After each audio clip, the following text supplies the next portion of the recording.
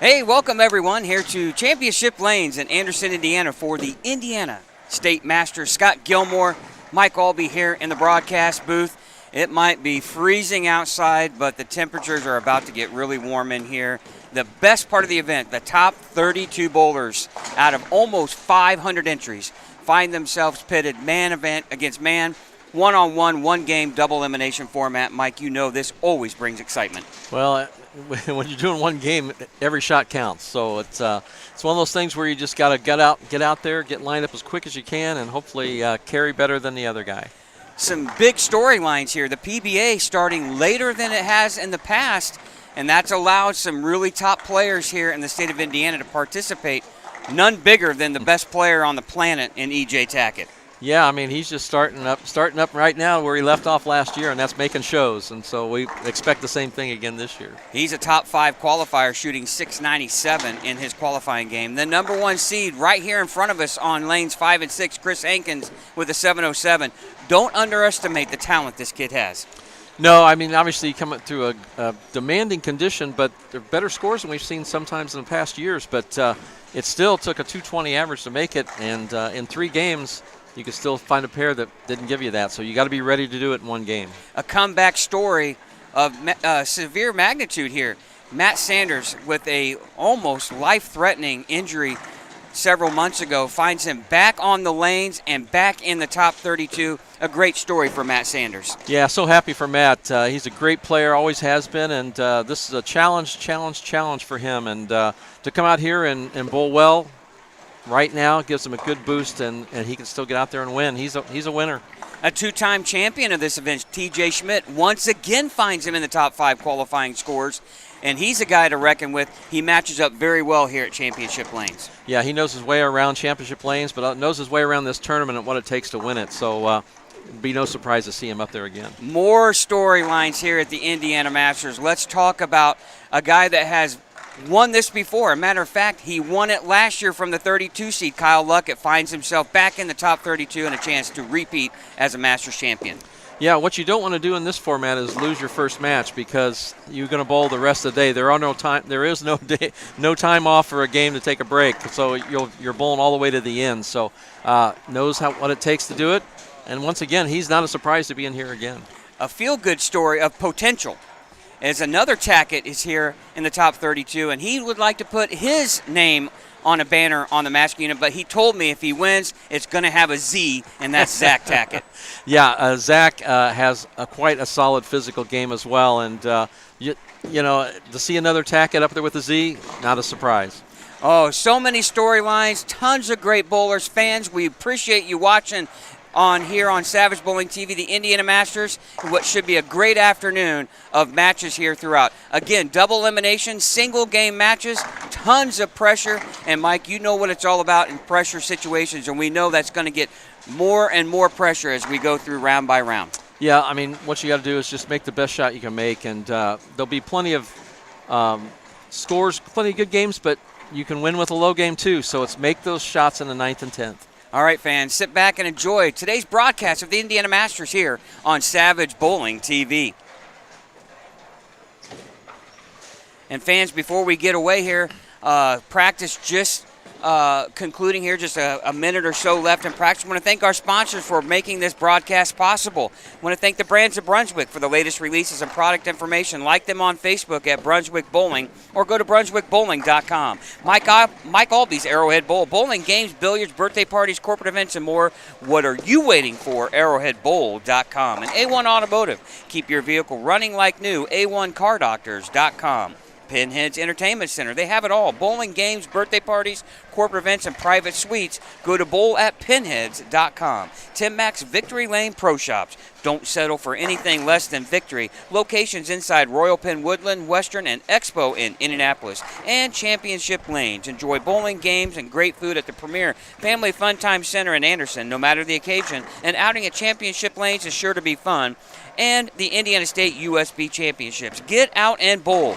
For entries and dates, go to indianastateusbc.org. Tons of news. We got some breaking news coming up. We'll get into that here a little bit later on in the broadcast, but let's go over matchups here in round number 1 here at the Indiana Masters. On lanes 5 and 6, 1 seed Chris Hankins taking on 32 seed Cameron Bollinger. Can he repeat the performance of Kyle Luckett in 2025 and run the table from the lowest seed? On lanes 9 and 10, Connor Pula versus James Sutton. Nobody hotter right now, Mike, than James Sutton in qualifying. On 7 and 8, right in front of us, Trent Jarvis, the 8 seed, taking on 25 seed Trent Marner. On 11 and 12, 9 seed Kyle Toyas taking on defending champion 24 seed Kyle Luckett. On lanes 13 and 14, 12 seed Chris Seyfarth, and I'm telling you, that's a name to watch. One of the best physical games you'll see, and he's made it in the finals in several years in a row, and he's looking to finally break through for that one state title, and he'll take on 21 seed David Hayes. That should be a great matchup. On 21 and 22, one of our storylines today, Zach Tackett, the 5 seed, taking on 28 seed Noel Vega. On 15 and 16, Tyler Fowler taking on Chris Jones, the 20 seed. On 23-24, two-time champion TJ Schmidt, the 4 seed, taking on 29 seed Andrew Moulton. On 19 and 20, 7 seed E.J. Tackett, the best bowler on the planet, taking on 26 seed Terry Vaughn. On 27 and 28, Richie Benninghoff taking on Scott Tapley. 17 and 18, Ryan Burton, the 2 seed, taking on 31 seed Scott Dillion. On 25 and 6, Quentin Craig taking on John Burge Sr. On 29 and 30, number 3 seed Matt Sanders taking on 30 seed Evan Gents. On 33 and 34, number 14 seed Albert Roach taking on number 9 seed Trevor Parab. On 31 and 32, 6 seed Mike McBride taking on 27 seed Josh Jones. And on 35 and 6, 11 seed Robert Hours taking on 22 seed John Verbich.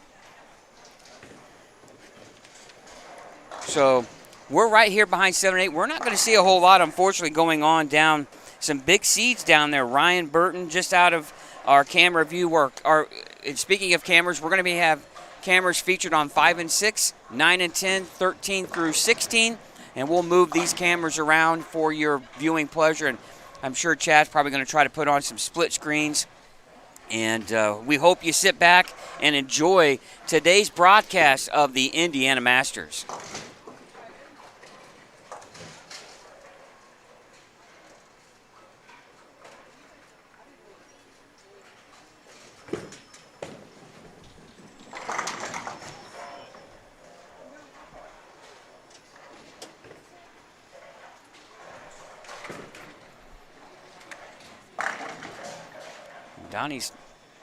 James Sutton taking off right where he left off in round number 2 with a strike here on championship pair 9 and 10. you're watching Cameron Bollinger and Chris Hankins, who Chris starting off with the strike too as well. And remember how we talked about multiple angles of attack? You're seeing it right here on 5 and 6, Mike. Cameron Bollinger throwing right up the gutter. Yeah. Chris Hankins playing a little bit left of him, more of the inside route. And that was been what I felt like the neat part of this pattern, especially on the right side with much more traffic, guys playing different parts of the lane. It looks like when you're playing out, the ball speed seems to be accelerated a little bit too. They're trying to keep it online and in play. We talked about spare shooting, important here. Guys were able to punch some big games, and as soon as we talk about that, Yeah. Cameron misses the bucket. That's your fault. Looks like Trent Marner throwing a purple hammer here to start. Lefties, on the other hand, with a symmetrical pattern, they're primarily forced to play more straight outside part of the lane. A lot of guys were afraid to swing it away from the head pin, and there's reason for that. Now Chris Hankins, a good look here. Boy, that ball works. Just a perfect flush shot like the first one. So he started where he left off. And immediately with the open frame by Cameron, he had put the pressure right out of the gate here with a double to start, and Trent Marner misses the 10 or 7 pin to start his match. Yeah, any kind of spare miss is totally magnified in these one games.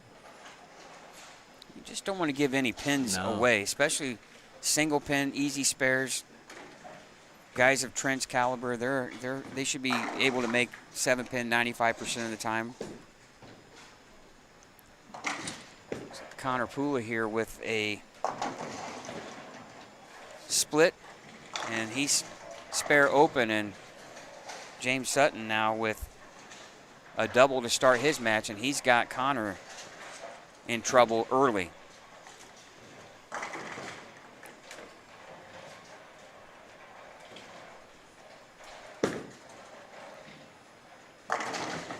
Oh, wow. Great shot by Trent. Messenger flying back across. And you saw that a lot with the messenger angle coming in front, right? Yep. Yeah, the angle is just not quite right.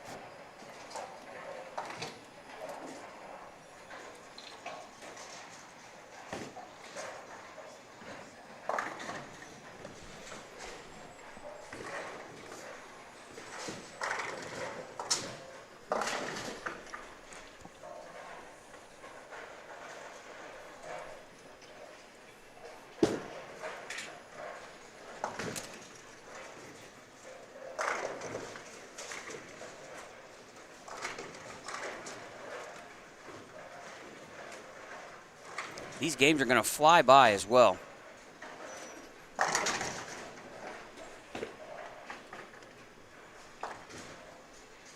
Yeah, everybody after their practice and waiting since last night for the top 16, I'm sure they are raring to get going here.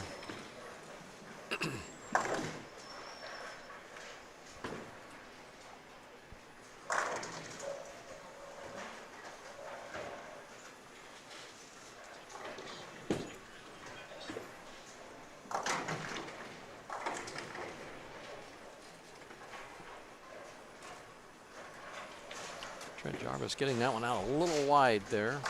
Lane 8. Even a 1-2-5.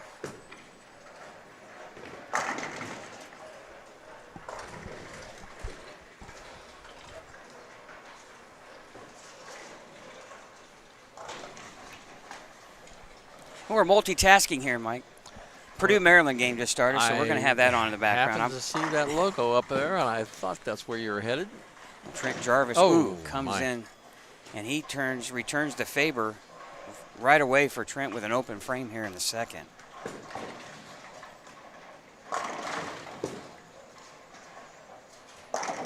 Oh. Chris Hankins, that's almost a 6'8", 6'7", or what is it, 4'7", 9. Even just a 4'7". You know, using two different balls there. Yeah, and you're watching him, and there is a lot of power in that release. Yeah.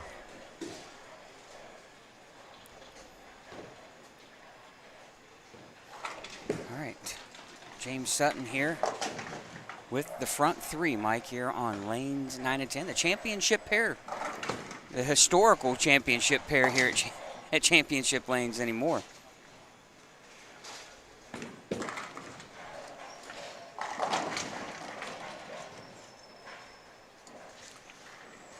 Seemed easy enough there. That was nice and smooth and just shredded the rack.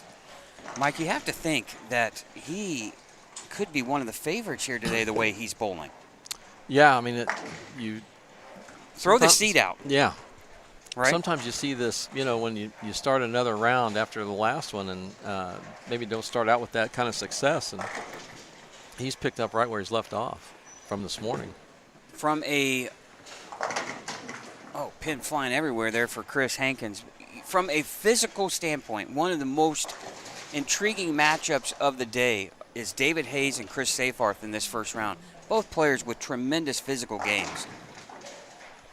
It's Connor Pula. Yeah, we're seeing that angle. We're seeing an angle where they're throwing pins everywhere, but nothing's coming to take that 10 out. The scout doesn't get there. Looks like Chris started with an open but has a double. He's on lane 14. Oh, and a stone 9-pin. Right off to the far right side of your screen. That's the problem. There's so much going on. We're trying to commentate on everything here, but let's see if Connor can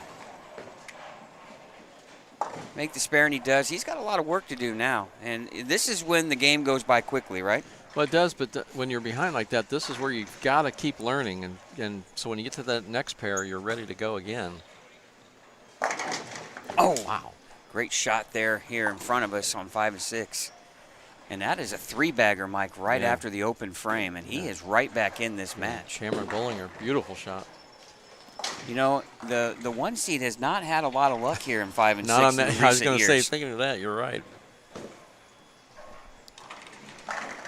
And there's a lot of pressure on that top seed, you know, to come out and not wanting to be put into the loser's bracket after the first game.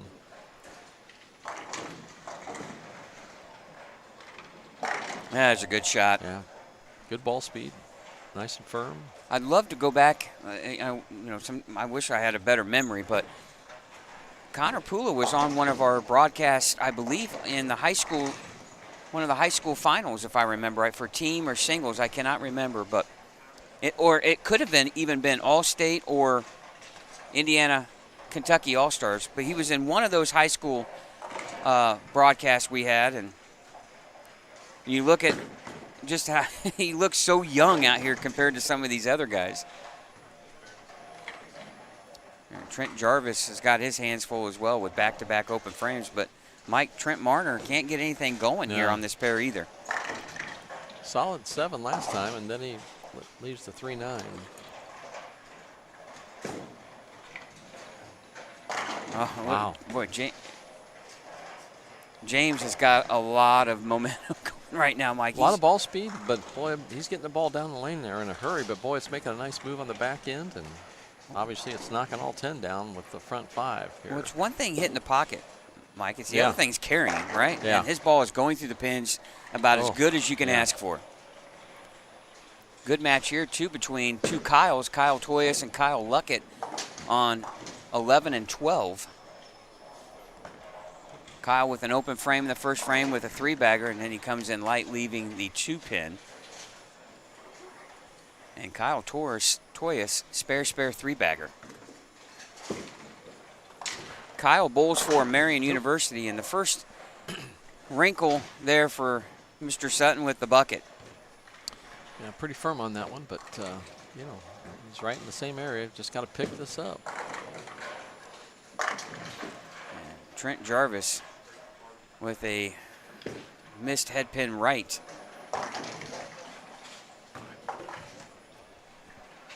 You're watching 9 and 10 here. We'll move the cameras around here every so many frames. Oh, open frame for James Sutton. Yeah, not what you want to do, but he's still in command here. Gives Connor a chance to pick up some pins here with a strike, since he's working on one.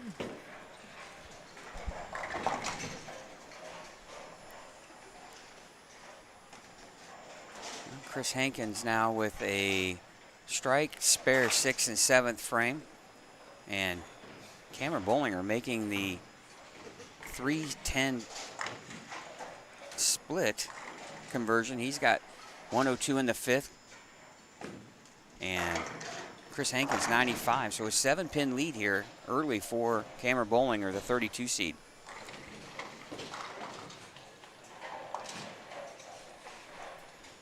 So much action going on here, Mike. Yeah, it's happening all around us here. Kyle Luckett back on the strike train here. Strikes in the 6th frame. Ball change for Trent Jarvis, and boy, it didn't look any better, did it? He's just missing right. Yeah. Now we're back on 13 and 14. Here's Chris Seyfarth coming in. Beautiful shot.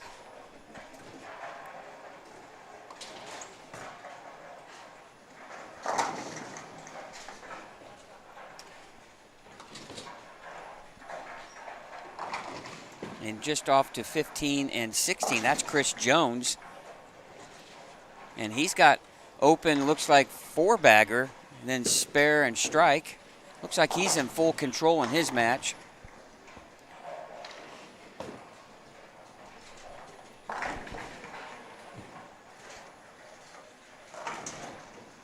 Off camera here, Trent Jarvis opens in the 5th, Mike. 3 opens out of 4 frames. He's in trouble. Yeah, the ball's, he's just not finding anything to hit the pocket with. It's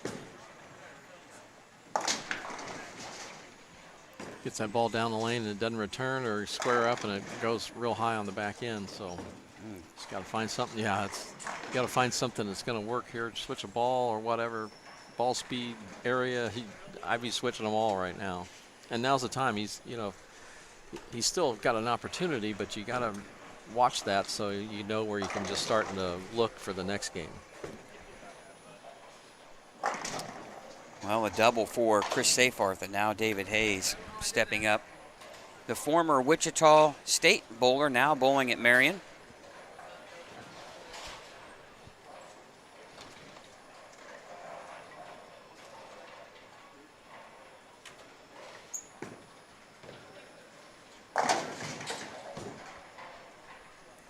And a weird hit there off camera here by Cameron Bollinger. 5-7 split, light pocket. That same scout that come across that misses the 10 missed the 5 and the 7. There's David Hayes here looking to go 4 in a row here. 7th frame. Misses a head pin right. Oh, and rolls the 2-pin. Wow. And that's the name of the game in some of these matches. Yeah. Mike, you got to have a little bit of luck. Yeah, it's a good thing if I was always keeping my head down, so I just knew what I was doing and not watching some of these breaks. But you know, in a single game, it can be the most important shot of the match is a break.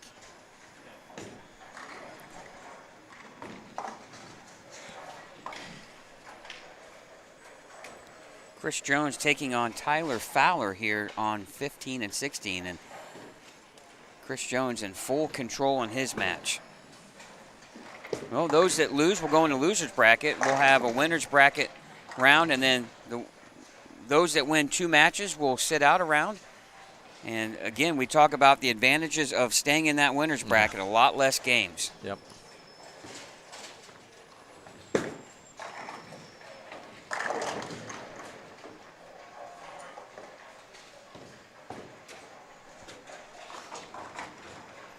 Boy, you can't mistake Scott Dillion out there.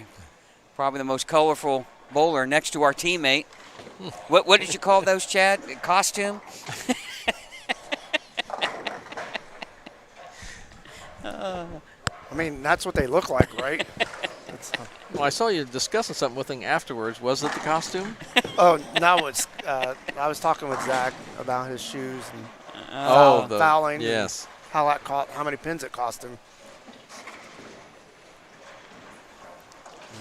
Well, David Hayes here. String stops at 4.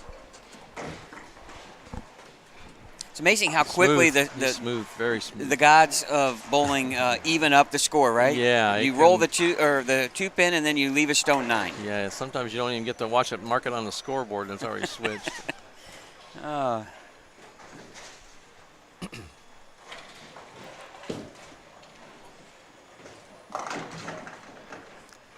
Entering the 10th frame now for 9th and 10th frames for the Hankins-Bollinger match, and Chris Hankins doubles in the 8th and 9th here off to our left. Must strike here for Cameron. Oh, and he throws a perfect shot. Perfect shot. Oh, and a solid 10 for Seyfarth, and a huge spot right there. Now back here to,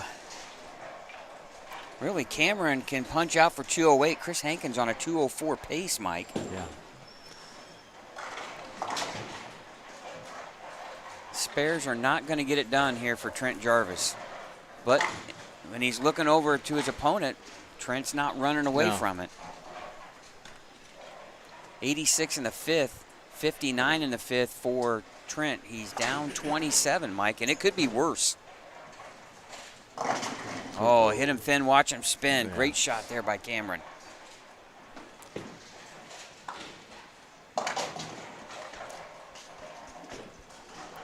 The next one will put him up. Over here to our right on 9 and 10, it looks like James Sutton's going to advance on into the winner's bracket against Connor Pula. And finally, Trent Jarvis. Perfect flush. With a strike in the 7th. And here's the thing, too, Mike, when you think about Trent Marner, you know, he would have had an opportunity to separate himself from Trent by maybe 50, 60 pins. Yeah. And he's really only up a mark and a half. No, because if Trent Jarvis strikes out, he can still shoot 199, which force Trent to get a couple more in a row here. Well, that strike right there from Cameron Bollinger forces Chris Hankins to get the first one. Yeah, he needs to get 8 to force him to get that first one, and I think he'll be able to do that. But if he doesn't get that ball starting early enough, he's going to have trouble leaving that 2-pin or a bucket or something like that. But last 3 shots have been perfect. Important to get good count here for Cameron.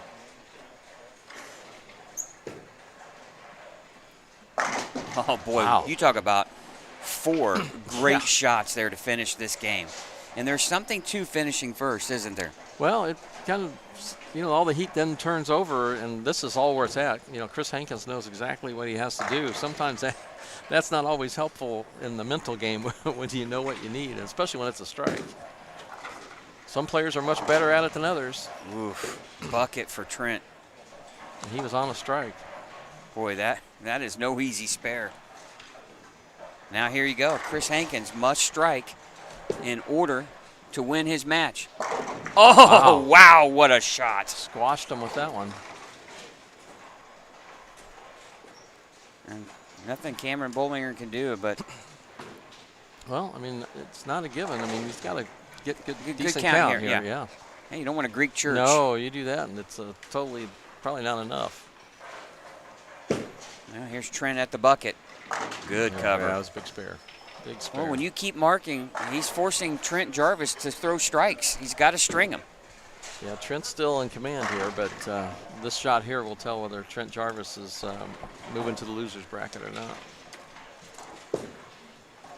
That's a good shot.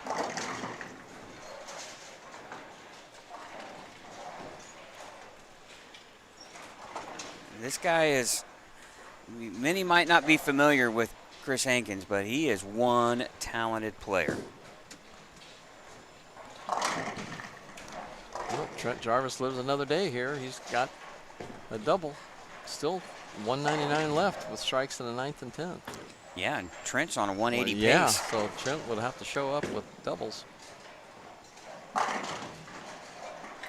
right, Mr. Sutton, James that is, advances to the next round. Solid 230s.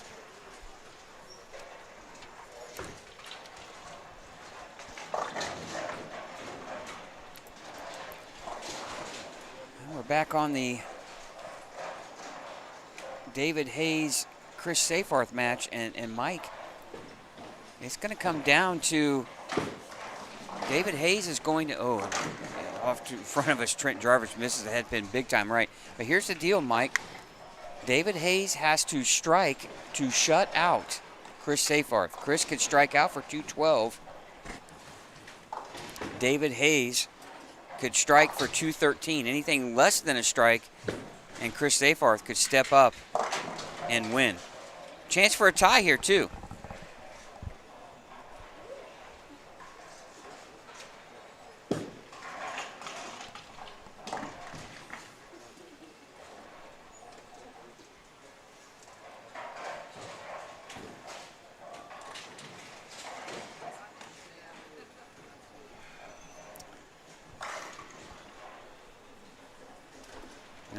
Pin lead here for Trent Marner going into the 9th frame. Still, you gotta keep frames clean. But here's David Hayes. Strike to win. Oh, and he does. Wow. Yeah, you thought for sure that was going to trip, and then it's like, whoa, but tripped it backwards. So, and great shot. Chris Seyfarth once again just can't seem to get anything going. That solid 10 he had really hurt. He's had some tough luck. And Trent Marner now, remember, 7-pin here. He missed the 7-pin early on in this match. And Kyle Toyas looks like he needs a strike here on lane 12. Kyle Luck at 217 in his match.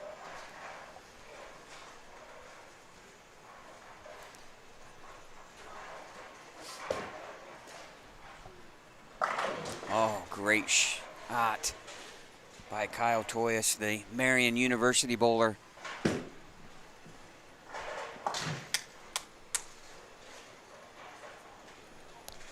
Trent Marner needs a mark here. Yeah, he needs a mark to shut him out. To advance, yeah. To guarantee an advance. He still would have an opportunity because Trent Jarvis would have to come through with some strikes in the 10th. Well, of course, Chris Seyfarth gets the first one there, and he just, man. You just got to keep making shots, and, he's made good shots. It just hasn't got enough to get this first match in hand. And we'll update you scores after this first round. We'll have the winners.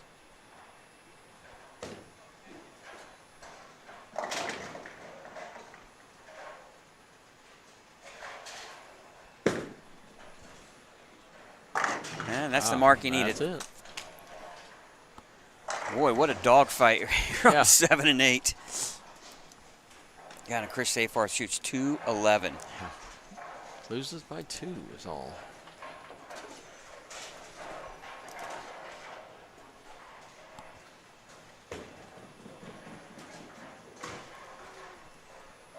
Looks like Kyle Toyas is going to be in the 220s. If I'm saying that right, Chad, is your 225? 226? Yep.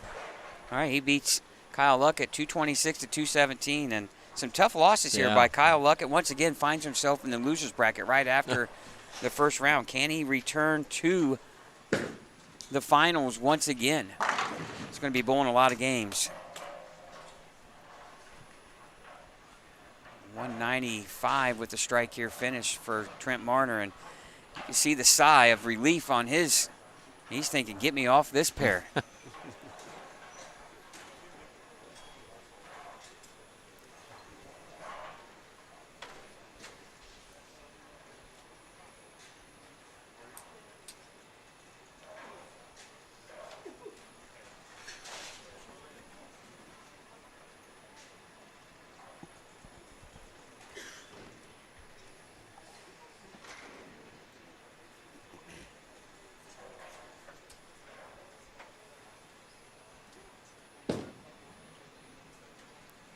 I think right now, Mike, what if you're Trent Jarvis, what are you thinking here?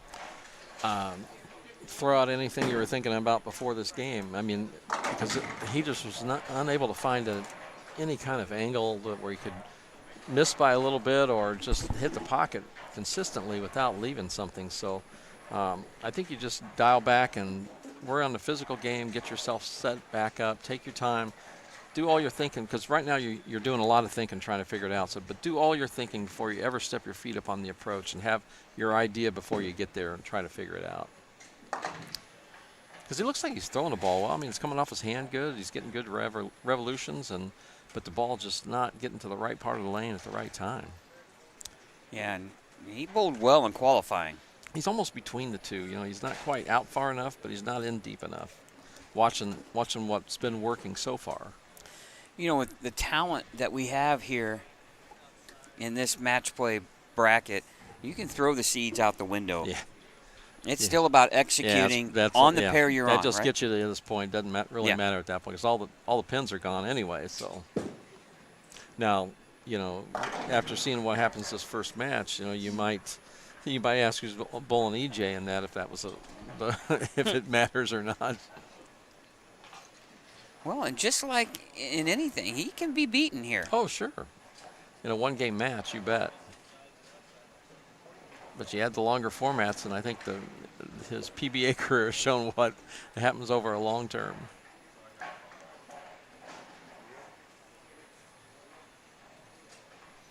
And they're starting right back up. No delays, which is good for the bowlers. Now, they can start once the entire round has finished.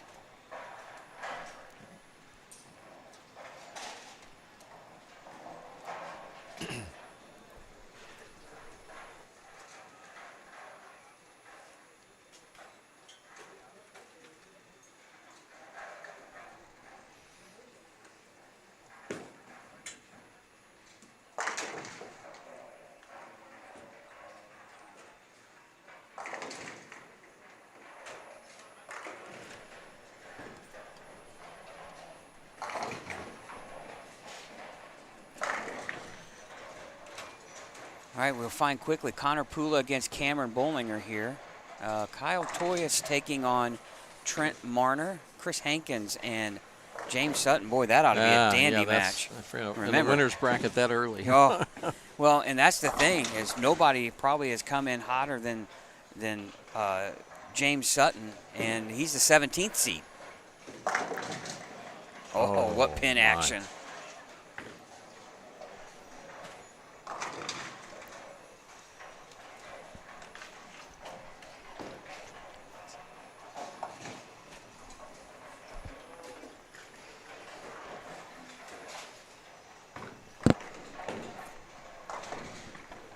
We got Trent Jarvis and Kyle Luckett on 5 and 6 as Trent Marner starts off with a strike. Looking around to see who we have here. Looks like Noel Vega won his first match because he's taking on Zach Tackett. He's taking on Zach Tackett. Yeah, so Zach lost. He's taking on Noel Vega, or Noel Vega's taking on David Hayes.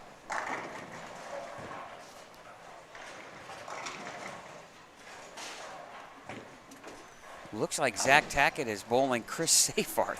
Oh.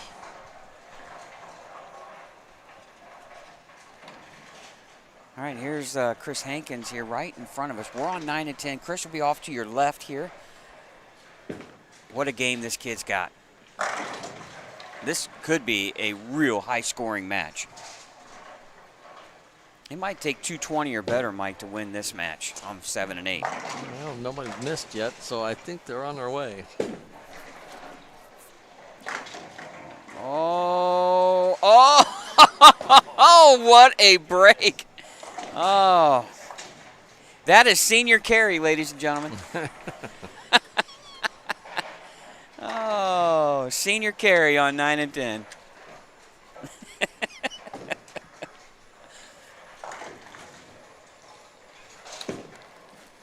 Score correction. Yeah. Chris threw it out the window. He let go of it, and he was waving goodbye to it. He's happy just to get 7. Yeah. And they're all together. Yeah, exactly. So he can pick that up.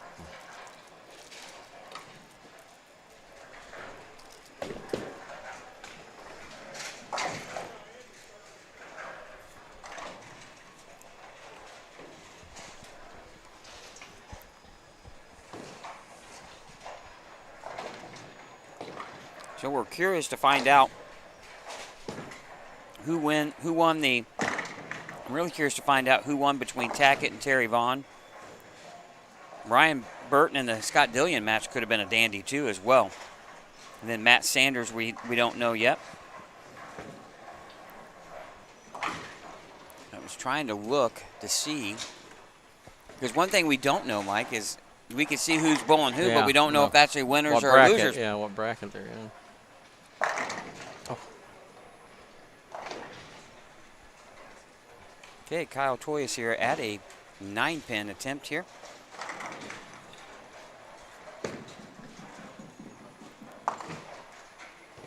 Well, it looks like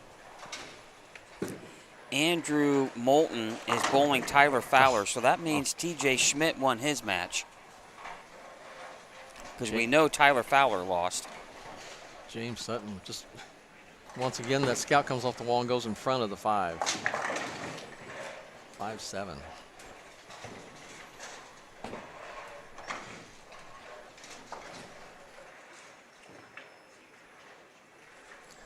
James Sutton needs a spare to hold a 1-pin lead here in the 3rd.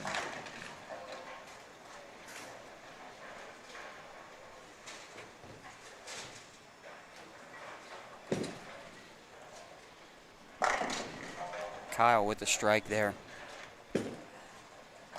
Young man throws it good and oh, breaks what a cover. beauty shot. Beautiful shot.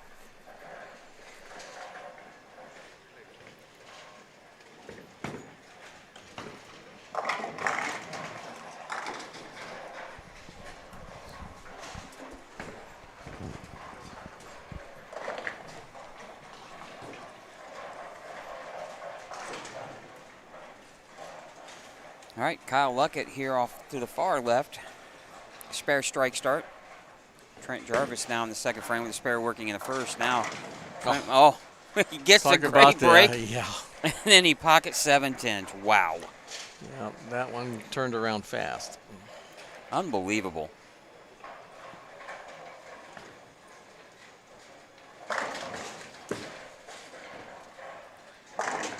Oh, James wanted a little apprehensive there. Right? Yeah, a little apprehensive on that, but that turned out pretty nice. He was wanting to hurry, get it down the lane, and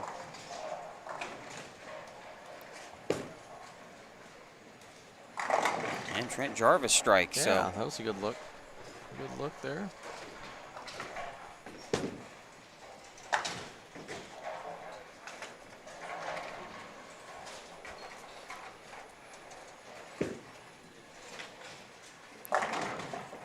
Wow. 7-pin for Hankins. Ball came in late, but boy, that's the first one of those we've seen take the 10 out, though. They've been missing the 10, the scout, leaving just the 7 on lane number 8.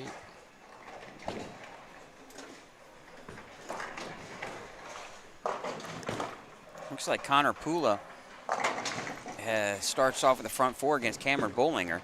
Trent Jarvis with a double, another nice shot there. Put 2 together. Looks like he kind of went out and squared a little more with it.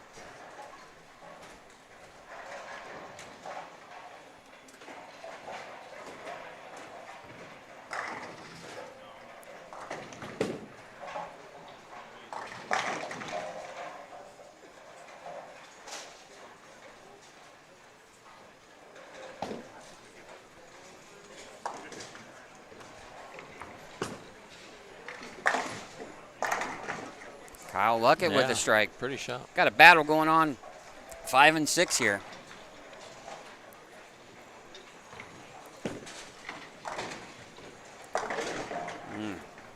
That's a working ball right there, Mike. Yeah, sure is. Digs that out. Knocked out the 4. Dug it right out. Of course, the Connor Pula Cameron Bollinger match is a elimination game. Looks like on 15 and 16, they all each had the first 4 or 5. That whoever's on the right lane there just left a 10-pin. That's Noah Vega.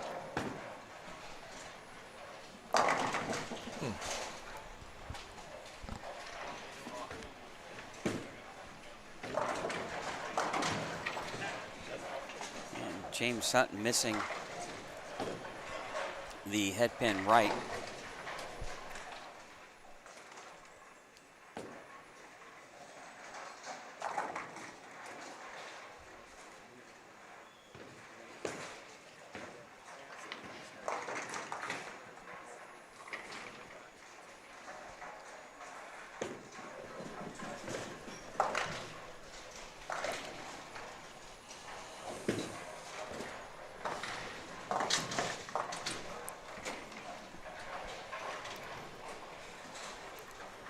Well, we know, I believe, 15 and 16 is a winner's bracket match. That is Vega, David Hayes. E.J. Tackett's just to their right. He's bowling, it looks like Richie Benninghoff. Here we go. So, round one scores. E.J. defeated Terry Vaughn 233 to 191. Richie Benninghoff defeated Scott Tapley 213 to 189. T.J. Schmidt over Andrew Moulton 190 to 166. Scott Dillion defeated Ryan Burton, the 2 seed, 210 to 163. Quentin Craig defeated John Burge Jr. or Senior 184 to 173. Matt Sanders lost to Evan Gents 233 to 218. Trevor Prov defeated A.J. Roach 188 to 178. Joshua Jones defeated Mike McBride 203 to 191. And it looked like, trying to look here, I got a weird number here for the verbiage match. Elimination, looks like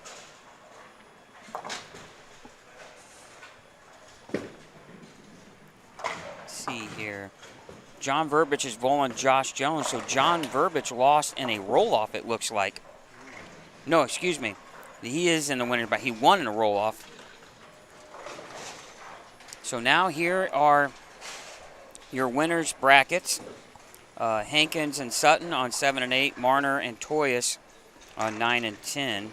David Hayes and Noel Vega on 15 and 16. Chris Jones, T.J. Schmidt, 21 and 22.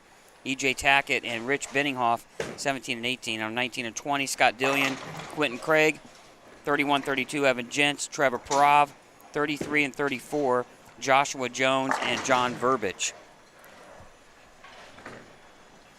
So now we're here on 13 through 16. We'll be able to see a little bit of the E.J. Tackett, Richie Benninghoff winners bracket match here on 17 and 18.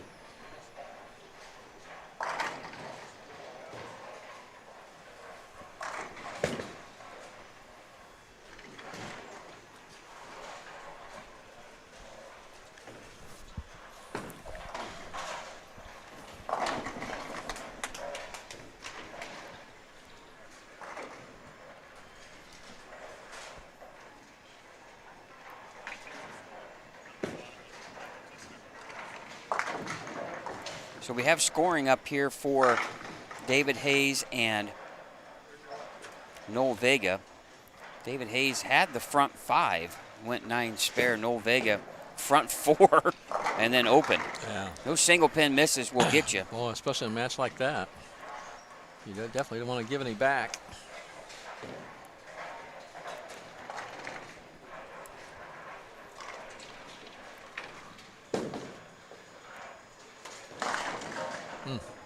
Trent Marner right in front of us with a big 4, 6, 7 split. Mike, and obviously Kyle Luckett off to a great start in his match. Spare 5-bagger here on 5 and 6. Doesn't it seem like the scoring pace a little bit better maybe on the higher end? But we have seen some scores here. But but the scores we saw here were more once we saw the third game come around. And that might really force Trent. Jarvis, he's got to make this. Yeah.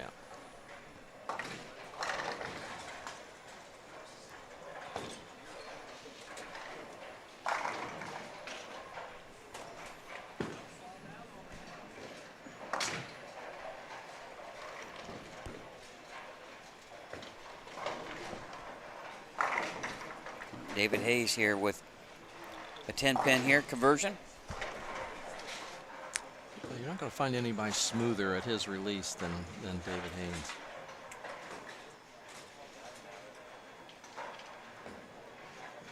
You can tell he's been taught well. Yeah. Really good physical game. He and Chris Safarth both just really solid at the foul line, on balance. Yeah, just no hesitation, just all fluid, no muscling the ball, just all fluid swing.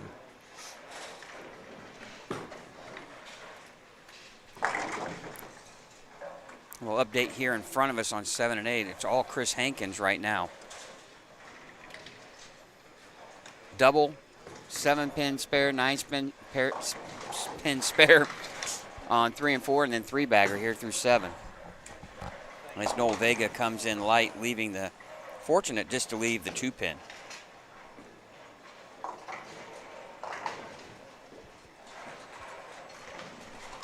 It was EJ, wasn't it? 3-6-10. Yeah. You know, you try to get a little bit of a gauge of the body language, right? Body language will tell you a lot on what's going on.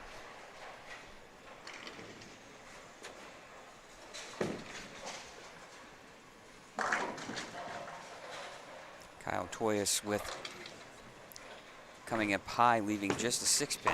Now Kyle Luckett looking to make a spare on the split conversion and misses, and an open frame here. 7th for Kyle Luckett. EJ firing right at the 3-6-10, and Chris Hankins right in front of us with a 5-count washout.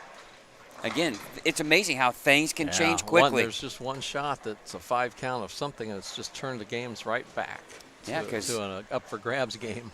Yeah, because James Sutton can still strike out for 236. Yeah. Chris Hankins, he's lost some count now with a 7-count and a 5-count. Yeah, this will put him in the low 230s if he doesn't convert. Oh, well,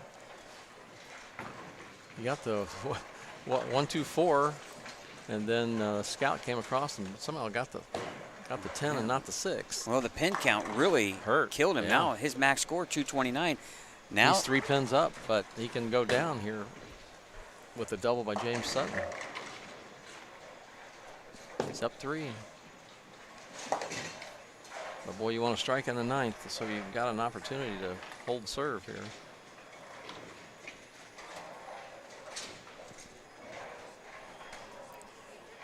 All right, strike in the 8th for Noel Vega.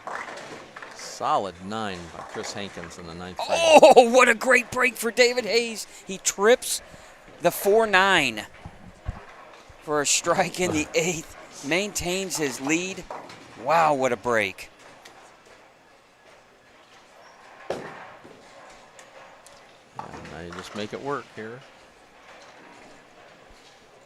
I know what you're getting ready to talk about. Chris Hankins just Solid smashed 9. a 9-pin here in the 9th. But he still make your spare, and you're still going to force James Sutton to throw strikes. Yep.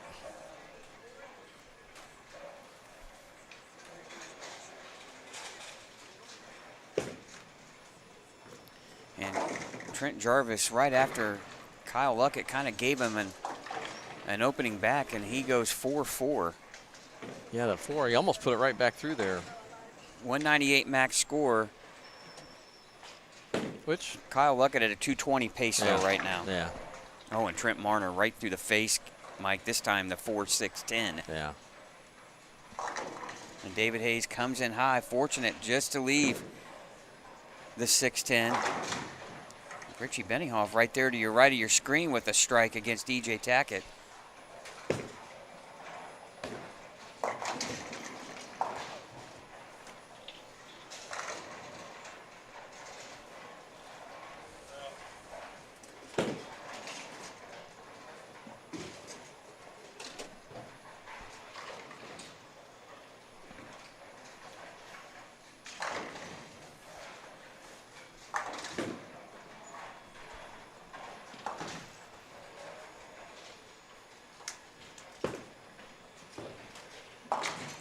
Cameron Bollinger, Connor Pula match has gone back and forth here. Connor had the front 4, but has had 3 of the next out of 4 opens. And now Cameron Bollinger right back in control.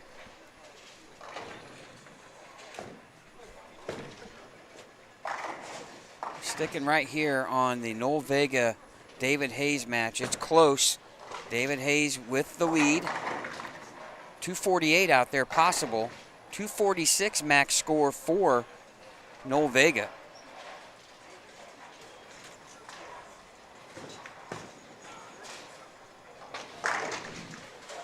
James Sutton with a strike. 216 max score. Big shot here for him to force Chris Hankins once again to show up in the 10th and double. Kyle Luckett's going to win his match and survive, and that'll be a short stay here in match play finals for Trent Jarvis.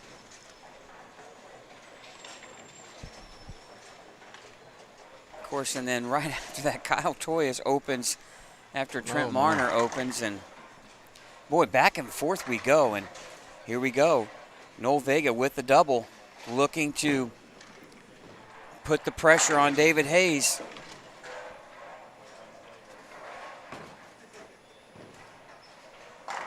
Oh, great shot. Yeah, pretty shot. Boy, Noel Vega playing right up the twig. Looks like he's throwing urethane, too. That'll put him in the 230s. This one right here is the big one. He still trails in the match.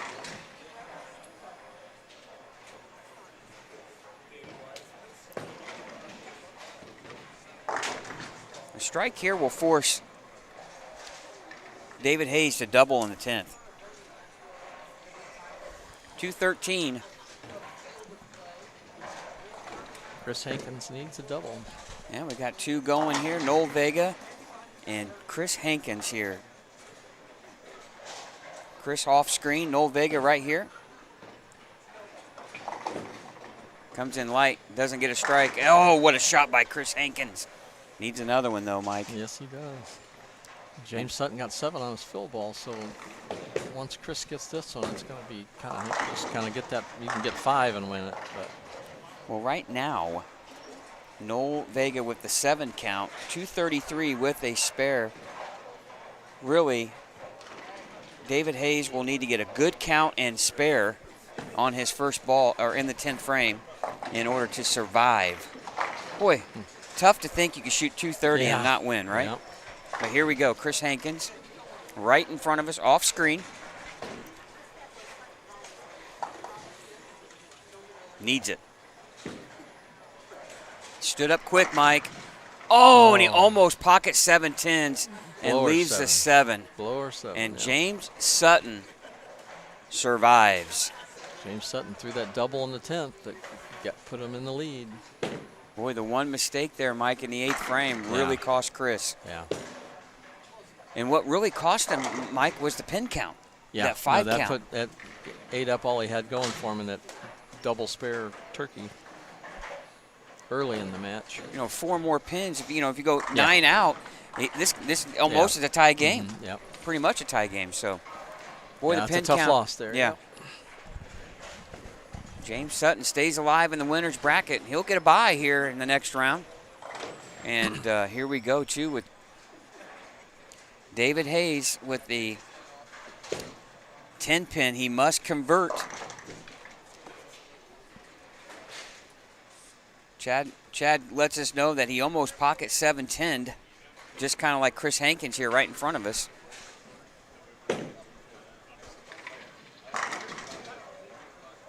Must make the spare.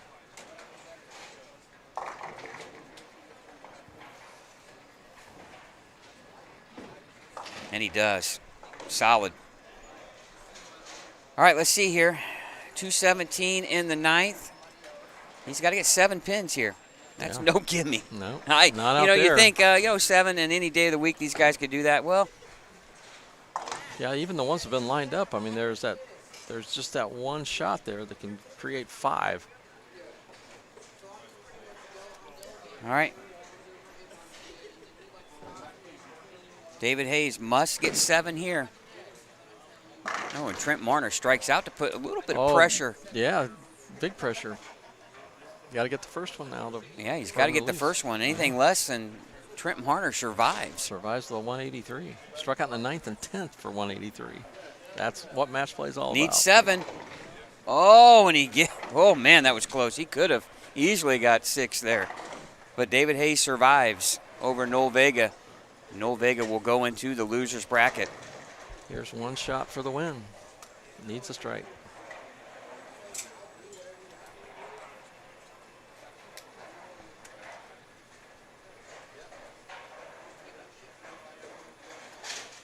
Now Kyle Toyas has to strike. Wow, and just like that, Trent Marner survives. You know, when you talk about a cat having 9 lives, you know, Trent just lost 2 or 3 here in the last couple of games. Yeah, he struck out in the 9th and 10th for 183. And he's going to survive. Well, not necessarily yet. We could have a tie here. He's got to make this. That's true. You're right. He can pick this up. Then he still needs a strike. Yeah, then he still has to strike. But boy, he's made it hard on himself with a tough spare here. Yeah.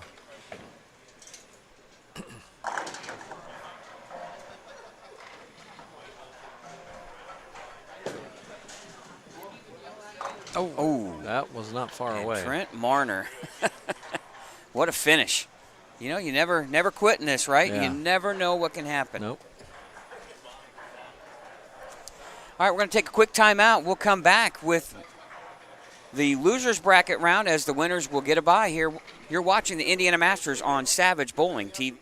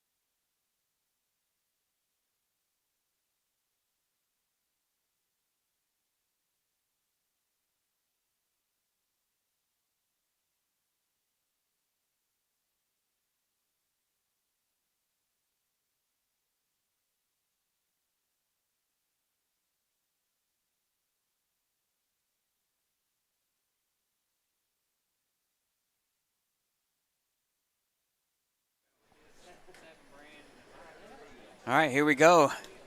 Losers bracket round, and there are some surprising faces here, Chad, in the this round.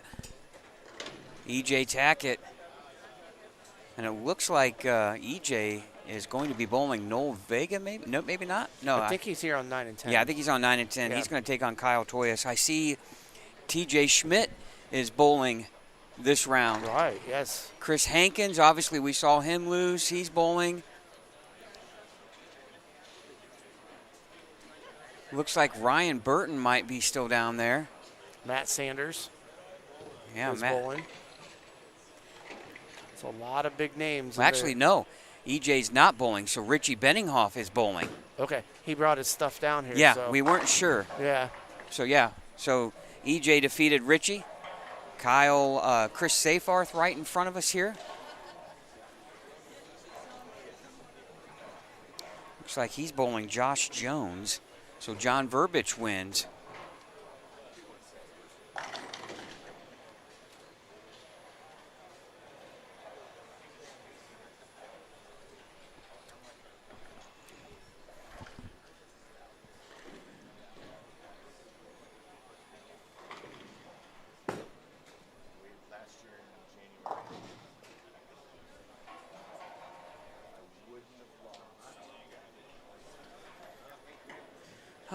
Open frame start for Chris Seyfarth.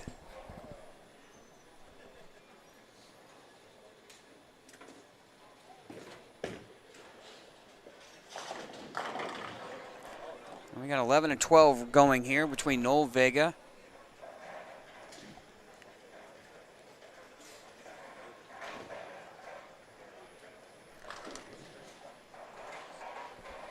Not sure who he's bowling yet.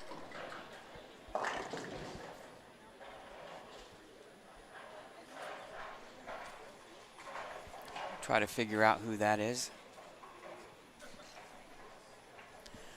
Looks like maybe Kyle Toyas bowling Scott Tapley here in the losers bracket. Winners with the bye. I'd like to get a word here with maybe a few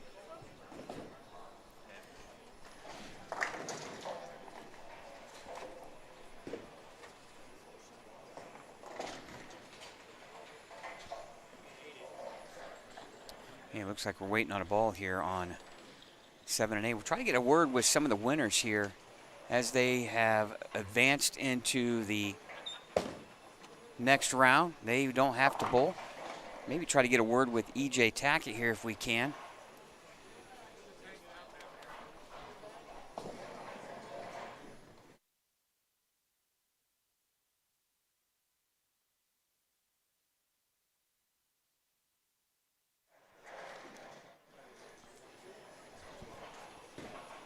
John Verbich in that winner's bracket, so Trent Marner, another one in the winner's bracket.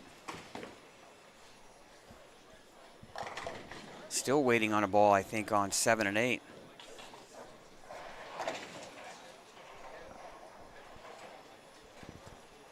Chad, I'm going to let you take control here. Okay. I'm going to see if I can't find some of the winners here. I'll point to you when I'm ready. Yeah, I'll stand up. That way I can see you. Good crowd on hand again.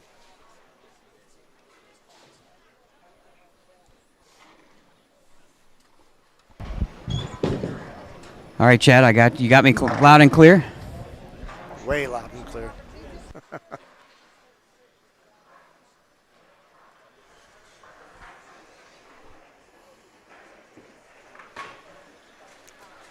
Scott without an earpiece today because we can't find our earpiece.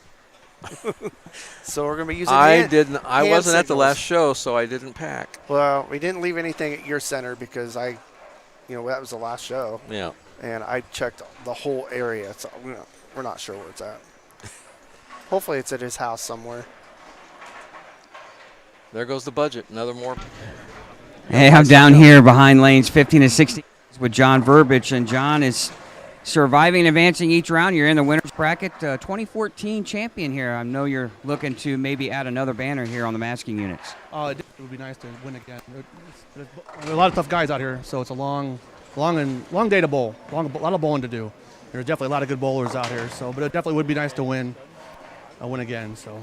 Well, I know staying in that winner's bracket is huge. A lot less games, as you know, you're a senior bowler now, but what are you doing out here on the lanes, and what are you seeing what's worked for you? Well, I got to stay in. I can't get the ball left. If I swing the ball left, it's tighter for me. I'm not getting anything to read off the spot. So I got to stay up behind it. And I mean, obviously, I'm throwing a ball that's standing at 360 though too. So I was using the evil eye earlier today. Then I'm not throwing that stealth mode right now. Both of them are 360. Like I said, I just got to straight up 5. That's what I'm trying to do. Just keep it there. If I miss left, that's not coming back. All right, you going to stay warm or just going to hang out and wait for your next round? I'm going to go throw a couple. I got to throw a couple. I can't not sit. I can't sit. So otherwise I'll be stiff. All right, best of luck. Thank you. All right, guys.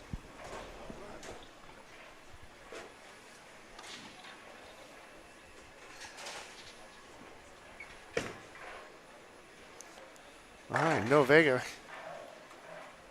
with a strike there in the 3rd frame.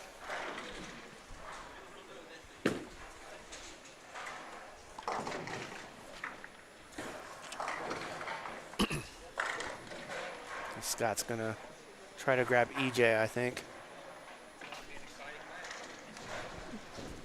All right. Got someone kind of well-known around these parts of the state here with EJ Tackett. And, well, you know, the PBA is giving you a little bit of an opportunity to come back and bowl this event. Normally we're at the U.S. Open, right? Now you're still in the winner's bracket. How important in your resume, which is you won everything, to claim this event? I know it's pretty big. Well, the Indiana Masters and the USBC Masters I have yet to win in my career. I don't even think I've even been close to winning this event yet. You know, with the format, sometimes there is a little bit of luck involved in this one. You know, you get on a bad pair, throw a couple bad shots, and your opponent doesn't open, then you lose. But it would be really cool to finally win this. I've won the Scratch Classic, so to add this one and to be able to win both of those would be pretty cool. It's a good one to, winning anything is always good to add to the trophy case. Well, the PBA is getting ready to kick off. How kind of like nice is it for you to kind of work out these tournament juices and get the competitive level up before the season kicks off?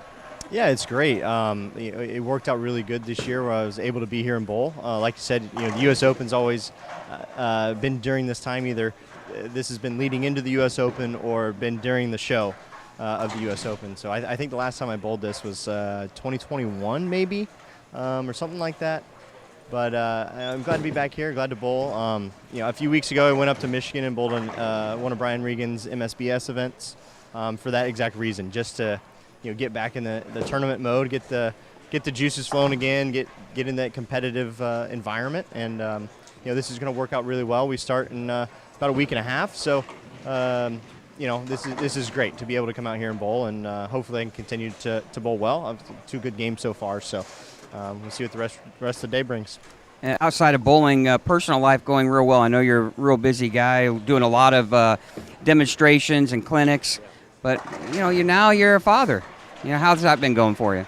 It's been unbelievable. Trip is awesome. He just turned 2 in December, and a week ago when we got all that snow, we were closed at the bowling center. Natalie and I were there, and we had a birthday party that insisted on coming in, and we were already there, so it didn't matter.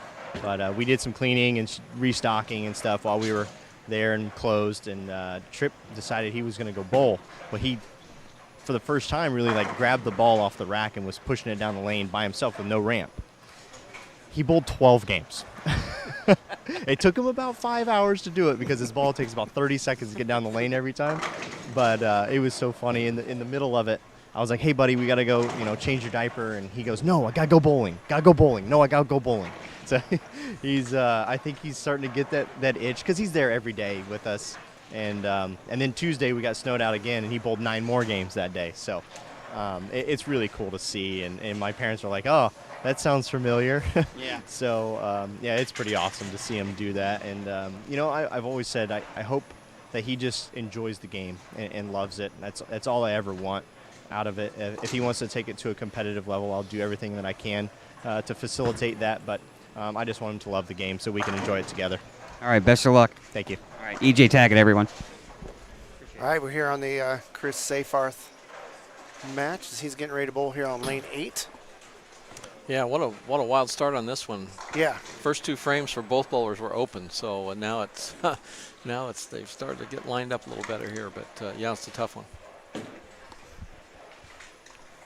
I come back to the booth here, guys, Did you and smell first it? thing I see is cookies here sitting Yeah. right in front of, and right in front of you, Mike. No, there's 3. There's 2 for Chad and 1 for me. And that's assume what he- Angie told us. I don't know. Oh, I assume he already had one.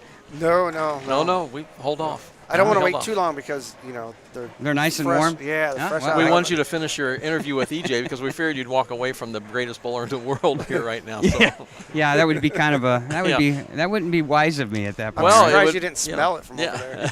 yeah, It smells good. yeah. Yeah, this pair I think is a little bit tough, judging from that very first match we had. And it, you see this right Yeah, here. that where the ball didn't just do what he hangs. thought. Yeah, so, and after watching a couple of his matches there from here, the vantage point here, you could see it Yeah. kind of bounce off that gutter a little bit, and that one certainly just didn't wiggle. It just didn't move. He's going to the other end, so Yeah. these cookies are definitely ours. We'll have We'll him just gone. keep sending them farther and So farther we'll let down. him interview. We'll turn down the volume and eat. Turn down our microphone. Farther, Scott, farther. Yeah. Let's see who he's got. Well, guys, I'm down here, and I need a box to stand on to make me look like a normal human being. Yeah, there you go. I'm with Trent Marner. Trent, what are you, about 6'5", 6'6", and here I am 5'7" on a good day. But, man, we were talking about it in the previous round. If a cat had 9 lives and if you had 9 lives, you've used about 3 or 4 of them up already here through 2 rounds. But here you find yourself still in the winner's bracket with a better-than-puncher's chance here to try to claim a Masters. Yeah, it was that pair was pretty difficult. Trying to get the ball to shape up right was pretty tough. When I 7-10'd and then made a couple of adjustments and went a little high and 8-pinned a couple times, I knew I had to get out of that ball and into something else. So I went from the purple hammer to the scorpion and moved a little right, and of course I split in the 8th frame with it.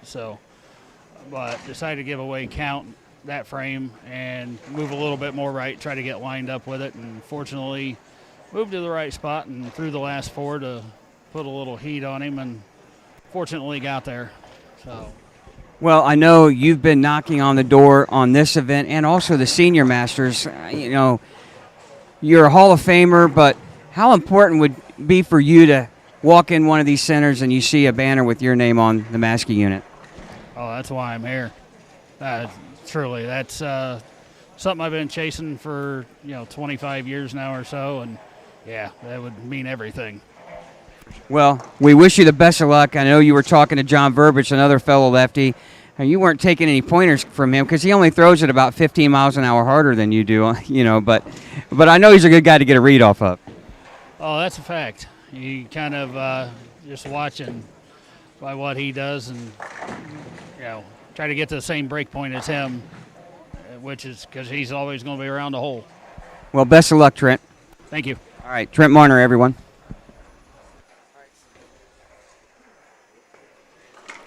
All right, we're still on 7 and 8 here. Nobody Not a lot wants to has take changed. control of this match. No, it's quite yet. Certainly, you can tell that when they release the ball, they're just not sure where it's going to end up, and so it must be a lot different than what they've seen earlier today. Exactly. I didn't see which way Scott went. Turned my back to turn the Well, I think volume it's up. farther down. The cookies are made at the other end, so Yeah, he has to go get his own now. see where he pops up at.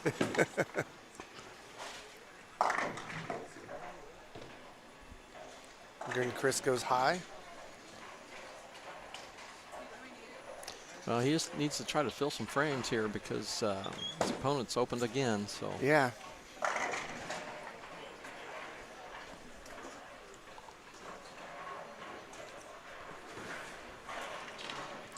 It's when you got to have a little bit of that killer instinct, but I mean, we know he has it. yeah, It's just more I think the pattern in the pair than anything. Chris is bowling against Josh Jones. Other matches we have going on: Cameron Bollinger against Scott Dillion, Kyle Luckett against Rich Benninghoff, Andy Moulton against Trevor Perov, Ryan Burton against Chris Hankins, Scott Tapley and Kyle Toyas,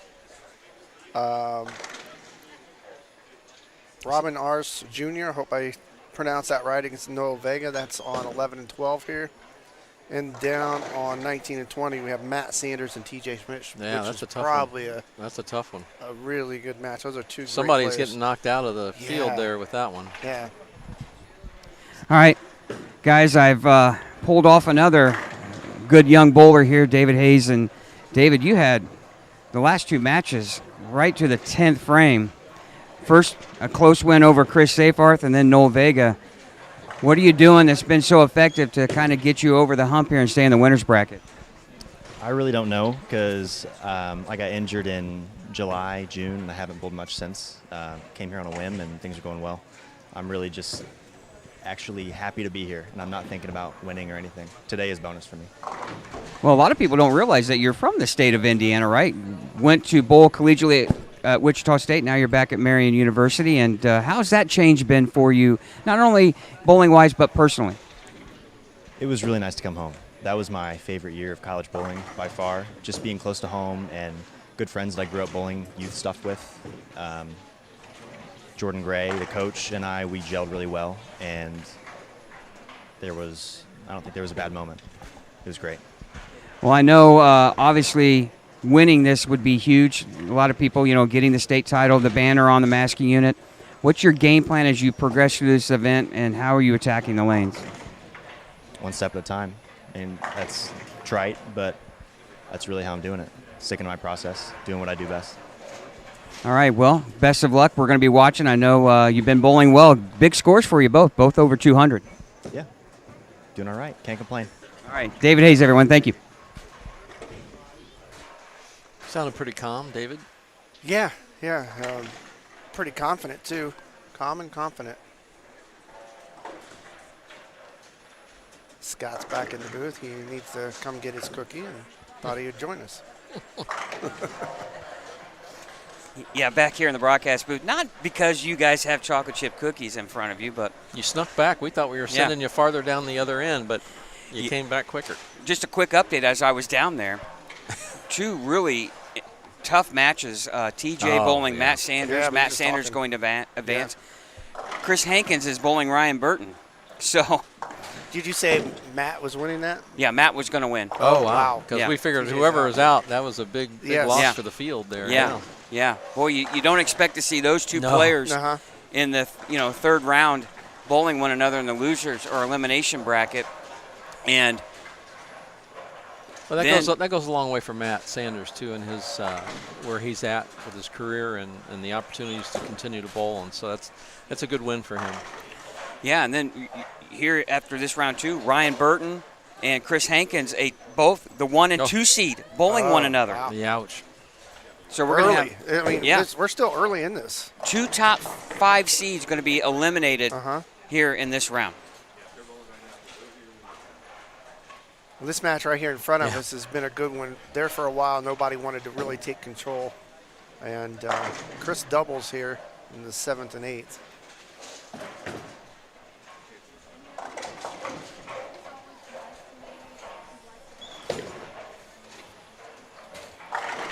Boy, David Hayes is a really, He sounded great. Yeah. He sounded very good. Calm and confident. yeah.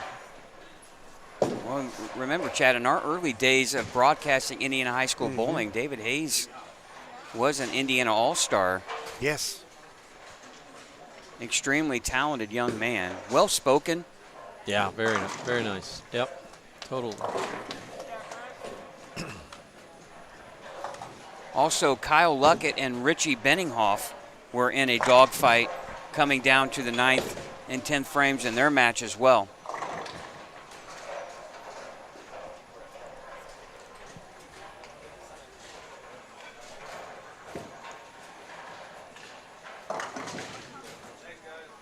Well, Chris Seyfarth has taken control, Yes, as he you has. said, against Josh Jones here in 7 and 8. Well, they both started with the first 2 opens, both of them.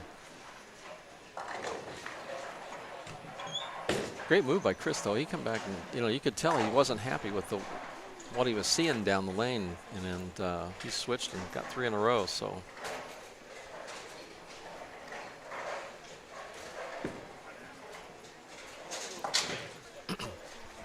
Looks like Noel Vega is going to win his match. Yes. 154 by Robin Hours. Take a look at 15 and 16 real quick. See what that match looks like. boy, a That's couple shots at that Tapley. 10. Yeah, Scott Tapley, and Kyle Torres. Yeah. Well, Scott Tapley needing a mark here. Needs to make this to shut out Kyle Toyas. If he misses this, we have a chance for a tie. Oh, Go Oh, footing. he's stuck. Up. Good enough. good Just enough, keep it on the lane. except for the cartilage tear. But yeah, I mean, that looked like that could hurt right there. Yeah, just rub some dirt on it, Yeah, right? Yeah. man. Yeah, anytime you see that, you're thinking, oh, no. All right. Really nothing in. We don't know what the Chris Hankins Ryan Burton match is at, but everything in front of us pretty well decided. Yeah, because Chris never seems to, well, they both shook hands, so that didn't Yeah. tell us a thing, did it? Nope, that didn't tell And us Chris a thing. is so, you just don't see facial expressions from Chris very much. Yeah. Whether it's a strike or an open, you just don't see it. All right, in just a few minutes, we'll have the next round. All the winners will come back, and we'll have one more elimination round as well. You're watching the Indiana Masters here on Savage Bowling TV.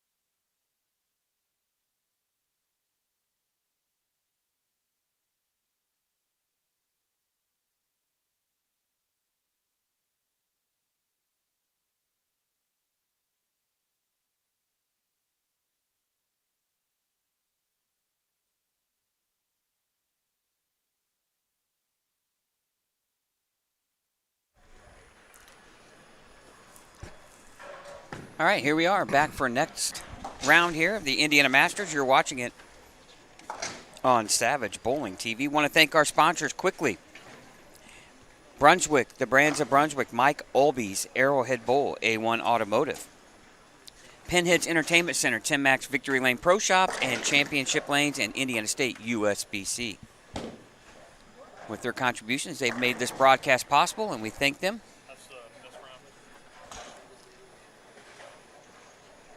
And here we are, winners back in play. Chris Jones here in front of us, taking on David Hayes, and Quentin Craig taking on E.J. Tackett. On 13 and 14, James Sutton, Trent Marner.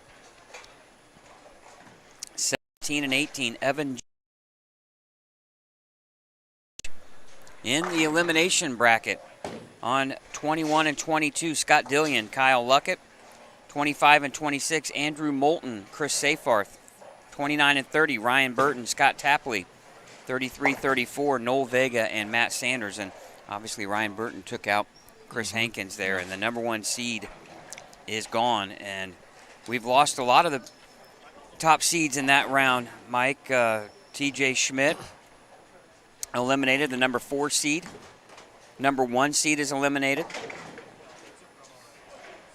And I believe the 5 seed is also out. Mike McBride has been eliminated, so a lot of the top seeds here. Yeah, that's how this format works. You just never know.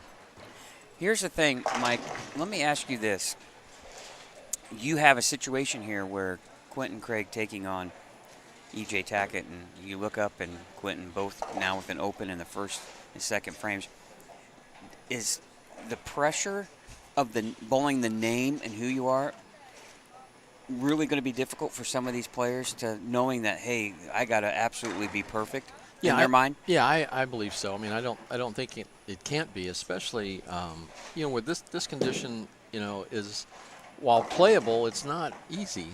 So that makes it even tougher to make good shots, and it doesn't take much for you to get out of whack, and kind of that's where Quentin is having a little trouble getting started here. So so easy, especially the single pin probably is the telltale sign that you lose your concentration a little bit, and but yeah, I would say so. Well, and one thing, is also the fact that these guys are coming from one end of the house now to the other end, who adjust quickly. And now he's going to open Mike in 3 consecutive frames. And now here's where it gets tough on EJ on this one. He's got his opponent's got 3 opens, and it looks like the game is is far out of reach already. But here's where EJ has to keep his mind and his mental game up, and which obviously I'm sure he's not going to have any trouble doing that. But it would be easy to have a lapse or two. So now he just steps on the throat a little more, and there you go.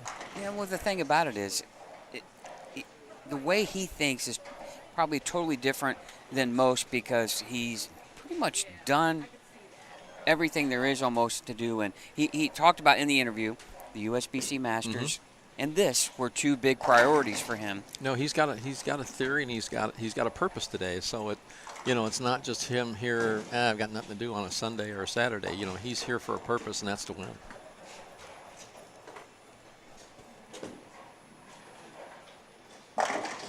Wow. I tell a lot of people, I said, you know what? When you think about sports and how lucky we were to witness Michael Jordan in his greatness, right?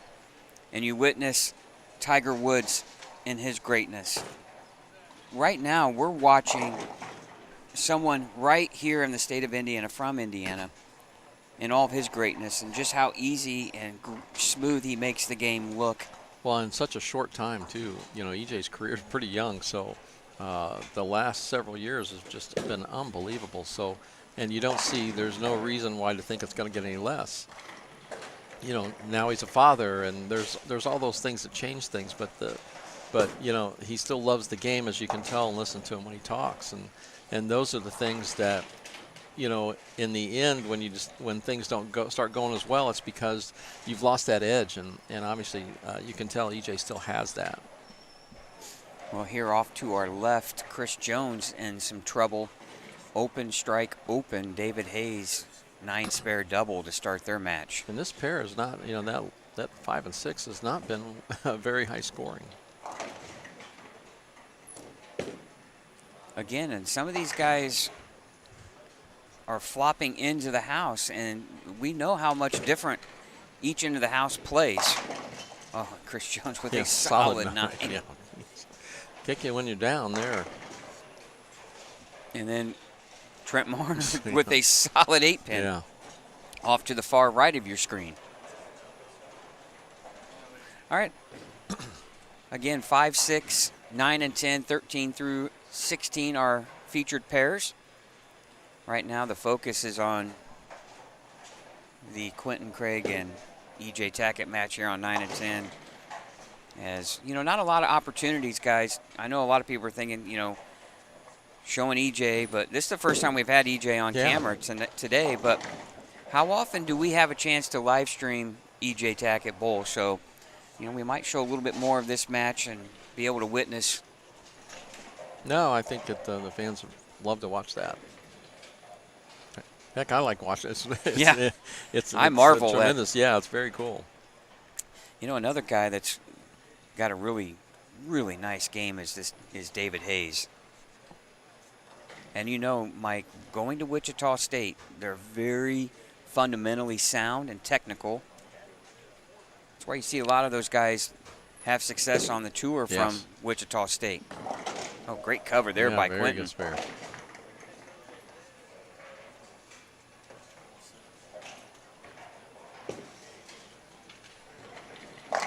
Oh, solid power, strike. Yeah.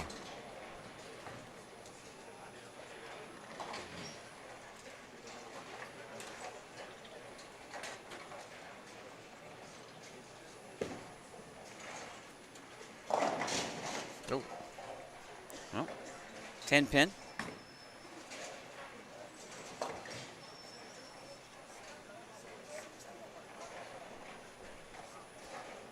Chris Jones is in some trouble in his match here early through 4. And, you know, one thing Quentin knows after he started out with the first 3 opens that EJ's not going to make a lot of mistakes. No. Yeah, you're going to have to wedge your way back into this one. You know, I can say one time in my career, bowling EJ in the Indiana Masters when EJ was really young, just really starting to make a good name for himself. We bowled in one of the early rounds, and he beat me. And then I came back through the losers bracket, and EJ was in there, and I was able to beat EJ with. He beat me in the winners bracket round with I think it was we had a 9th and 10th frame roll off like 2 or 3 times. And then I beat him in the losers bracket. But I thought, well, that might be the only time. I'll get him while he's really young, right? Because there's not a whole lot of guys beating him now anymore. Nope. And it's just, even though, you know, a lot of guys will tell you, well, the fields are smaller and there's not as many tournaments and all that. But to do what he's doing, almost setting the tour average record and just the number of wins that he's had in calendar years, and 2 of them or 3 of them being majors. How many times has he won the world championships in a row? Yeah. You don't do those things by just somewhat luck, right? Yeah, no, he's made the name for himself, that's for sure. Just an absolutely incredible physical game, the touch he can put on a ball, the rev rate. Well, what's good for all of us, and you know, in the bowling industry, is he's just as good off the lanes. You know, and one of the nicest guys you'll meet, he's just right? an all-around good guy. Very accessible. And here's the one thing too is the fact some people don't always take that part of it. You know, and we all knew though, Mike, when he broke through, because there was a point in time where he'd won, and then he started struggling on TV, and when that that switch flipped back in his favor, boy, it's just been on fire. Mm-hmm. And guys know when they walk into any PBA stop, that's the guy you got to beat. Oh, yeah. Yep.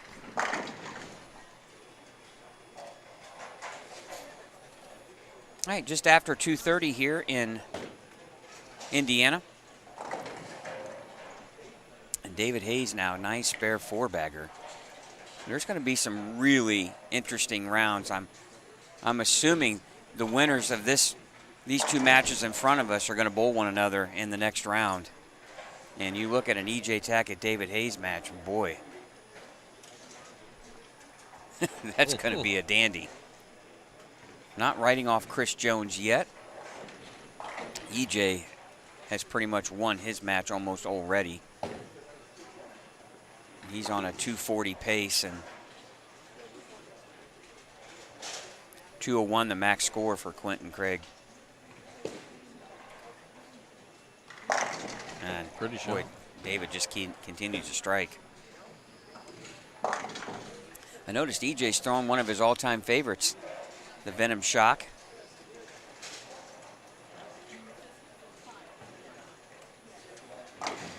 You know, when I was a kid, when you knew the How long ago PBA was Tour, that? yeah, a long time ago. You know, the PBA, we knew it was coming on at 3:30 on ABC, right before Wild World of Sports. Yep. That's hard to say. And when I was younger, whoever was on TV and what they were throwing, that's the ball I wanted to go get. No, that was definitely And- the way it worked. Yep. And I don't know how many Venom Shocks Motive has sold, but I'm sure EJ is responsible for about 95% of them. I remember watching you bowl, I believe it was in Wichita, when you won one of your stops, and I think you were throwing one of the Brunswick zones. I can't remember. That's when you'd spin around on the approach after a shot. Well, you don't do that now, do you? No, not without an ambulance waiting outside. Well, this new back of yours, Yeah, you probably could do I'm it. in good shape with that. So yeah, much better than I would have been a year ago. But yeah, I would pay attention to what guys like you would throw, and that's the ball you wanted to And go that's the way get. it was when I was a kid too, in the '70s. And the same way you'd watch and see what they were using. Earl Anthony used a Mag 6, which was a pumpkin orange ball, and gosh, you had to have one of those, But it was that way. Now it's with all the social media and things, it's not quite as imperative, that they're on TV. But because I saw Bill Hall posted a comment, if you remember Bill Hall, who was he's a very good coach and drilled bowling balls on tour for Larry Lickstein, and he had a good comment. He said, what is it with all the staffers now that post videos on social media? And he says they all strike, so you don't really learn a whole lot other than that they all strike. Right. Well, and that was the thing too, is the PBA Tour was must-see TV in those days, and you knew where to find it.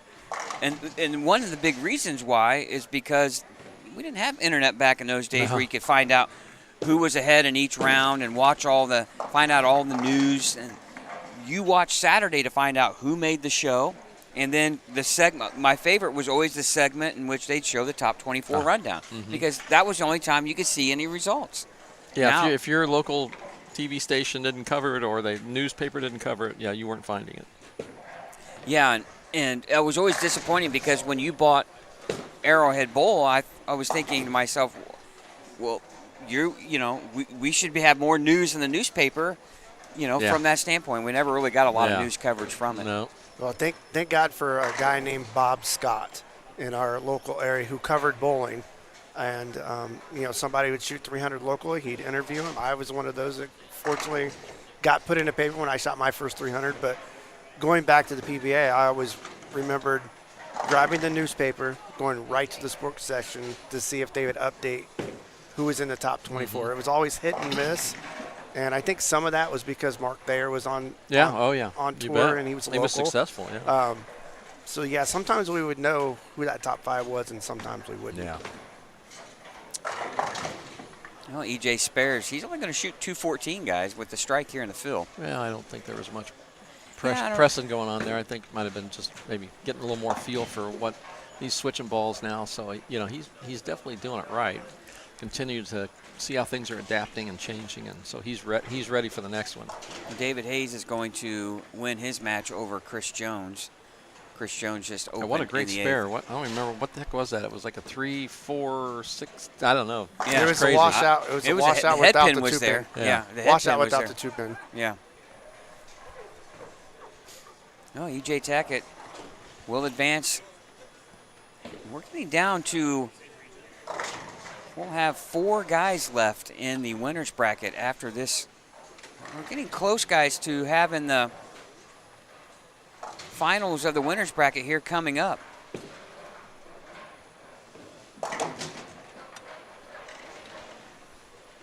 And David Hayes, that's 2 Testing times in a row. Testing the missing. limits. Yeah. Testing the limits. Yeah. Well, I would almost bet money that David Hayes and EJ Tackett will be bowling one another on 7 and 8. Almost bet on that.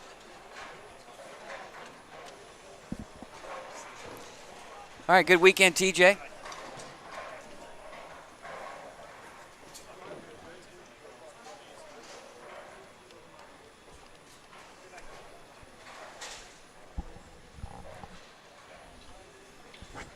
All right, trying to look down to see what we could get here. Trent Marner's in a dogfight here. Chad, you want to Yeah, we'll go over to that. flip over there and see what we have? The David Hayes match has been decided. And there's your scores. Well, and He needs to throw some strikes. he needs a strike right here. So what he did last game to bail it out. Let's see this time. Comes Oh, in light, no. of course. As soon as we flip, and Yeah. Trent's probably saying, "Stay over there on that other match." Yeah. Well, he's taking on James Sutton, and Oh. 140, 190 max score. And, you know, You could make him be honest there. And James is still going to make have him to a mark in the yeah. 10th to shut out Trent. Yeah. Anything less, and Yeah, he'll drop Trent to can the win. 80s. Yeah, can come in and win. You know, Quentin obviously not bowling a good game, and you're up against the best player on the Yeah. planet. You know, he's still in the winner. He's still in the tournament. Yes. But it's imperative to get your head back in it and start doing what you were doing before.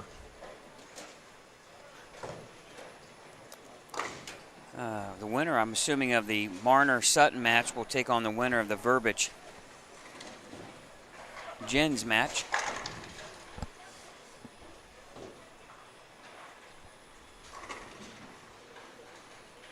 And then all the way down on the very far end, 33 and 4, which looks like about a half a mile away, is the Matt Sanders-Noel Vega match.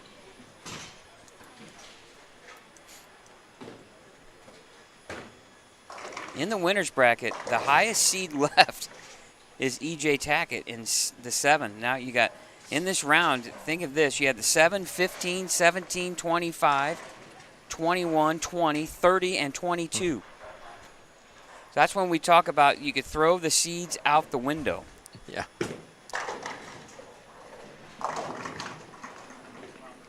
The 1, 4, 5, 6, 8, 9, 10, 11, all the high seeds already out of this tournament. Now, he's got to have this to put any pressure on. Ooh, and that's going to do it. Yeah. And Trent Marner will find himself in the losers, or I should say, I hate to say losers, in the elimination bracket. Nobody's a loser here in this when you make it this far out of 500 entries. There'll be disappointed guys, that's for sure, but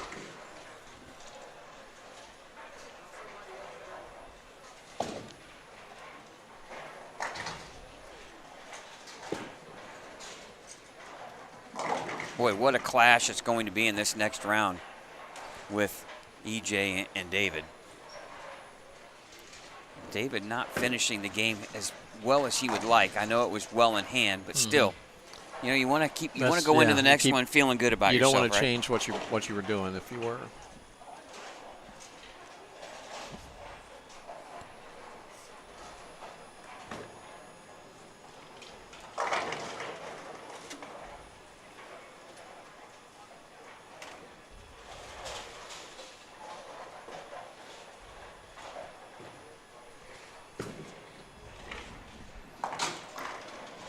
All right, 180 final score for Trent Marner. 2 blemishes in that game. 8-1, you got to wonder if that was a chop. Split in the second. Wow. Man, it's I just don't know what went flying behind that 10, but man.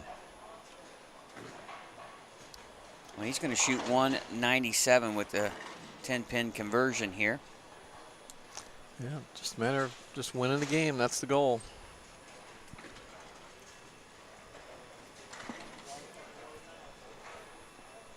All right, all these matches have been decided. Next round will be just 4 left in the winner's bracket. We'll have 8 in the losers. So when we come back, we'll have round 5 of the winner's bracket here on Savage Bowling TV.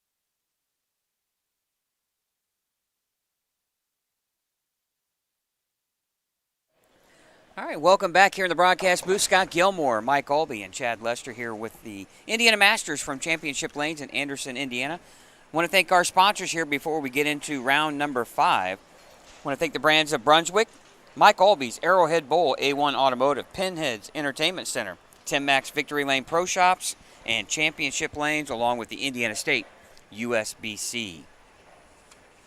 We are getting down to crunch time here. 4 guys left in the winner's bracket. They have a bye this round.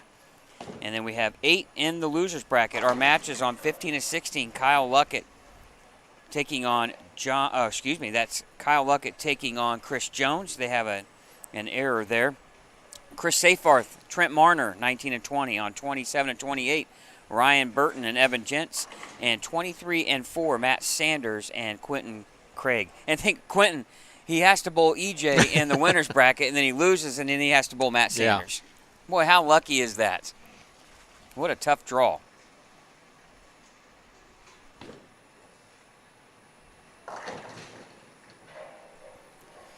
And Chris Jones starting out with an open frame here. He did not bowl well on 5 and 6 against David Hayes.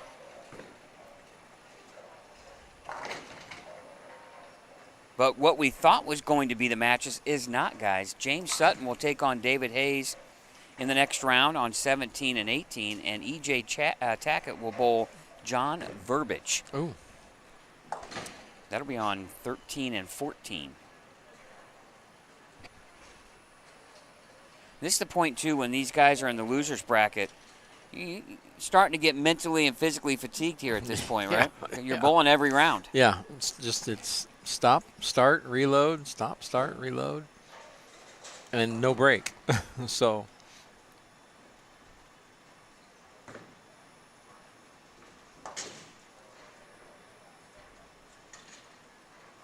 I got a question about the basketball game, just to get off subject here, but did Purdue get 24? Is this like a handicap game? They gave them 24 points before it started because they've been up like 24. Every time I look at the TV, they're up by 24 or more. So I just thought maybe they started out with 24. So yeah. Well, I'm trying not to watch.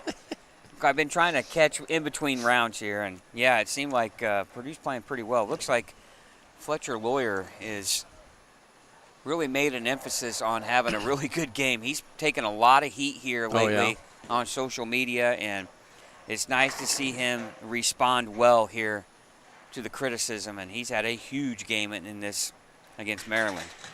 I'll tell you, Chris Seafarth is making great shots. You just watch him, and he's another one of those smooth players, and he continues to just do well. Even on the pair down here when he won, it was the pair you could tell he didn't like it, but yet he figured it out by the end.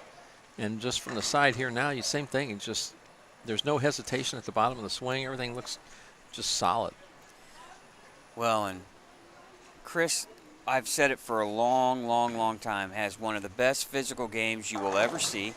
I've never seen him off balance at the foul line. He posts every shot, and he's bowled well in this tournament for a number of years and has just come up short or had a bad break that cost him a match and he was eliminated. And he would be a fan favorite to pull off a victory here if he can. And obviously he's got his hands full with Trent Marner here on 19 and 20. Kyle Luckett is another one. He's won last year, and he just still keeps he keeps scratching and clawing here, and he's got an early lead, 7-pin lead over Chris Jones. And that ball he throws, not ball, but just his release and his ball, I mean, it just does the right thing at the right time, and it just hits so hard. Did you find, Mike, in the early days, obviously easy, but as you got older, did you find things a little like staying behind the ball or just getting it off your hand right on a consistent basis a little more difficult as you made it through your career? I mean, first of all, it was never easy, trust me. It became more of having to have your mental game solid, so you didn't start thinking too much, trying to overanalyze, which becomes, the easiest thing to get into is overanalyzing shots. And you can watch certain people, and even I would, sometimes you could do it, Oh, you can see when they start making the hand motions and they're over analyzing where the shot's out of your hand, it's over. Go back and reset, and just your body knows what to do no matter how old it is. It knows what to do. You just got to let it happen, especially when you're letting the weight of the ball do all the work, and the ball weight is consistent. All that stuff is just the smoother you see guys, the more consistent they're going to be, because the more you try to put on it by yourself at the bottom of the swing, the more muscle you're using. Well, when you try to duplicate muscle tension, that's very difficult to duplicate. Yeah, I was curious. Wow. We need a candle. That would be a great candle. Because they do smell fantastic. Angie delivering the cookies. Angie's trying to put calories. Championship lanes. Look, awesome. Look. Oh, wait a minute. You already touched that one. Yeah, just leave it right there, Chad. Just leave them right there. I was just kind of curious because I know as I've gotten older, it's been a little more difficult. I know practicing is everything. These guys like EJ practice, and they just know how to repeat physically, right? Muscle memory is a big thing. Mm-hmm. I just found it as the older I have gotten, it's a little more difficult to release the ball the same way, 2, 3, 4, 5 times in a row. Your muscle memory is not quite as good. But in the same thing in bowling, especially if you sit and watch EJ enough, or you watch anybody that puts a lot of hand into it, you mentally, subconsciously, you'll start to try to do that. And anytime you try to help it at the bottom is going to be trouble for us older people. We need to let them. I'm much older than you are, so it's a matter of letting the ball do all the work and let the weight of that ball carry it. Mm-hmm. It's when you try to use that muscle power, you just can't duplicate that, and the consistency goes out the window. Kyle Luckett there responded well to Chris Jones's 3-bagger with a 4-bagger of his own. Probably both those guys are thinking, hey, wait a minute, we're late in the rounds here. Why are we still getting all these guys bowling this good? Well, and when you get to the final 4 of the winner's bracket, boy, you can almost just kind of not necessarily see the finish line, but you're so close to that, to bowling in the championship match. You're two games away from being in that final match. But how easy is it to be down to the last 4 in the winner's bracket and then lose your next 2 matches? All of a sudden you're totally out of it. I mean, that is such an easy thing to happen at that round because those guys are all lined up and ready to go. Boy, and it's so quiet when you get down into the final few rounds. Good crowd here down there, though. Good crowd. A lot of people down there watching. Unfortunately, there is no one bowling in front of us. No, it's rather quiet down here. Yeah. Although I hear Chad eating that cookie. How can you hear it? The microphone's turned off, and I'm trying to still. That's what I mean. That's what I'm trying to explain. It's like, my gosh, come on, Chad.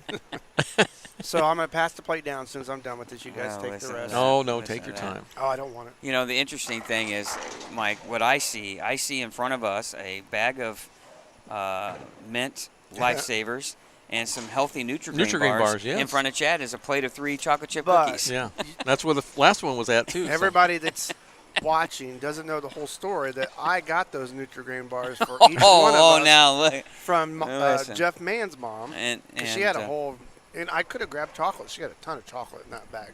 Well, you did grab some chocolate. I grabbed one little piece, but still.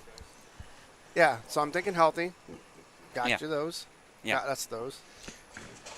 What are you thinking over there looking at those cookies? But these aren't all He's thinking, fine. man, I could go for a glass of milk. That actually would be good. Oh. This is a small glass. Well, Chris Jones now with a 5-bagger, and Yeah, they just keep throwing strikes. And Kyle Luckett now with a 10-pin here, and this game has become a tight one. Chris Jones can take a 4-pin lead with a strike in the 8th as Kyle converts the 10. Yeah, this is one of those matches where every shot is imperative here. Well, and they're bowling for their tournament lives right Yep. now. Loser is eliminated.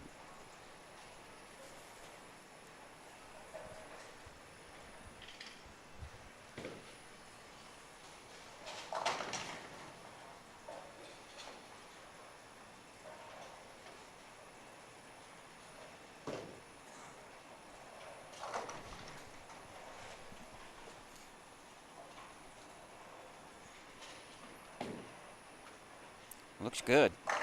Oh, and it is. See the hit there? The 6-pin flying around that 10. He's a lot of power. Yeah, he's playing right around what we call the track area. Look like right around 10. But he's kind of angling it towards the pocket. You know, it's kind of like, he's not like he's opening the lane up. It's just he's got that ball rolling at the right time.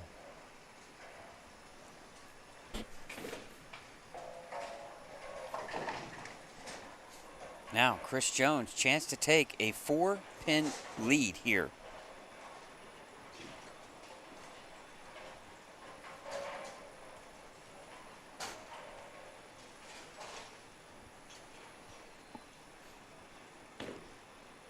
Good speed.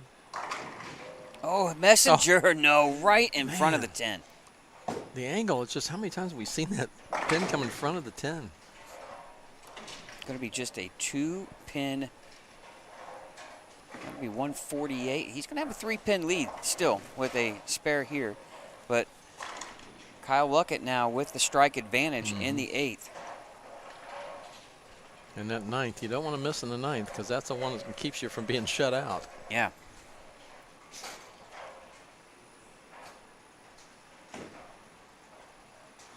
All right. Makes the spare.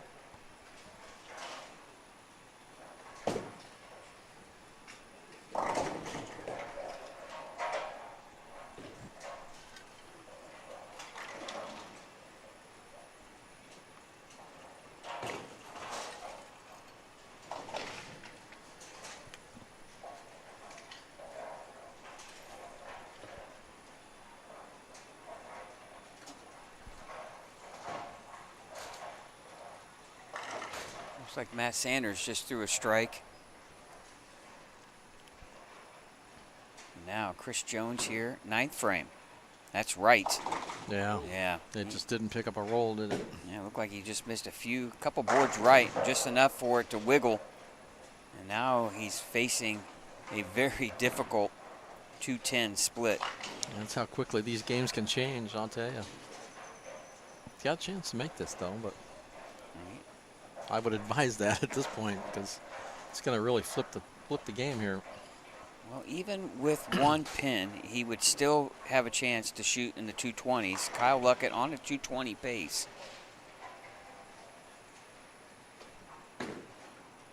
Got a chance. Ooh. Oh.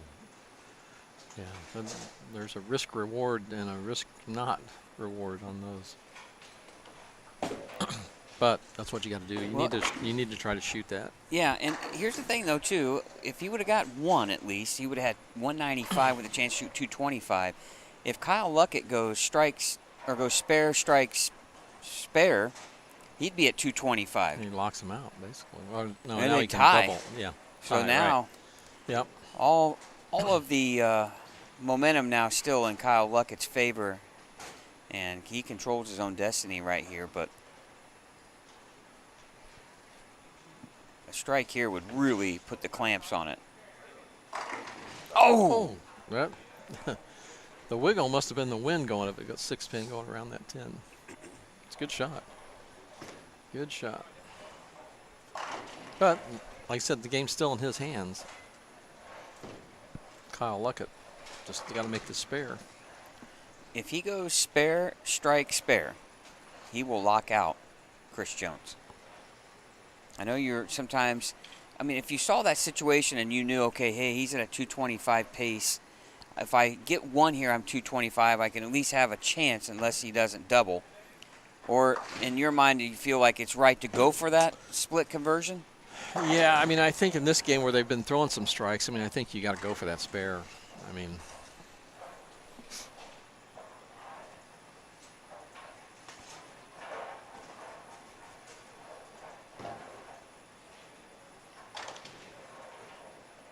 because he made a run at it. He didn't miss it by much.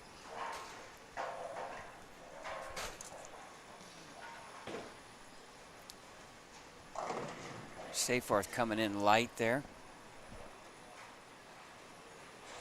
They are just off screen on 25, or excuse me, 19 and 20 against Trent Marner. And Kyle Luckett now with another 9-pin. We have a chance for a tie here. Yeah, that changes it a bit now. That right there has given Chris Jones some life, Yep. even after the open frame in the ninth.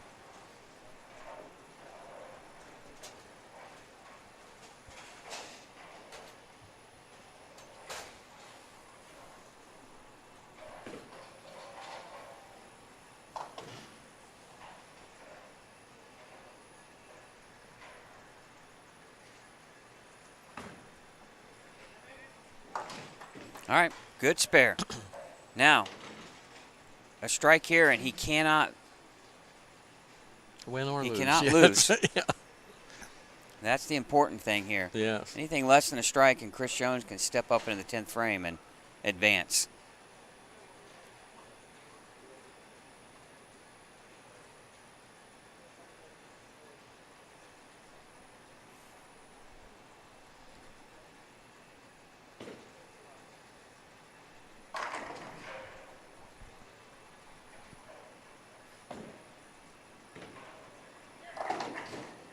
Oh, the late trip of the 7. Oh, man. Here comes Matt Sanders down here. Maybe a good sign. It's a good sign. He's preparing to go another round.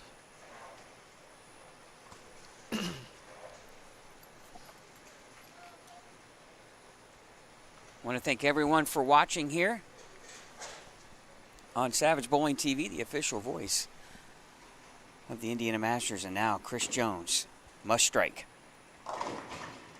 Ah, 2-pin, and Kyle Luckett survives and advances here into the next round. EJ Tackett going to take a quick minute here to get loosened up. So Kyle Luckett, we thought Matt Sanders advancing. I'm not sure what else we see down there or can see. We apologize. We're behind 7 and 8. And all the bowlers bowling in this round start on 15 and 16. So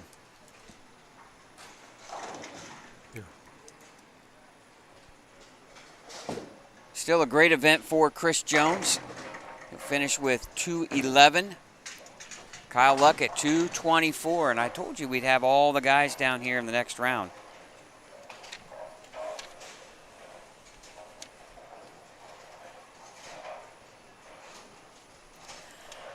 All right, once we get all this round wrapped up, it looks like a couple of guys still bowling in their match. We'll come back with the next round. You're watching the Indiana Masters on Savage Bowling TV. Back with more right after this.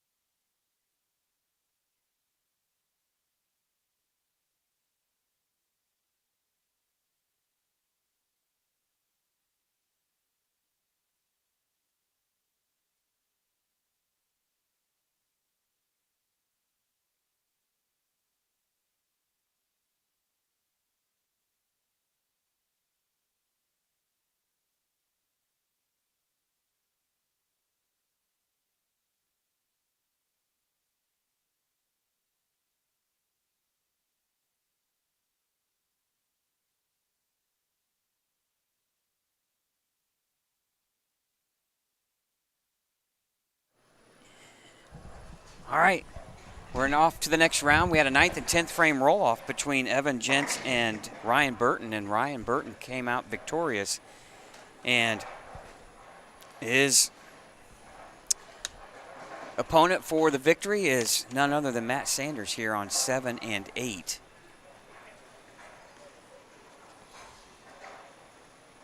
And now we have Kyle Luckett taking on Trent Marner. We have David Hayes taking on James Sutton, and E.J. Tackett taking on John Verbiage. Going to be some good matches.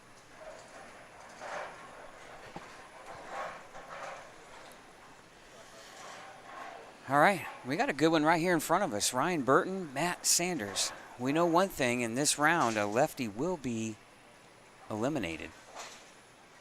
3 left out of the 8. Ooh. All right, good break there for Kyle. Trips out the 10.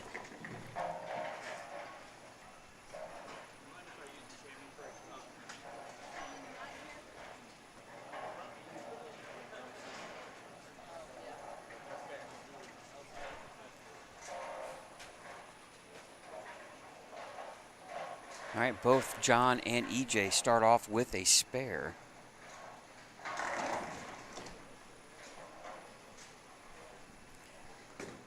John Verbiage here. Oh, 5-10. That ball had some speed on it. Now, here's the thing. Both Ryan and Matt were way down on the other end of the house. And Matt, in between rounds, told us this is the farthest he's been down on this side of the center all day. So you know they are much different than what they've seen. Open frame for John, and he knows he can't give EJ any openings here. Now our first look here. Ryan Burton trying to convert the 3-7 split.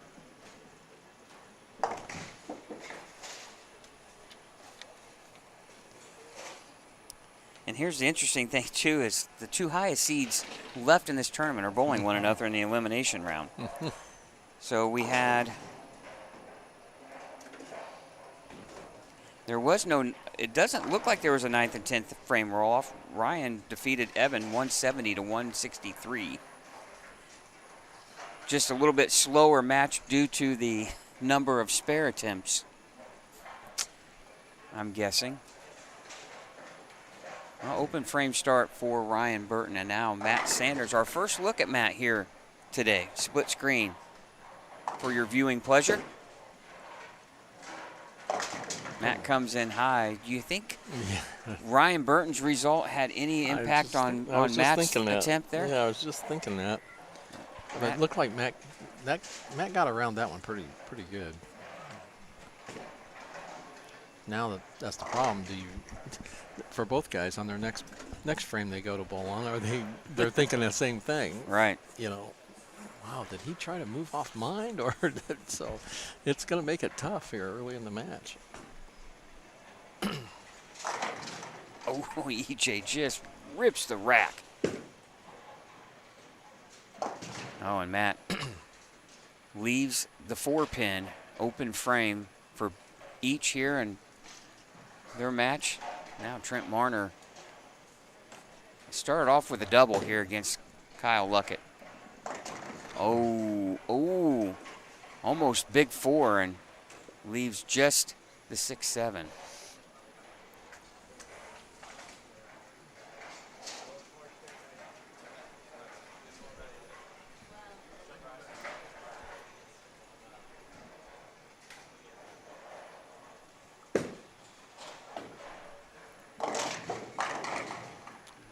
Wow. 3-7, just like what Ryan did here.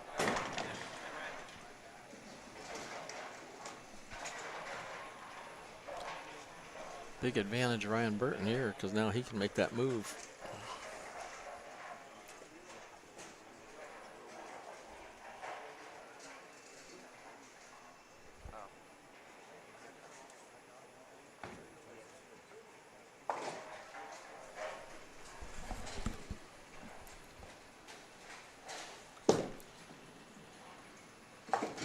the start Matt was looking for here. Yep.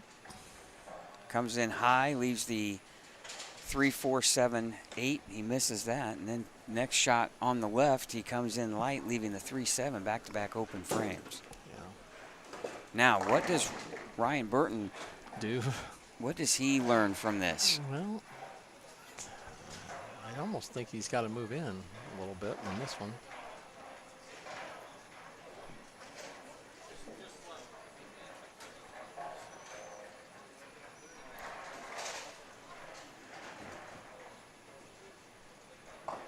And David Hayes misses the head pin right. And a good shot there from John. Oh, trip 6 for Ryan Burton. First one to mark here in their match. You know, you don't want to say big shots, but you know, EJ's thrown tons of big shots in his career, but here he's got an opportunity to kind of build a little bit of a lead here on John with the strike here. And he gets it. Yeah. His ball just, the amount of times the 4-pin or the 6-pin slaps the 10 silly, it's just amazing. He creates that steep angle coming in there. There's just, pins are going to do something different for him than anybody else can create that. Whoa, wait for it. Kyle Luckett almost with the break there, leaving just the 10. Oh, big break by Ryan Burton there. Back-to-back strikes now. Big trouble. 21-pin lead here early, or 11-pin lead early here over Matt Sanders. Now EJ, can he make it 3 in a row? No, 3-6-10. Well, he's human. He's done it a couple times, but yeah, not too many. Not too many. And James Sutton with the strike all the way over to the far right side of our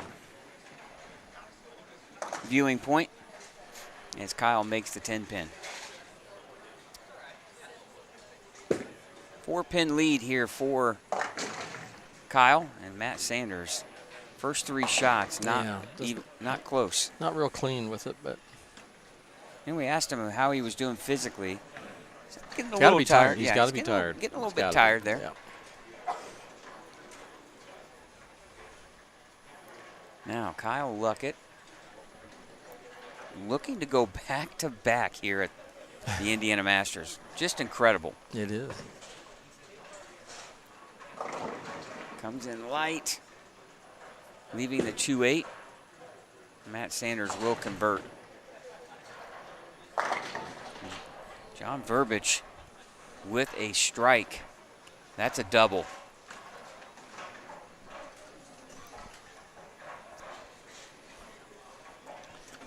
He may have the most ball speed of anybody yet bowling today, or left anyway. Trying to look, absolutely. Not many throw it harder than John Verbic. Yeah. Oh, That's like open frame for Kyle. Yeah, he thought that was going to get there. That surprised him. And Messenger, yes. Big shot there. Big shot. Here's a big shot for John. Oh, flat 7. Well, he had a chance to retake the lead. Yeah, no, that was against DJ. That would have been a and big strike there.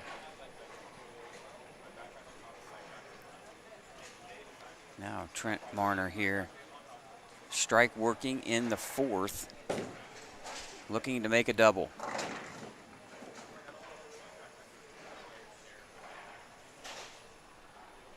A lot of action here. Ryan Burton, Messenger, yes. 3-bagger now for Ryan.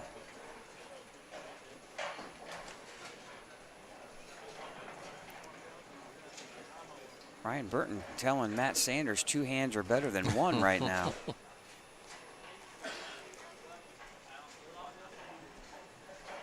Now a single pin spare for Trent. He converts it. He's got a 9-pin lead over Kyle Luckett. You got to figure right now, if E.J. Tackett finds himself as the undefeated player, that's going to be a tall task for anyone in this tournament. Beat him twice, yeah.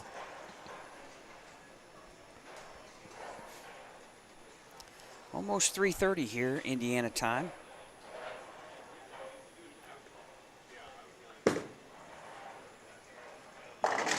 Ooh. You know, if you're looking to bowl a scratch tournament or just any regular handicapped event within the state of Indiana, please go to indianastateusbc.org for entries, calendars, locations. Coming up here in just a couple of weeks, the Indiana State Open Championships will start in Terre Haute. Adult Youth starts in February at your place, Mike, in Lafayette, along with the Indiana State Youth Championships. And then we'll be back here March 7th for the 32nd Annual State Queens here. And then March 21st through May 6th in Jasper, Indiana, the Indiana State Seniors will take place. And then March 28th, right here in Anderson, the 99th Indiana State Women's Championships will take place. And that'll culminate back in Lafayette at your place once again, Mike Albie's Arrowhead Bowl, with the Youth Masters and Queens April 25th and 26th. If you're interested, go to indianastateusbc.org for entries, dates, and how much the entry fees are, and get out and bowl. We'd like to see you participate in one of our events.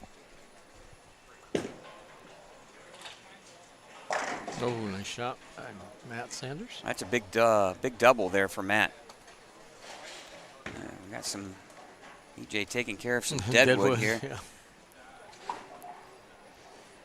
John's probably like, hey, let's just make that one count. Yeah. John doesn't need it. He's a talented player himself, but he's got to get back here throwing strikes. Same goes for Matt Sanders here. 88 and a fourth frame for Ryan Burton. With a strike here, Matt can cut that deficit to 20.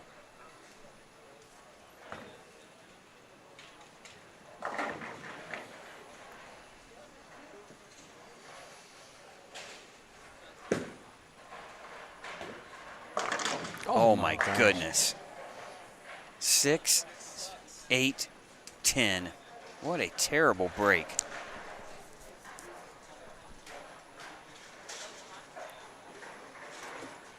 And John Burbage did throw a strike in the 7th. John does have the one blemish. E.J. Tackett looks like he does have a spare in the 7th. Kyle Luckett with a mark in the 6th.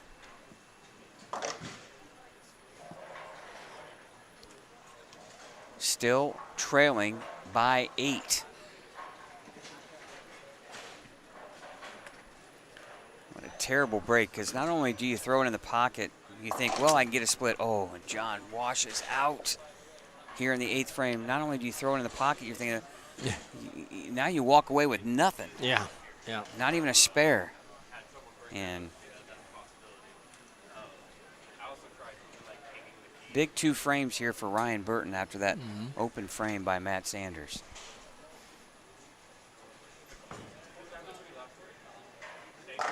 Oh, great shot by Kyle.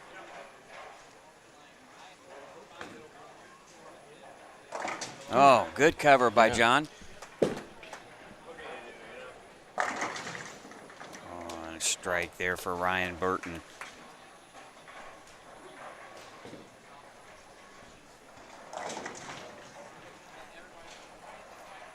Looks like James Sutton there to your far right. Back-to-back opens, with a 2-8-10. Yeah, he opened the frame before, I think, too.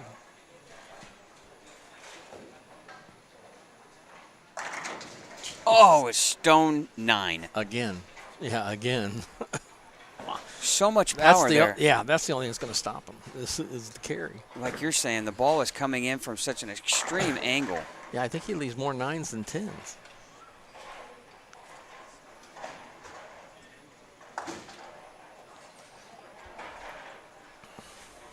You know, as well as he bowls, a lot of them will tell you if he had really good carry, yeah, there's no telling what he could do. Oh, Big shot by Ryan Burton. Ryan Burton in full control Yep. here against Matt Sanders. Yep. Well, Ryan has figured out the pair Yeah. a lot quicker than Matt has, but you know, Ryan able to get his ball back from a little farther out than what Seems Matt like it. Yeah, has. it certainly seems like it. Ooh, that does not look good for David Hayes. That went right through the face. Ooh, bucket for Trent Marner.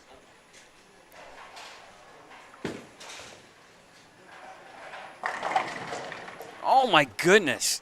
Yeah, just set the land speed record on that pin flying through there. Wow. The wind should have knocked it over. I'm not sure, but I think EJ can shoot much more than. So he's going to have, that's a 9 spare here in the 9th. He's got 220 left, 220, 225 maybe. He can shoot 214. Oh, yeah, 214. John can shoot 216, so Yeah. John can shut out EJ. This is big. This might be the last chance this field has to keep EJ back.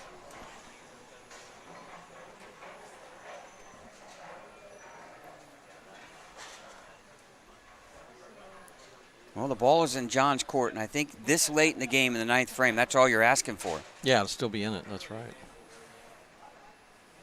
And you're thinking here, you look at both games, it's like, how can EJ be behind in a way or be shut out when John opened and EJ hasn't? Well, that's just how the frames fall here.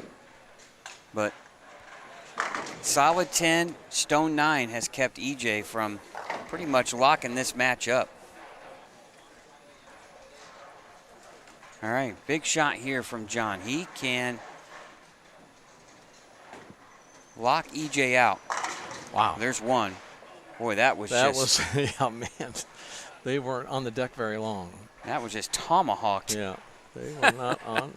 There was no cutting loose, cutting that one off. That was just straight power. All right, Matt Sanders did double in the 7th and 8th. And Kyle Luckett right after getting a huge double. 2, 4, 10.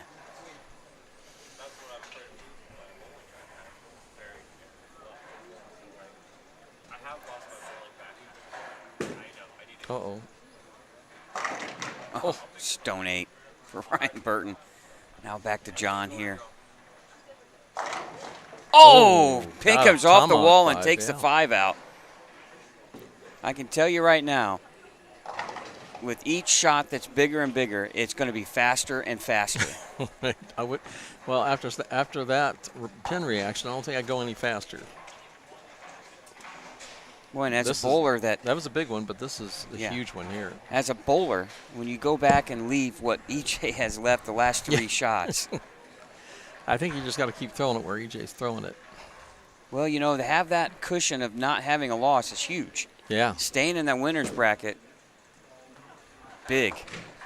Well, this is to get one step closer here. Oh, and he missed a hair left. You could see it. Still forces it with a spare, forces a double Who's by gonna be- EJ Tackett. Yeah.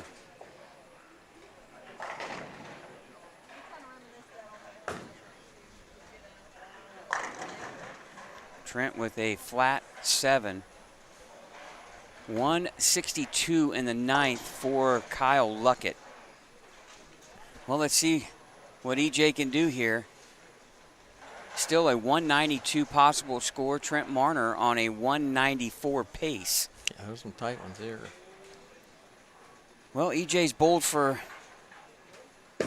the biggest prizes in the game and had to strike. Can he do it here at the Yeah. State Masters?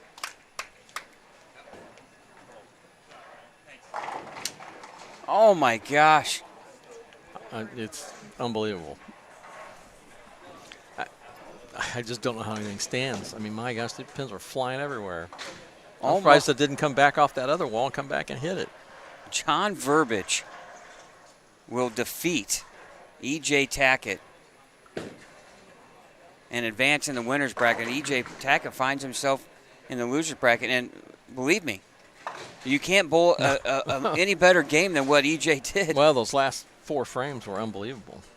2 9-pins, a solid 10, and a rip 7 will keep EJ from advancing to the championships or the finals of the winner's bracket here. Yeah, I'm wondering. He's going to try a different ball here. This is just going to be probably a different route to the championship than that. Well, that's the thing. You never know. Nope. And these you get on a certain pair, Well, and you get bad carry like one that. One-game match, yeah. Absolutely. That helps with the. Even for the best in the world, it's not easy. Well, that was huge. Now Trent just needs to fill 9 in 2 balls to advance. Oh. Matt Sanders with another strike. Boy, and he's thinking, what if? Well, What if that 6th alive. frame? He's still alive here. Well, 2:13 left. I mean, the next one will force Ryan Burton to mark in the 10th.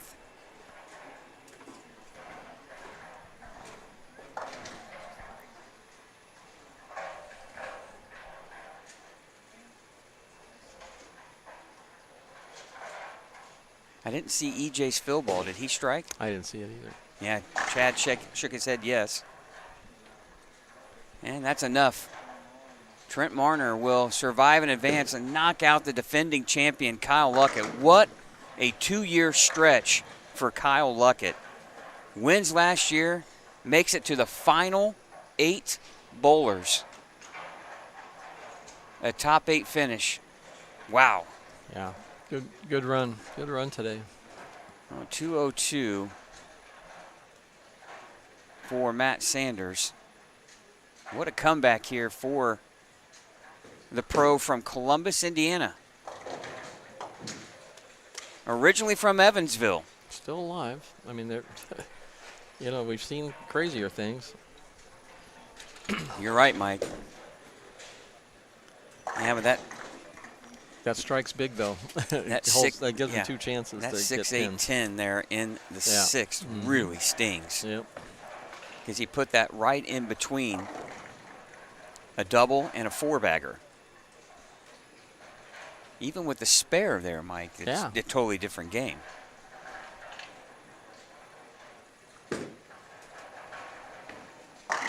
Oh, Ryan Burton with a great shot. Yep, no doubt there. Ryan Burton looking to become the 4th player here to win both the Scratch Classic and the Indiana Masters.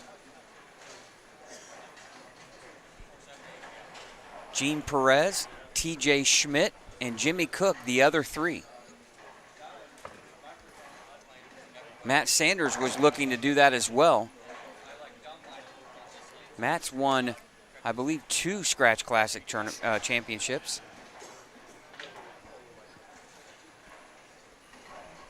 Yeah, he won in 2016 and 2023.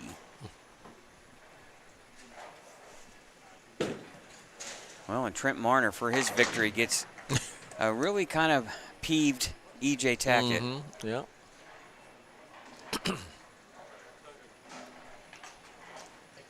But Mike, he gets it on a 5 and 6 has been a wild card here.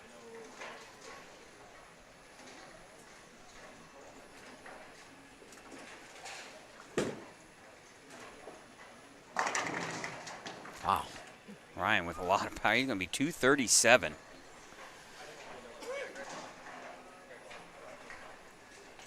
Wow, what a finish. All right. Good run there by Matt Sanders on the comeback trail here, and he's going to have bigger and better things to do here in a couple of weeks as the PBA Tour about to kick off with the Players' Championship. So good run for Matt here. Comes to an end. And the round 7 about to take place here. So do we know who won between Hayes and We do not. Nobody's running down here to bowl, are they? Well, we're going to have 2 players left in the losers bracket, so I believe the winners will sit out a round.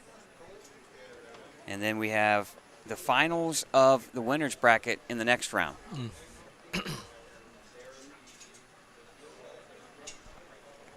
So E.J. Tackett will take on Trent Marner, it looks like, on 5 and 6.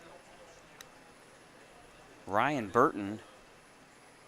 It's either Hayes or Sutton. Nope. Is it Sutton? It looks like It's Sutton. James Sutton will be Yeah. bowling. Looks like David Hayes advanced, so Yeah. Trent Marner, E.J. Tackett, James Sutton, and Ryan Burton here.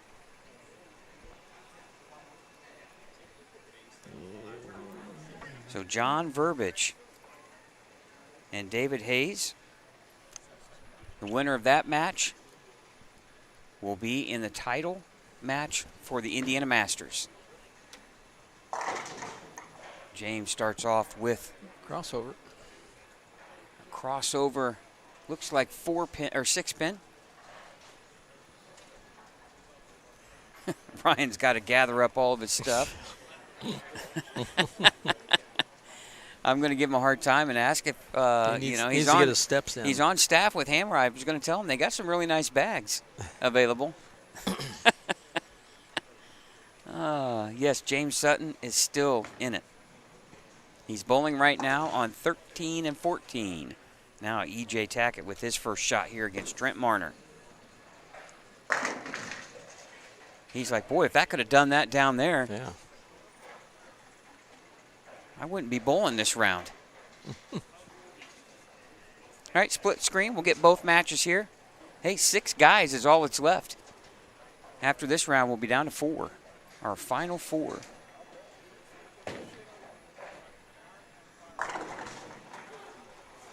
Ryan Burton starts right where he left off in the previous round against Matt Sanders with the He's strike. picking up some momentum here. Now, it's important here for Trent to get lined up quickly.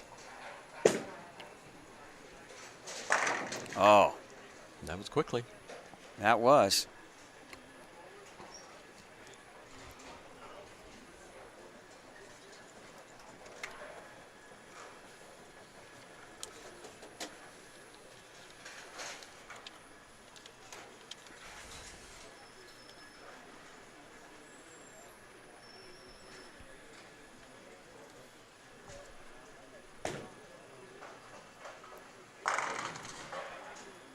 And that's a double for Brian Burton.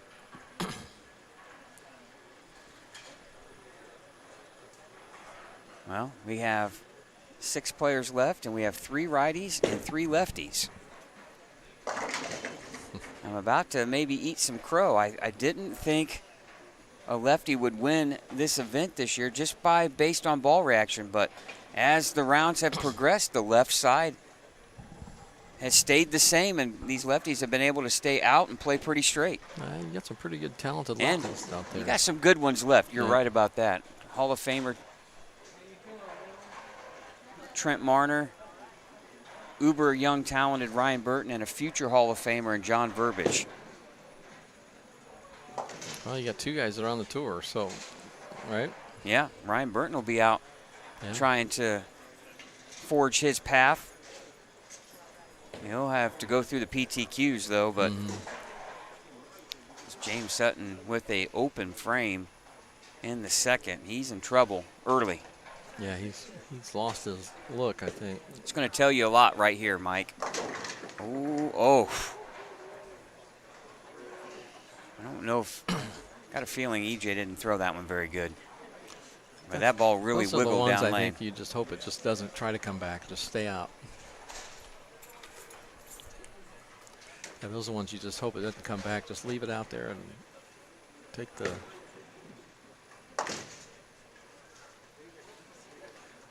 I I think I'd have to be in traction if I had to throw it that hard. You know, I always thought I could throw it that hard, but I'd have no idea where it would end up at. Yeah. Be my concern. My thumb would stick and it'd go through the ceiling. Me with it. Yeah, all of a sudden it's gotten a little cool down here behind us, hasn't it? Oh, you're just now feeling it. Yeah, I'm just now feeling it. Oh my God. I'll tell you what, it's just the pins just like feather out and just like, and there it is. Yeah, it's crazy. Another solid 9. You know, and that with these plastic pins, these It's like he's bowling on those ones when you were a kid, Fisher's Price. but in this house, with the pins they have and the angle that his ball returns from, that's the leave that you're more worried about rather than the 10 for him. He's more worried about. I totally agree. Yeah, he's left more of those than he has a 10 pin.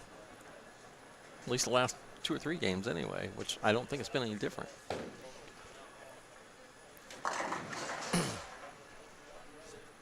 Well, Ryan there with a 6 pin. And this is nothing against Trent Marner, because Trent is one talented player. But sometimes it more comes down to whether EJ can carry you or not against a lot of these guys. And well, Trent's been battling, just keeping it in play, and shot a 180 to 190 here and there. So he's been battling that, and obviously EJ's been torturing the pocket, and it's just you'd expect it to be hard for Trent, but EJ can't seem to get the strings going just because of the carry. I mean, the 9s are just, I mean, it's not, doesn't look like a 9, 9 pins you usually see the ball just finished, way left, through after it's plowing through the pins, but it's just, that was just like it opened up and there was the 9.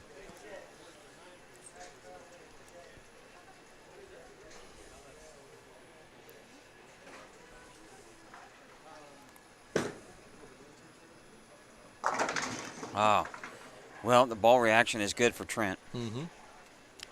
Good shot. Now, if he can just execute, he's going to have a good chance here in this match. Well, obviously, I think you just got to, EJ just got to keep putting them in there. Well, you can't control the carry. You can You control change, whether or not. Yeah. I know some of these guys can do a little bit more with the hand position and roll. It's just weird how the 10s come in front of those, or the head pin comes in front of the 10. It just, and not just EJ, but there's a lot of those hits. It's just the angle, I assume, it's what they're creating. Can't imagine how frustrating it can be for a bowler when you just can hit the pocket like you are and just can't strike. Yeah. I mean, it's different if he's leaving a bunch of flat 10s and things like that, but I mean, he's leaving stone 9s, ripped 7s, solid 10s. Yeah, and those are all different angles going into the pocket. So. Well, and James Sutton, he makes a spare there, but he's in big trouble. Yeah, he had a 210 before that.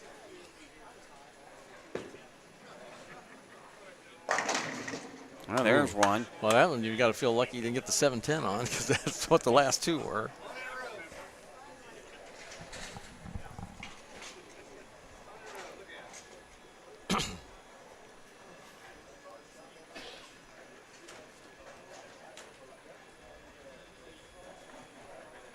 Well, advantage Trent Marner right now. Well, Trent said this is the one he wants to win. I mean, he's still in there fighting and giving himself every opportunity here.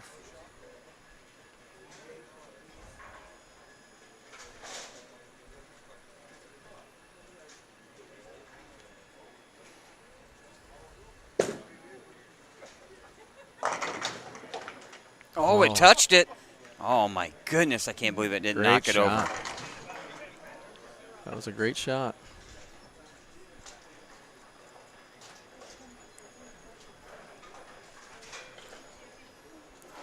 All right, Trent Marner, EJ Tackett, Brian Burton, James Sutton.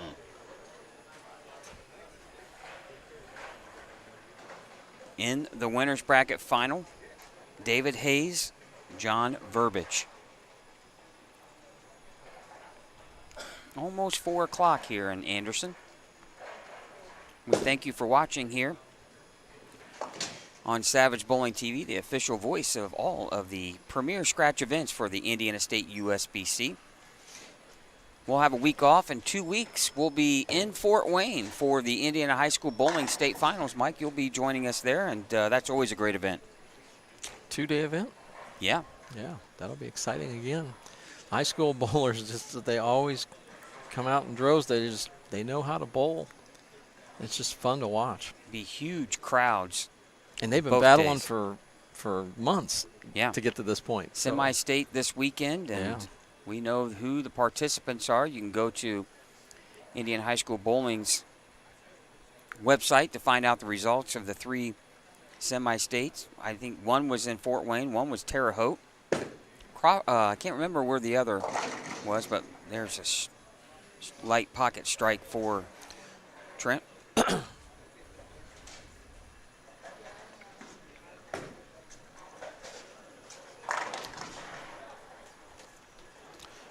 EJ can really flip the pressure here with a double.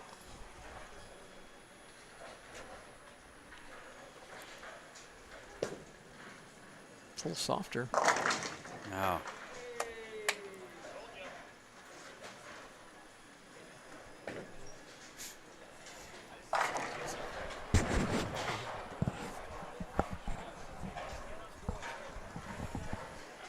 Always good to see Matt Sanders, and great run. glad to see him bowl well. Yeah, that should give Matt some confidence in moving forward. And Yeah, come out here, bowl well, knock the rust off a little bit, right? Yeah. Get the competitive juices flowing, make a little money. Well, I think just to show yourself physically, you're close. You know. That you can still do it. Yes, exactly. Here's a huge shot for EJ. For the lead. Oh, That was a good one. That was a good. They just jumped off the rack there. now Trent Marner knows that he's going to have to keep throwing great shots here. And James Sutton with a 3-bagger here to rebound. Get back in it, yeah. He's got 2 opens, but Ryan Burton double spare 3-bagger himself.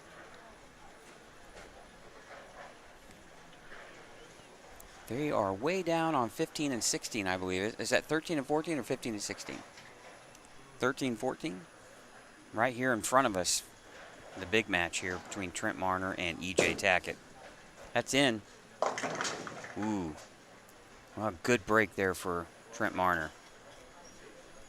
And that's the thing, though, too, Mike, the pressure of knowing that EJ's not going to make a mistake more than likely. Yep. That you have to be the one to make the great shots, get the good pin carry. Yeah. It's not going to be given to you Nope. by any stretch. And there's a little pressure. Oh, yeah. And some of these guys, and this is no offense to Trent. Trent is a phenomenal player. But he hasn't been in some of these crunch situations like EJ has. And there is an advantage to that. Overcoming the feeling, right? Well, I mean, it's difficult, too. I mean, Trent, I believe, is he a senior? Is Trent a senior? Probably. Yeah. Mm-hmm. So, I mean, that alone, trying to keep up is hard. You never know by the way he threw it that he was a senior. He throws it very well. Still does. Always has. Matt Stanager in our chat. Yeah, you're right, Matt. David told us that he hasn't been able to bowl much since his injury over the summer. And, David, an extremely talented young player who we've been able to watch grow up here on our channel through the high school ranks. Oh, that was a good shot. Well, then the bad carry has hit Trent Flip-flopped. there. Yeah. Ryan Burton's string came to an end with the spare, so James Sutton finds himself back in his match on a flat 7. It's amazing when you have the lead and your opponent then strings some strikes, how that pressure, even though you have the lead, Well, it's always in the kinda back of your switches mind. back, yeah. right? Yep. important to make the spare. He converts. Trent Marner throwing the purple hammer here. And EJ Tackett throwing Old Faithful, I guess. The Venom Shock. Now, EJ can pad his lead here with a strike in the 8th frame. Didn't like it. Oh, and it's not good.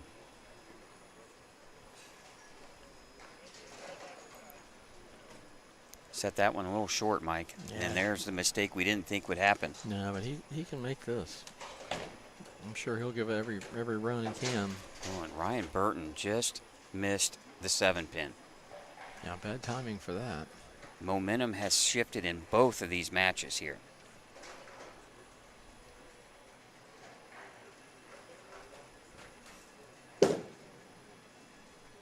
Oh, Yeah, what a good cover. shot. What a cover. Well, you know, that keeps the lead in EJ's favor. Mm-hmm. Just a 6-pin lead. Yeah, they're both, neither one's on a strike, so it's the important 9th right here. Oh, James Sutton now with a 4-bagger. And that match has totally changed. Wow. Well, this is the one where you got to strike in the 9th, or if EJ doesn't strike, then Trent Marner can strike out in the 9th and 10th and lock him out. Well, a strike here. Strike and here, he's still in control of yeah. the match. Yeah. It's his match if he strikes here. Oh, that. Wow. Oh, that ball came in so late and light. That was in the weeds, I think. But, yeah. Something came off the wall and took the 4-pin out. Wow. Whoa, there's what the power and the revs do for you right there. Oh, and James in a critical situation with the split. Now. That's a little tougher than the one EJ had, because he's got to go across and slide it back. Huge shot here in the 9th frame for Trent Marner.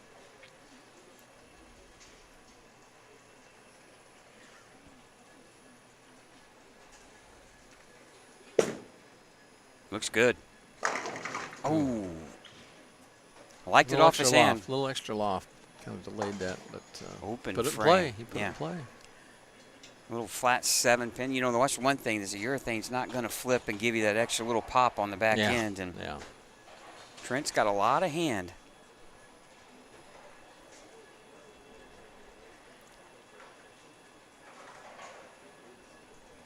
Now Ryan Burton, after open frame here, but watches James Sutton miss his spare attempt. Ryan Burton follows it up with a strike, and boy, James Sutton had a chance. Yeah, he definitely flipped the script on him. Well, I mean, Trent Marner with a double and good count. Force EJ to get the first one.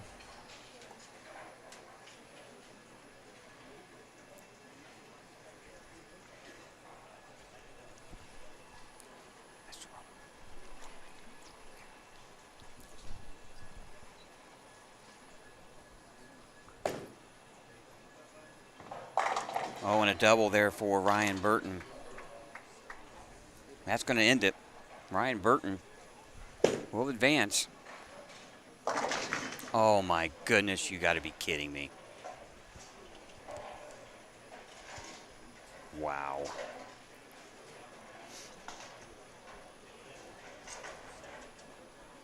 Oh man, that is. Yeah. He had a chance to put sure a. did. He had a chance to force EJ Tackett to throw the first one in the 10th Yep. if he could strike out. Well, now he needs a spare just to have an opportunity to win still. You got to have this. Yeah, No. he's pretty much. Tough break there for Trent. What a weekend, man. Yeah, he had a nice tournament. Great match play bowler. Nothing more frustrating when you come in and leave a flat 7, and then you come back and you leave a 6-8 as EJ just destroyed the pins. EJ Tackett will survive. He'll take on Ryan Burton in our next round. What a match that'll be. 4 remain here at the Indiana Masters.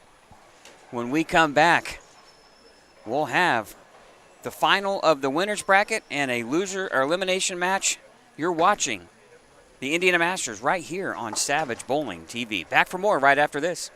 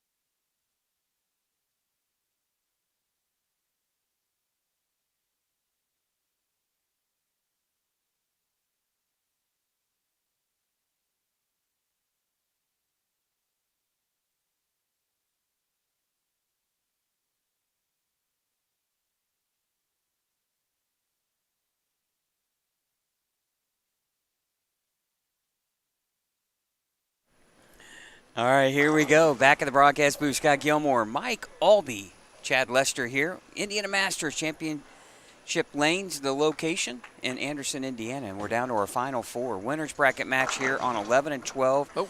John Burbidge against David Hayes and Ryan Burton and E.J. Tackett on 15 and 16 in the elimination bracket. And John, very fortunate to get by E.J. Tackett in his match. E.J. with just terrible carry. Yeah. And before all of these matches get too far underway, I want to give you some breaking news here in regard to the Indiana USBC, the 2026 Hall of Fame class selected here for this year, coming year, and want to congratulate those 5 that have been elected into the Hall of Fame: Kathy Cooper, Tim Fye, Ken Howard, Jeff Lowe, and Lee Nichols, your class, Hall of Fame class for 2026. We'll be broadcasting the ceremonies this June. And but congratulations on those 5 that have been elected into the Hall of Fame. It's always a tremendous honor to be recognized not only for your service, but your performance in the state of Indiana. Yes, congratulations to all 5 participants there. Great job. Yeah, well deserved. You can go to indianausbc.org to see more information and have a chance maybe to buy a ticket or two to the dinner.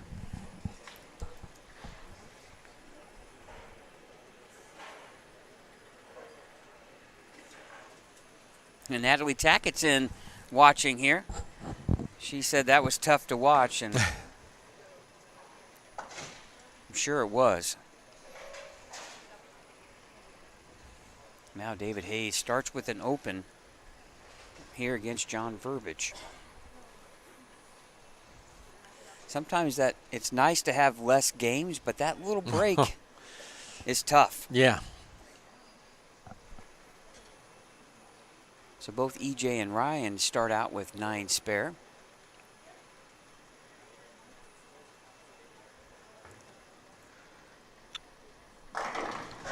Flat 10 Better pin shot. there. Better shot. I know EJ was curious, probably curious to see what the urethane was going to look like for Ryan here on this pair. Ryan's been throwing that Crown 78U pretty much all weekend long, and there's a strike.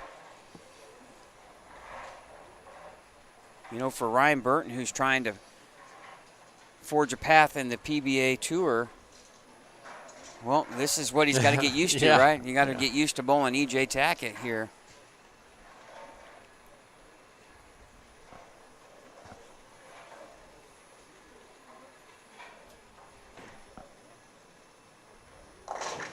Ooh, that came in light. That looks like a 2-8-10. Yeah, it does from here, yeah. That is not what EJ wants to see.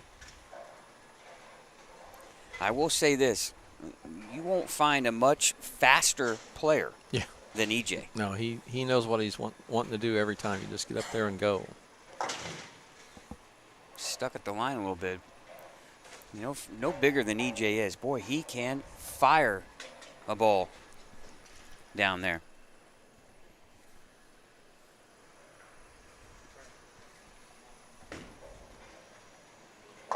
John didn't like it. I think both players there, you know, between the two, you know, undefeated players. I mean, it's just that, like you said, that break. I mean, they just don't look loose yet, and doesn't take much to tighten up after being out there all day. Another light shot. 2-pin for EJ. You know, and John and David, a little bit different feeling. You know, the winner obviously is in the title match.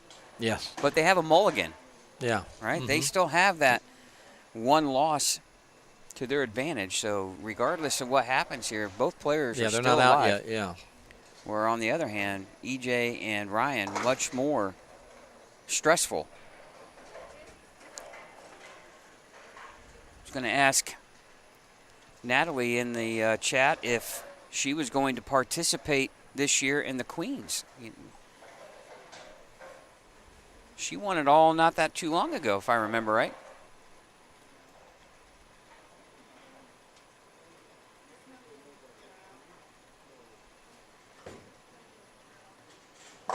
John didn't like that either. John's a little quick with the feet there, Mike. Yeah. Just got to get settled back in and, like I said, try to make your spares and to get things ready.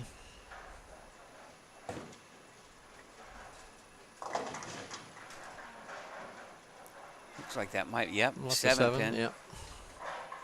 We're an angle where you can't see the 7 pin. Well, and John, a winner in this event, looking for a 2-time champion. He won it in 2014, 12 years ago. Also, we haven't had a left-handed winner in this event since 2019, and we have a 50% chance of that happening with 2 players left bowling left-handed. Now, it's a big shot for David. After leaving the split in the washout in the first frame and a flat 10, what kind of adjustment can David make here? Oh, great shot. Fine one, yeah, very nice, very nice. Yeah, hey, Natalie is planning on bowling. Hey, great to hear that.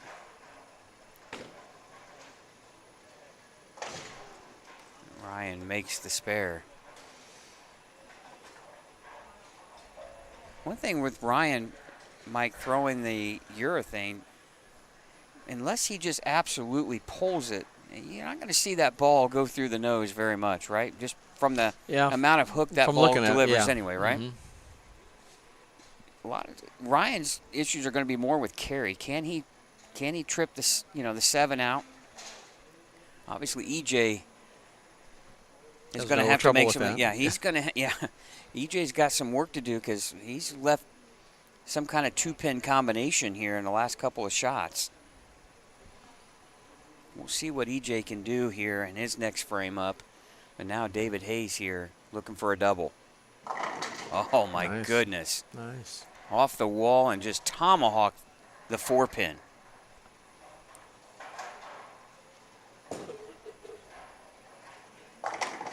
Yep. That lane seems to be a little better for him, for Ryan Burton.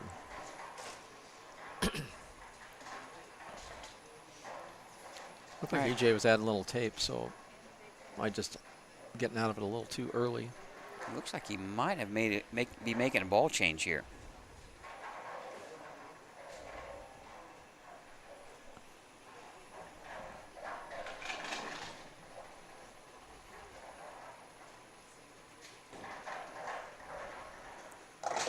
Oh, jeez. 2-8-10. That ball is just sailing. Wow.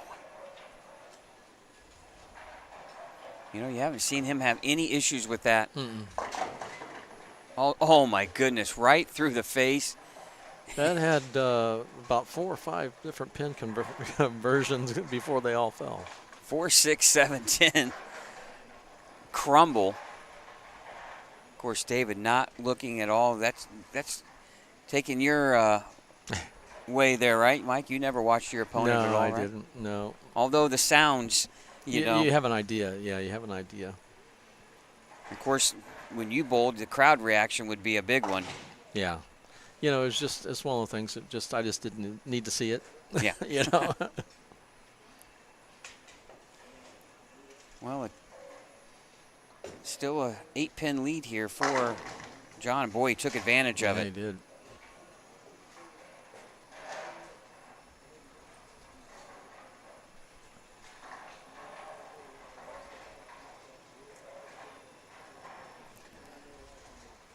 Boy, the pressure now on EJ here.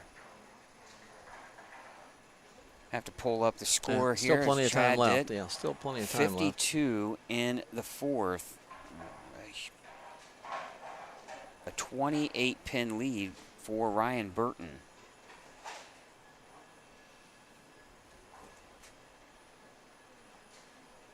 This is a big shot right here, though, Mike. Yeah, he wants to get back and get it figured out. That was there we go. There, yep. EJ's kryptonite at times on TV has been that one little miss where he leaves the 2-8-10 or something like that, and obviously he has. Oh my goodness, a 4-9.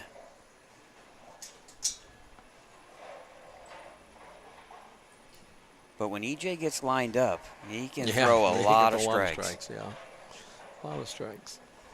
Boy, and right after John Verbic just caves in the big 4, David comes in. That's why you don't look. Yeah, just a pinch high and leaves a 4-9. No emotion, though, by David. Nope.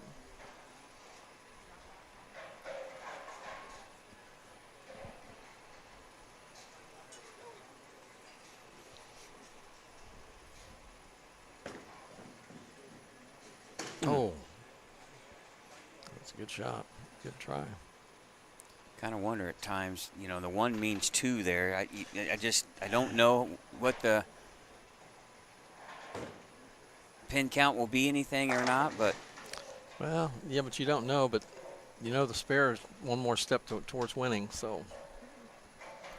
You know, one thing about Ryan Burton is he doesn't get flustered much. Doesn't seem to. No, he just continues to make shots. I mean, he's a very, very solid player. I mean, I think if you see him have a little bit of success, he'll turn that into a lot.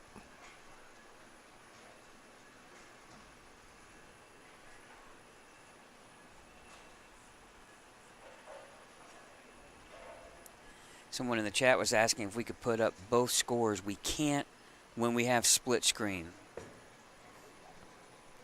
So we'll try to go back and forth with scoring. Oh, I'm not sure what came out of the back there to kind of tip the 10-pin forward. We'll try to flip-flop scores back and forth, but right now Ryan Burton in full control.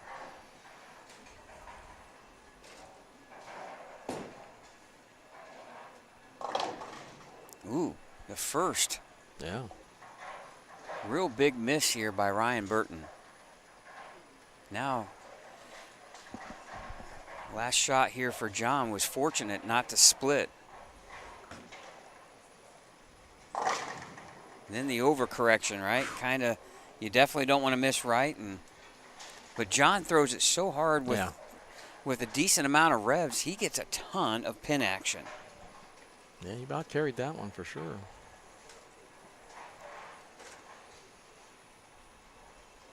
'83 in the 5th for. Oh, big spare. 83 in the 5th for. Excuse me, in the 4th for John. 103 now in the 5th, and he has a 23-pin lead on David Hayes.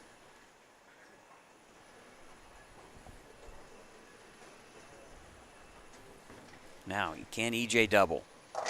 Yes. You don't want to do the old cliche, but it's one frame at a time, right? Yep.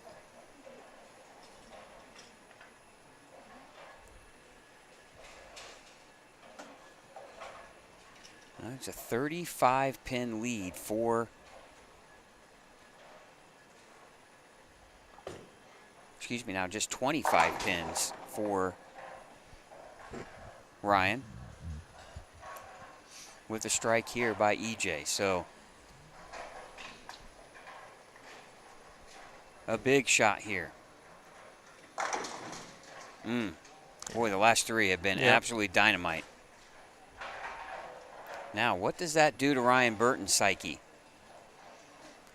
I know Ryan, he doesn't seem too worked up about anything. Ryan's going to go about his business, focus on his game here.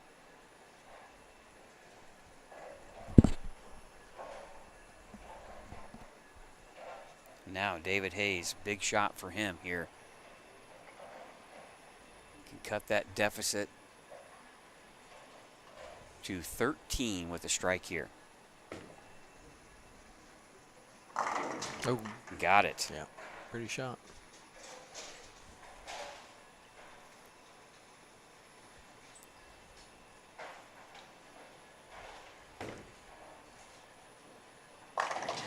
Wow. No, half pocket, got that out of there. Trips the 7 out. Yep. Have you ever been, Mike, in a situation where, you know, it's just, you feel all the pressure and you just almost kind of just, you know, it's not like lose feeling, but you just kind of lose just, you know, you're just bowling at this point. You just don't even know mentally what's going on, kind of. Yeah, I mean, I think you get confused, and not confused, but you get points where, you know, things are coming at you so fast. It's like you almost could need to call a timeout, you know, to regroup. And those are re-racks. All right. David Hayes can cut it to a 3-pin deficit here.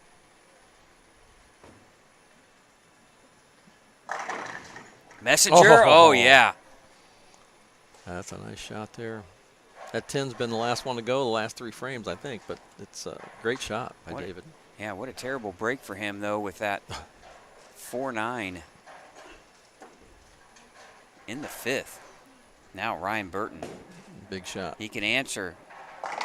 Oh, and he Okay. does. Just 2 solid shots from Ryan. I mean, that's his hope, you know, to just match what CJ or EJ's doing and Yeah. Well, see what he can do. hey, there we go. Chad figured it out. Nice work.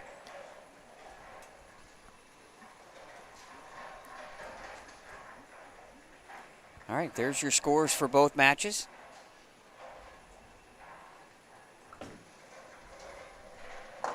Oh, John doesn't like it, will he? Oh, nope, leaves the 3. John's kryptonite is overthrowing sometimes a little bit, and that's going to end it for EJ. You know, EJ, funny how things work. He's two horrendous carry instances again. Oh, and John Verbic whiffs the 3. I've seen a turnaround here in both matches. You know, EJ, stone 9, solid 10, and then a rip 7. He could be in this match against David Hayes with still a lifeline per se. The spare here is big. Oh, oof. Man, we have the angle, and you talk about right from the side of that. I mean, an inch from picking that spare up. Yeah, that's going to leave him Well, he's got in the about 130s. Be about 128, right? It'd be about 137 in the 8th frame. Most he could do is 190 in the 190s. John with a solid 7 wow, pin. that was.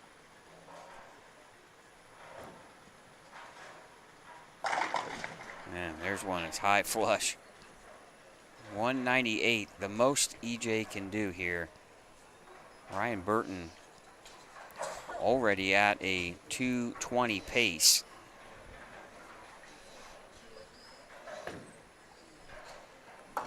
Boy, and the missed 3-pin. Yeah. Can that come back? John Verbic, the most he can do is 204. David Hayes at a 2-teen pace. 2 big shots here in the 9th. This strike here in the 9th for Ryan will pretty much lock up his match. And boy, how tough of a pill will it be to swallow for EJ to get this close and come up short again? Ah, that'll do it. Yeah. I mean, with EJ, he bowled very, very well. Obviously, he could have been running over things here. You know, a couple games where he couldn't carry, and then he got caught on that pair there where just got that hang spot that didn't give him any breaks. And you know, you break those down to 2 pins, and it's a totally different animal here. Well, David Hayes here. David Hayes made great shots. Or not David Hayes, but he's been making great shots. But Ryan Burton making great shots as well. A strike here when he would only need to mark in the 10th. Oh my goodness. That was kind of like one of those more inside out. You know, got it in and then out, and then just couldn't recover.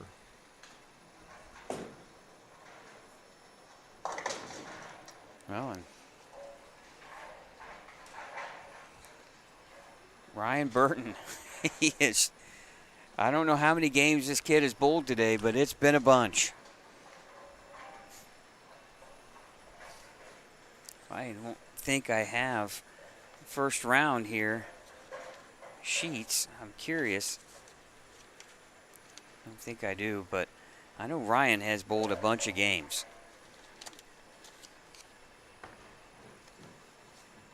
Oh. Just missed. Yeah, Ryan Burton lost in the first round, guys, 210 to 163. He has bowled maximum amount of games right now that you could possibly bowl. Now 166 in the 9th frame for David.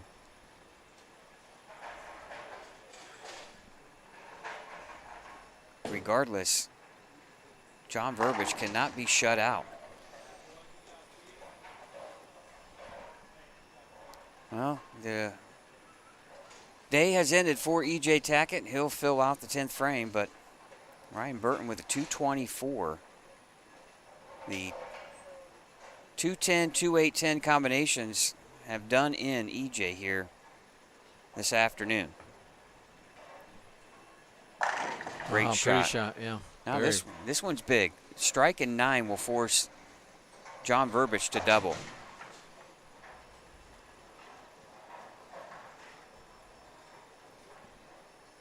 It's amazing just how difficult things can be, because EJ was in complete control over John Verbic for the most part and just could not strike and loses his match. I believe it was 205 to 202 or 203, one of those two.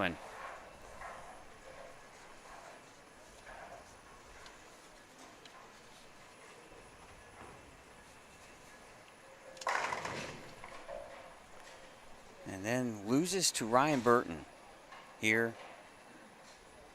in the final 4.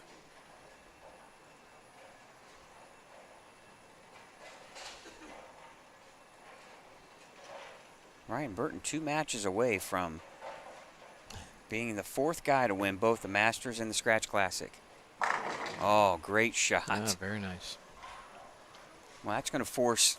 Now, big shot here, Phil, in count.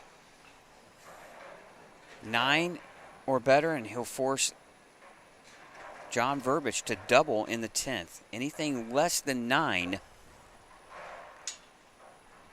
and John has a chance to either tie or win.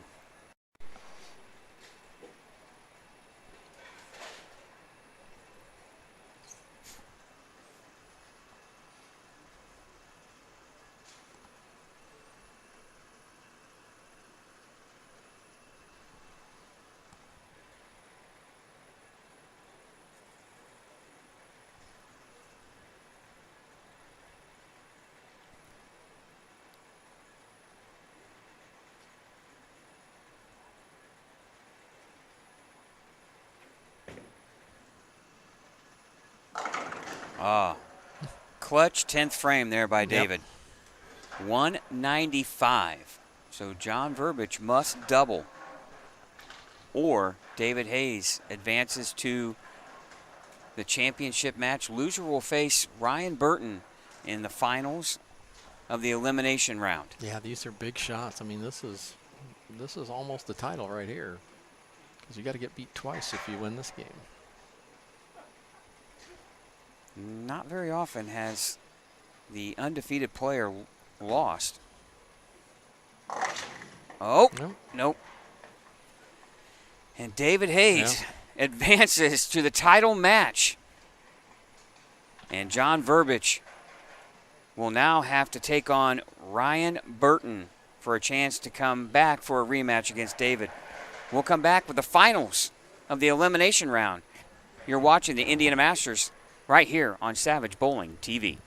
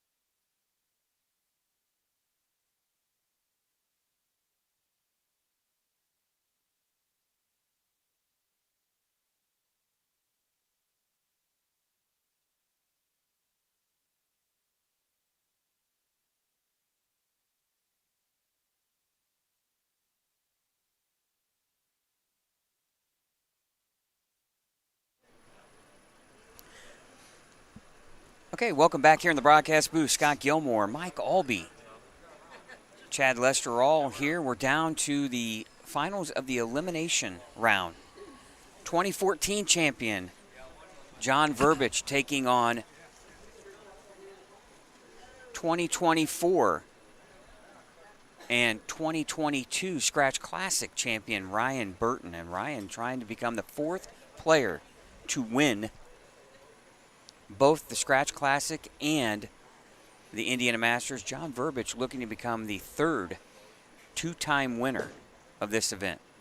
It's a good start.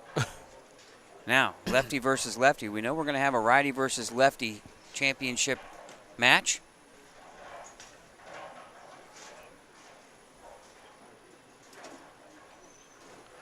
You know, Ryan, those are the titles he's won, but he's been in contention for all those tournaments all the way to the end. Even. Yeah.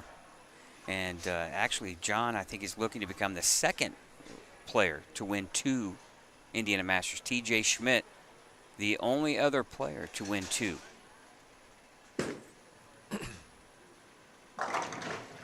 Messenger, and boy, like you said earlier, how many times has a Messenger come over in front Yeah, in front of the corner? Yeah, it's crazy.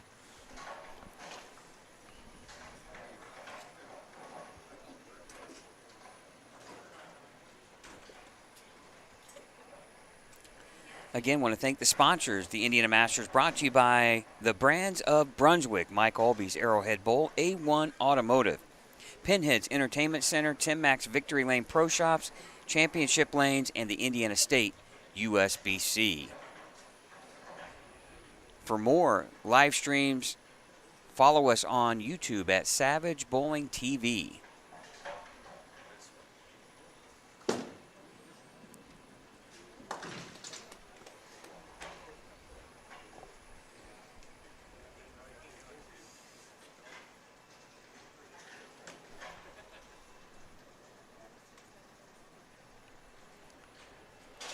All right, here it is, too. 2 guys sponsored by Hammer, taking on one another here. And both bowling professionally as well. Ryan will be participating in the PBA Tour season coming up, and John Verbic bowls quite a few events on the PBA 50 Tour.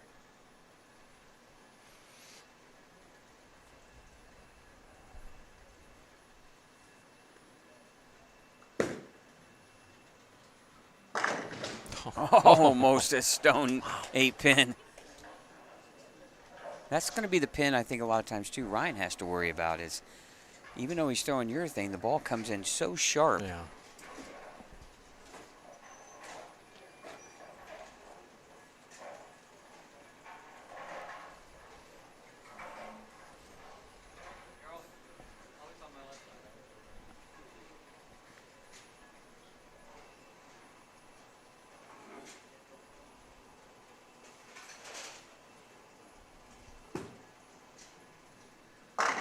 Oh, great shot there from 2 John. high flush. Yeah, 2 of them high flush.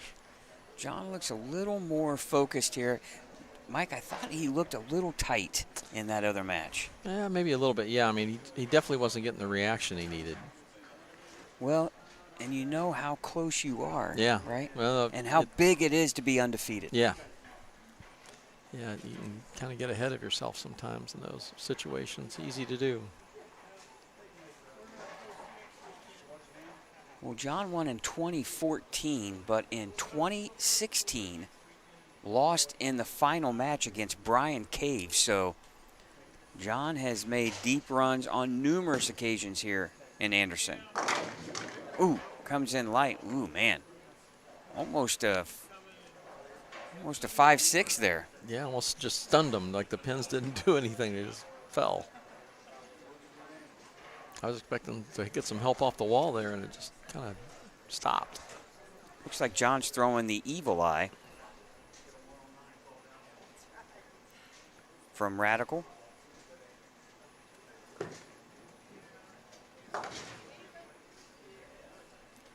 Ryan Burton sticking to the urethane.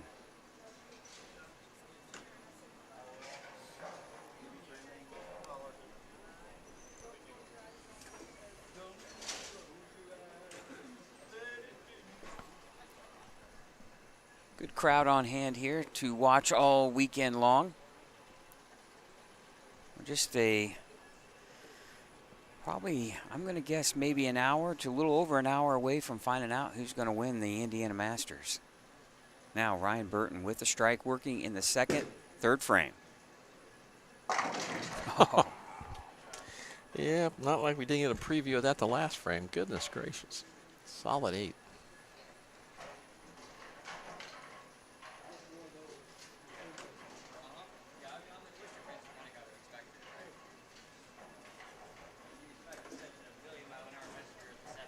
I noticed both players with gigantic bags of rosin.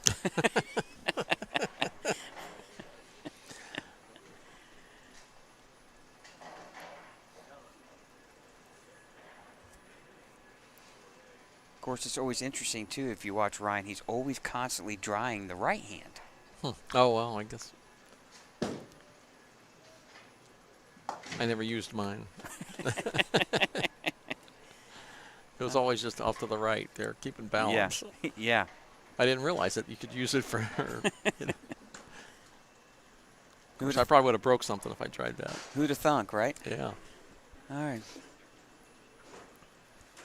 Because if I could throw it like Ryan, I would have definitely tried that. Man, he's got it down. You know, so many young kids back in the day when you were younger you played weren't around. strong enough. You And were you always played around you doing had to that. use two hands, and then Yeah. they quickly said, "Oh no, you can't." Yeah. And then Jason Belmonte kind of Yep. changed all that Well, from a there national was perspective. There was people before that, but Yes. yeah. We had a couple guys on tour who tried it and did okay, but didn't last. Great shot there. 9-pin lead for John Verbic here.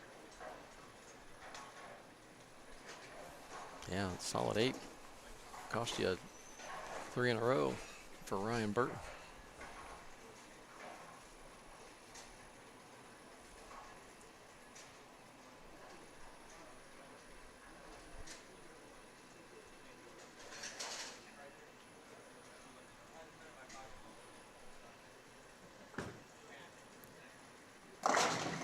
Comes in light. Oh yeah, that had some speed on it there. Just didn't have a chance for it to grab the lane a little bit. It wouldn't have had to grab much, just a little bit off that, and that one would have probably ripped him to shreds. I think this is, correct me if I'm wrong, is this round of 8? Might be round of 9. This might be the round of, it's either 8 or 9, I can't remember. Whatever it is, that's the number of games Ryan Burton has bowled. He has bowled in every round. Except he didn't bowl this morning, though. Yeah, this is Ryan's 9th game of the day, Mike.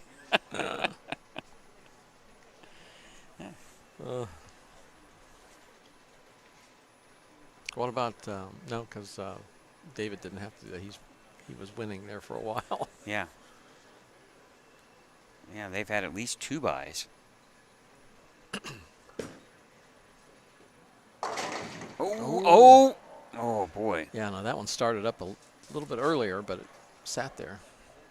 Yeah, almost a 4-9, or excuse me, a 6-8 there for John Verbic.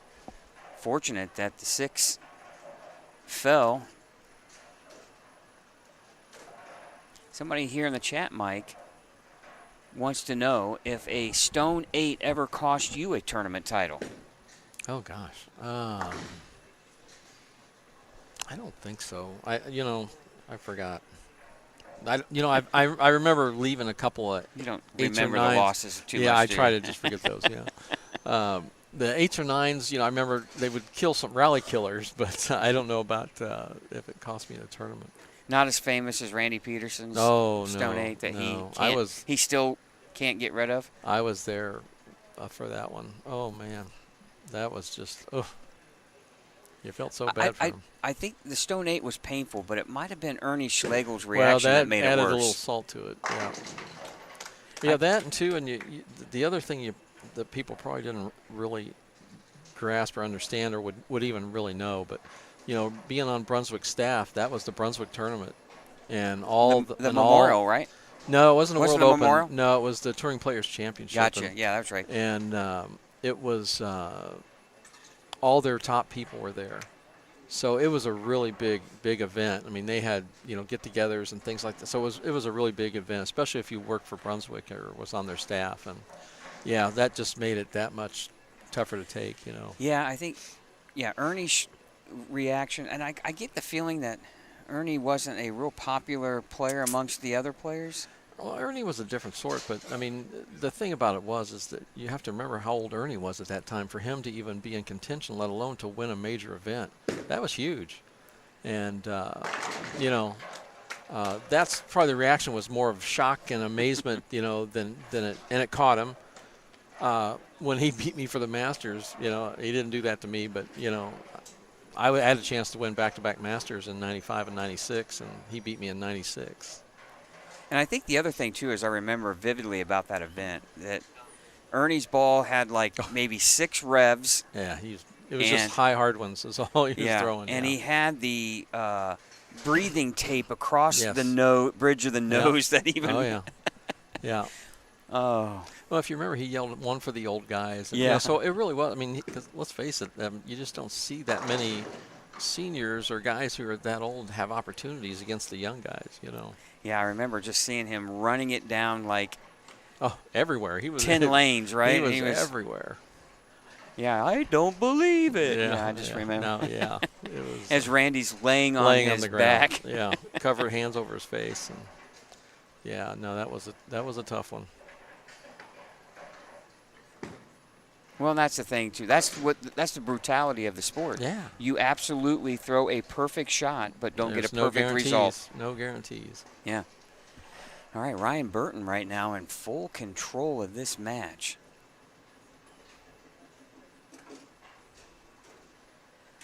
He's up 14 here. John with now 4 consecutive 9-count spares, but Mike, it looks like John's kind of losing the pair here. Yeah, I mean, just a little too quick. I mean, he uses ball speed anyway, but it just needs a little bit less to get that ball to start up a little sooner. See, that one pretty good. Oh, yeah.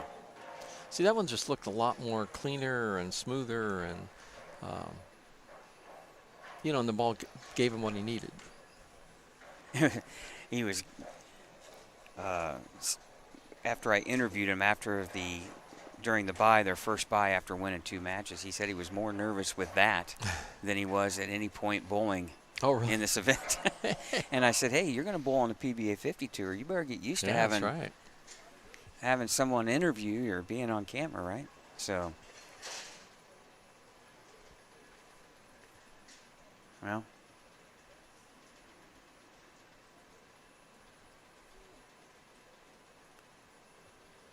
Ryan Burton here.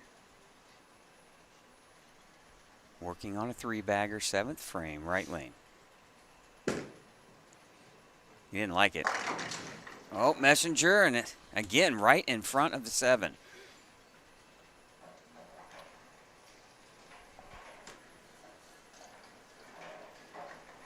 All right, the Indiana USBC Masters brought to you by the Brands of Brunswick. For the latest releases and product information, like them on Facebook at Brunswick Bowling or go to brunswickbowling.com. Mike Alby's Arrowhead Bowl, bowling, games, billiards, birthday parties, corporate events, and more.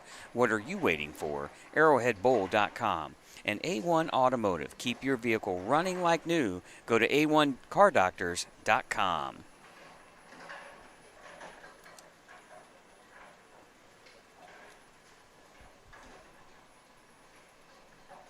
Now Ryan Burton looking to convert the spare here on the 7-pin.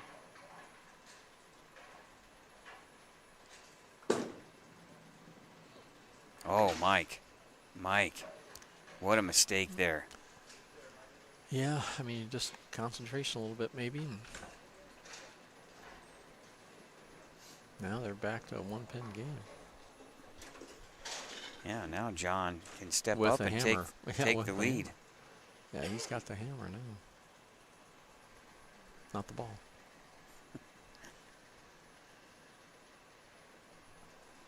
All right, just before 5 o'clock here, Indiana time here in Anderson.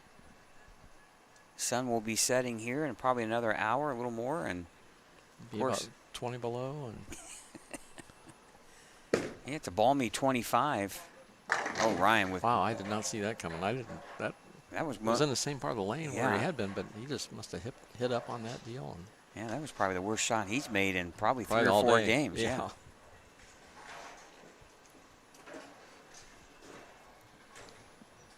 Again, we talk about swings. You think this guy's in full control, and then wham, Yeah. one mistake, it and turns. then, you know. And We've seen that all day. Yeah. Yeah, and you wonder too, Mike, if missing the 7-pin, did he really kind of press on this next shot to get back in? I think it, or it just he took him out of his game, and yeah, I think it just took him out of his game and what he had been doing, and was probably still thinking about that for a little bit. It'd be easy to do that. When does fatigue, not only physically but mentally, come into play as he's bowling his 9th game? He's probably bowled 5 more games than John has Well, today. I mean, your mental game is what's going to keep you in. I mean, the physical part, is there, but the mental part is something you can't turn on and off. So you've got to keep focused and continue to do the same things. It's your pre-shot routine. It's all that keeps you in that focus.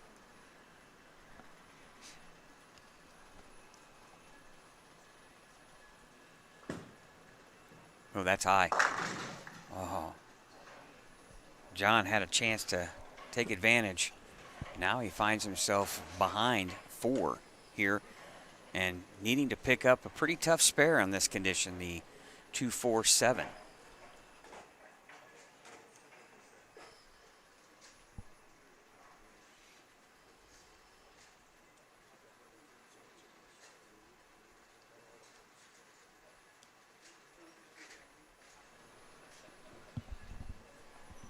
So John was on a strike, so he's going to hold. He's going to. Yeah. He needs a spare to stay down 1. Yeah, just 1, Mike. Because good- then makes them both even. Basically just 1 pin. That's a big break for Ryan Burton. Because he had a chance to go down, really put the heat on himself there. But let's see who can handle the 9th better. The one who can strike in the 9th is going to hold the keys here. Yeah, it's going to come down to 2 frames here. Who can bowl the best under the pressure and under the circumstances here, as both players here, they can see the finish line in a way, right, Mike? Mm-hmm, sure can.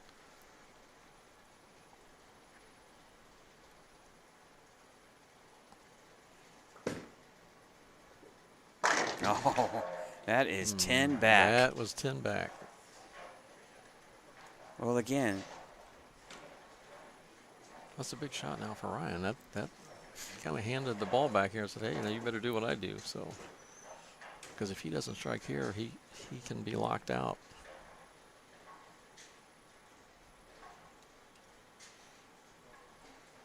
But he can go all the way off the sheet and he can be in the championship match too.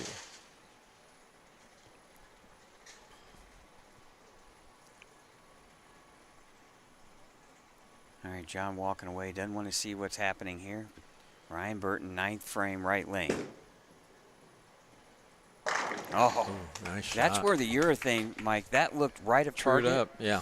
And I that agree. ball sat right Yeah. there. Mm-hmm. That's why it was so surprising on his last frame that he got one Brooklyn, that he could get it over there. Well, 1 at a time here. 3 moves him on. Yeah, reactive resin, and that ball is through the face. Yeah. And now, you're right, Ryan controls his own destiny. As long as he strikes. A spare and strike in the 10th, he'll force at least John to get the first one. That's the big part here. Mm-hmm. A strike here would force John to at least double if Ryan would not strike in the 11th.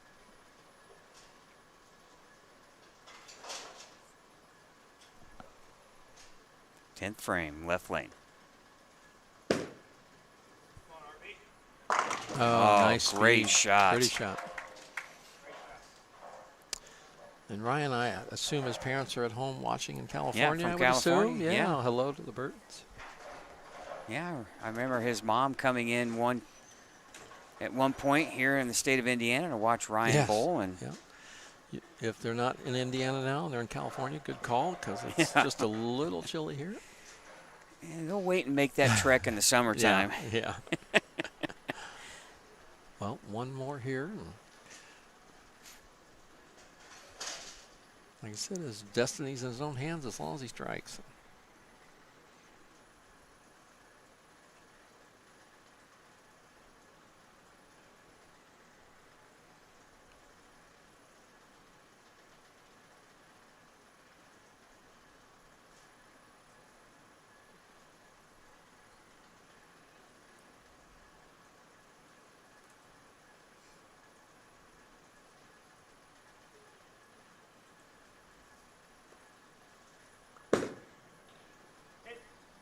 Oh my. Boy, the ball just hooked immediately. It jumped, yeah. Looked like he was just a little softer with that.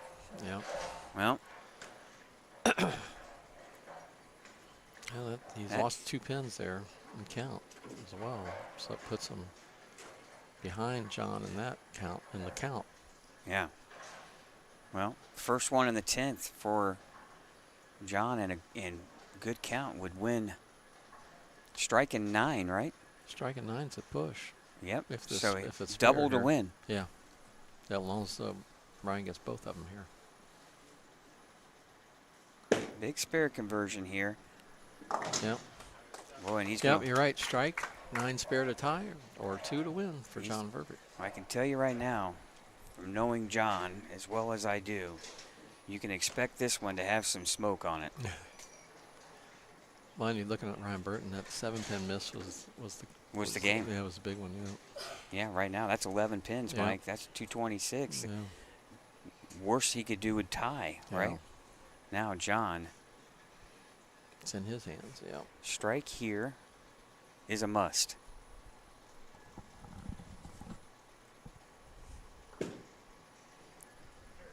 Oh, goes through the face.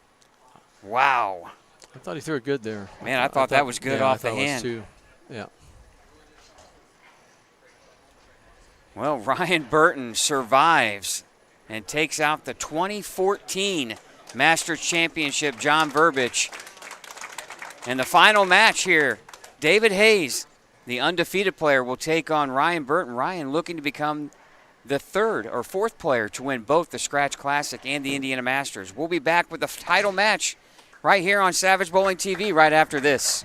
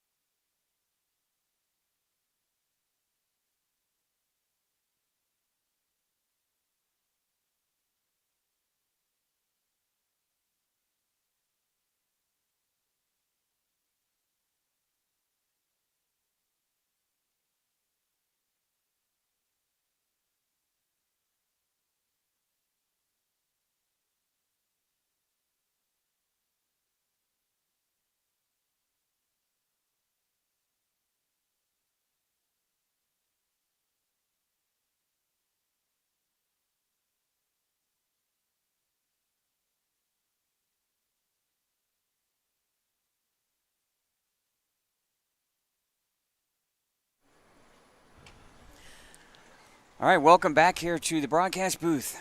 Indiana Masters Championship match. Scott Gilmore, Mike Albee here in the broadcast booth. David Hayes and Ryan Burton in your championship match.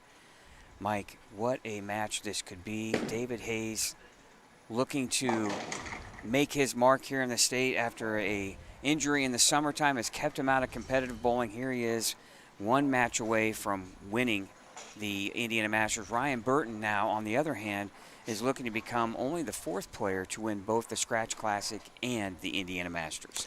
Yeah, a lot of great stories both ways. And David Hayes, I mean, he's had this before where he's had the break because of he's being the leader and gets to sit out around, so he's coming in cold, basically. But he's been able to handle that all day, and he's made good adjustments when he struggled. So, and the other big thing is Ryan Burton has to beat him twice. Well, 9 and 10 hasn't been used for a little while here in this tournament. So players are going to see a pattern or a pair that's a little bit different than what they've seen here most of the afternoon here in the last few rounds. Now, Ryan Burton has to defeat David Hayes twice, and of course, Ryan starts off exactly the way you don't want to. No, and it was a 3-7-9, which means the ball didn't quite make it back. So that's a telltale sign that might be a hang spot. So we'll see how he's able to adjust. But, yeah, you did want to start out with an open and giving David Hayes that little bit of room to get loose here in the first frame. But David's been solid all day. Kept his head down, and he's made some great adjustments when there's been tight games and made good shots. And knowing his early collegiate career at Wichita State, Gordon Vatican and now Rick Steelsmith. Rick Steelsmith, they focus a lot on the mental side of the game and just the mental side of things in general. If you're in a good frame of mind, you can execute in pressure situations. And then that carried over to Marion, right, with Jordan Gray. And oh, pretty shot. Oh, great shot there from David. Yeah, that was a pretty good message sender. Yeah, that was.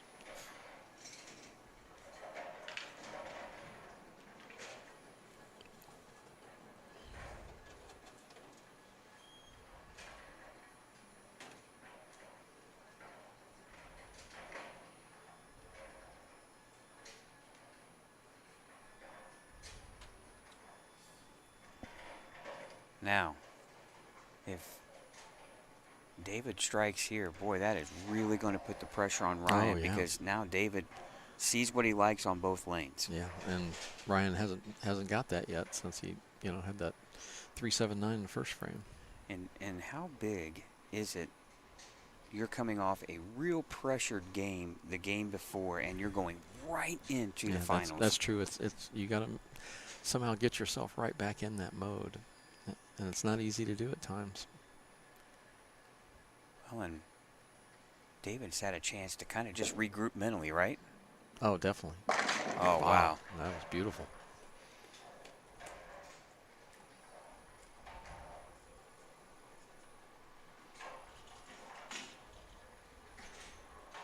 Jordan Gray watching, chatting in here with us and seeing if his former player can win a state title here.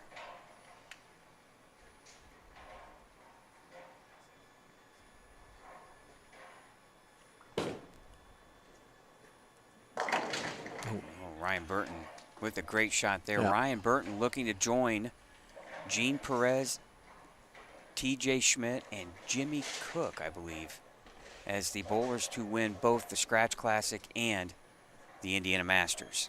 It's a good group to be part of. Big shot here for Ryan, trying to get back into this one. And back in it, we're only 3 frames in, but you don't want to be left behind too early here. A lot of drama here this afternoon. It really has been. EJ Tackett losing in the final, within the final 4 players to Ryan Burton. Matt Sanders was taken out by Ryan Burton. So Ryan Burton has eliminated some pretty stiff competition to get here into the championship match. And the other thing too here, Mike, that we don't realize is this is the 10th game that Ryan has bowled today. 9 of those in an elimination situation. Well, you remember in the Scratch Classic, what was there, 4 guys left, and Ryan was one of them. And I mean, that he's performed well under pressure for the last couple of years at least.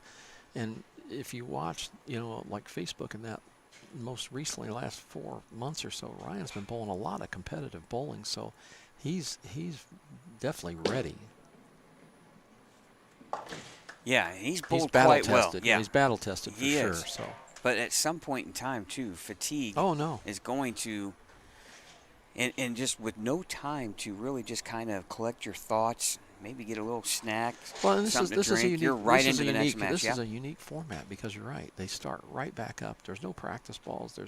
You just get the minute your equipment hits the rack, we're off and going again. So, and that's been all day, especially being in the losers bracket, which Ryan's been since the first match, after the first match. So, yeah, there's no time to really regroup. All right, David, with the early lead here. With a strike, Mike, he can go up 21 pins here.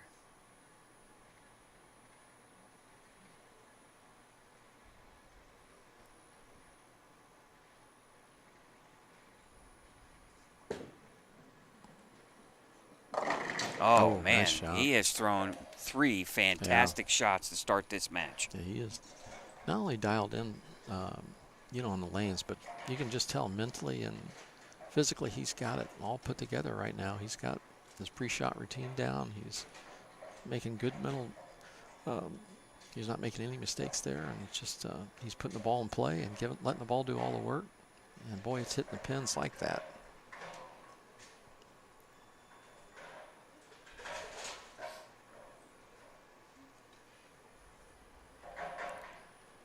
Very methodical player, Yes. too. Mm-hmm. He is not in a hurry. I would say kind of the polar opposite of E.J. Tackett, right? E.J. is just, EJ would be he in the bowls in third a frame blur. right now if he was just starting.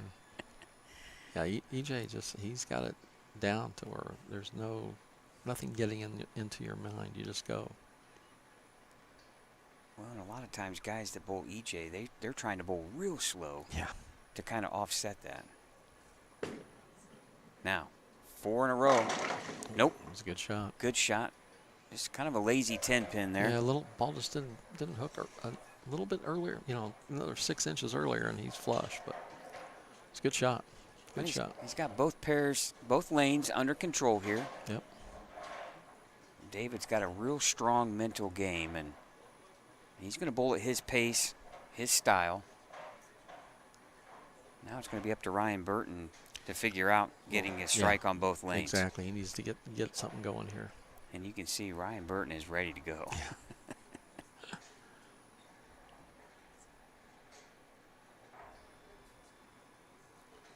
David goes right through his process every time. Which is a good routine. Yeah, stick to your routine. Yeah.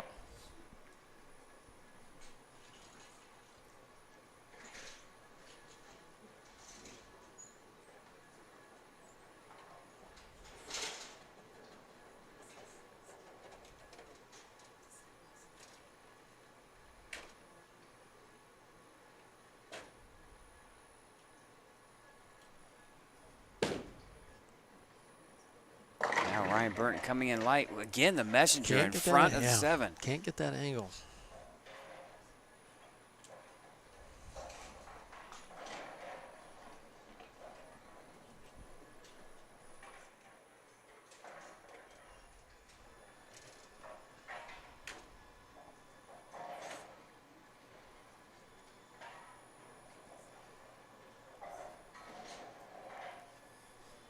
And David just backs to his chair and kind of in his own little world and focusing, trying to just kind of keep your mind going slow, right? Now Ryan Burton trying to convert the 7 pin here in the 4th frame. Down 31. Yeah, since that 379, he's made good shots, just not able to get that angle to where he gets strikes. But I think Ryan Burton's been making those adjustments all day, so I don't expect him not to here, to start. But he needs to start a little earlier to get some pressure on David Hayes here, please, to kind of make sure that he doesn't get too far out in front of him. Well, Ryan trying to do what Kyle Luckett did last year. Now, obviously Ryan, the number 2 seed, but Kyle Luckett lost his first match and then ended up winning the championship. Ryan Burton trying to do the same thing, and that's left. Oh, what a break. Sometimes that's what you need. Yeah, that ball was out there a little bit, maybe trying to change the angle a bit and just didn't make it, but boy, it hit in the right spot. Well, and sure Ryan and David are familiar with one another. Ryan bowled for Purdue out of California, now resides in the Valparaiso area. Maybe Jordan in the chat could help us out. What high school did David Hayes bowl for? I can't remember, but obviously he was an Indiana All-Star.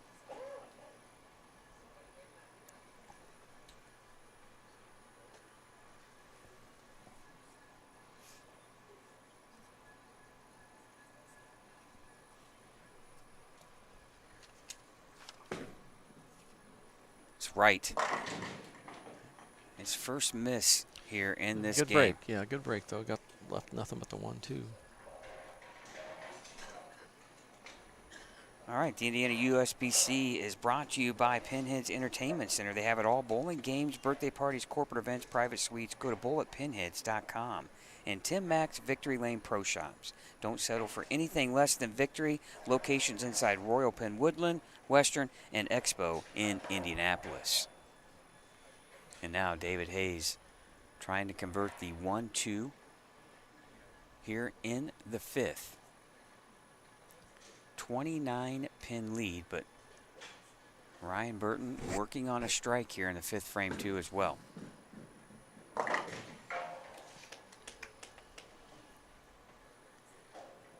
Not a lot of emotion on the face of David. He is very stoic, doing about his own business, going about his own business in an own way of doing things here. And he's not going to change that.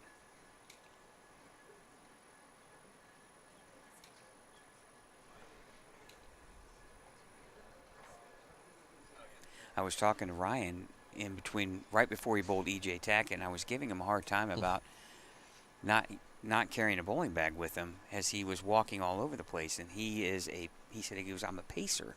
He paces. And here you are bowling someone very deliberate and methodical in David Hayes. And here Ryan is, for him, he said it's just hard sometimes just to stand still, right? Yeah, I mean, you've got to adapt to what they're doing. You can't do anything else but that.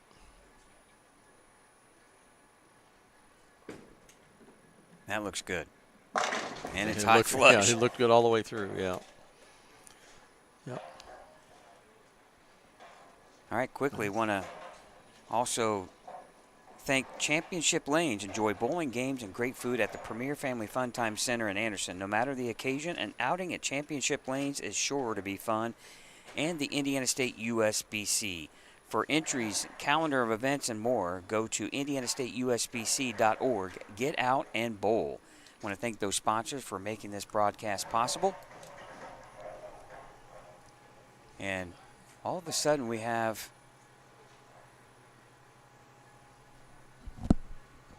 a loud noise coming. I think that's from the back.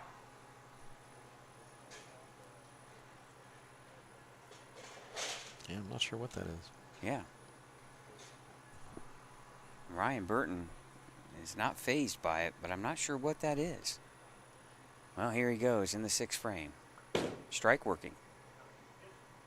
Oh, beautiful shot. Great shot.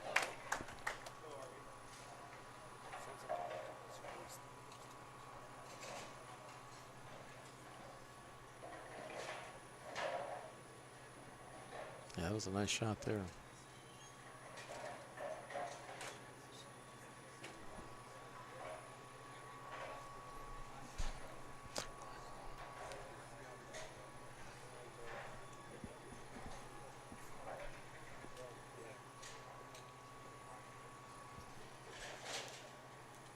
Most sounds, I mean, as long as it's constant, you can usually deal with it. Yeah.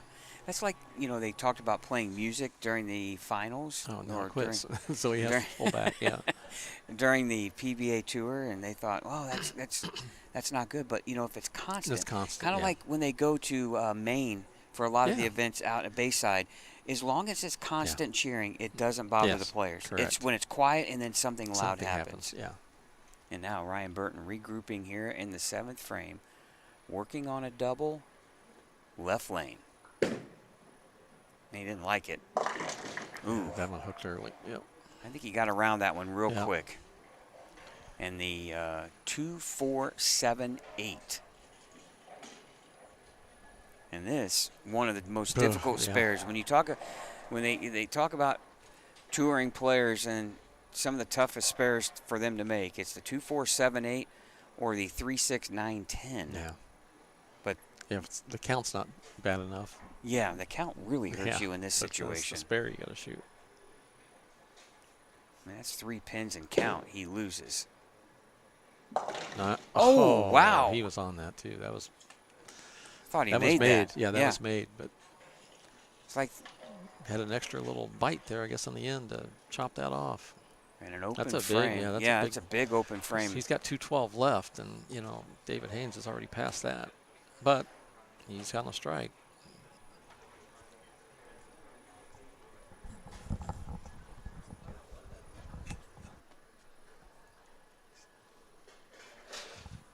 Well, Mike, right now,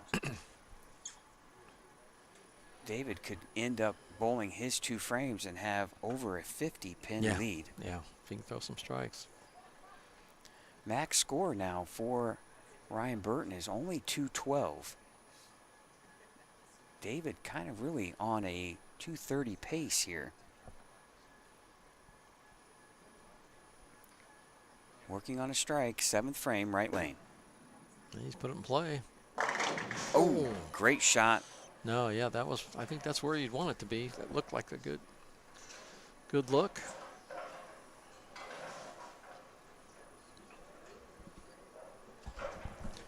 Keys, whatever you leave, you got to pick up at this point. You don't want to help out your opponent, but it's a good shot. Yeah, someone in the chat. Let me see who had made a comment. David bowled at Terre Haute South, Vigo in high school. Terre Haute South was an Indiana All-Star and then bowled collegiately at Wichita State before transferring to Marion to come back home and bowl his final year in college.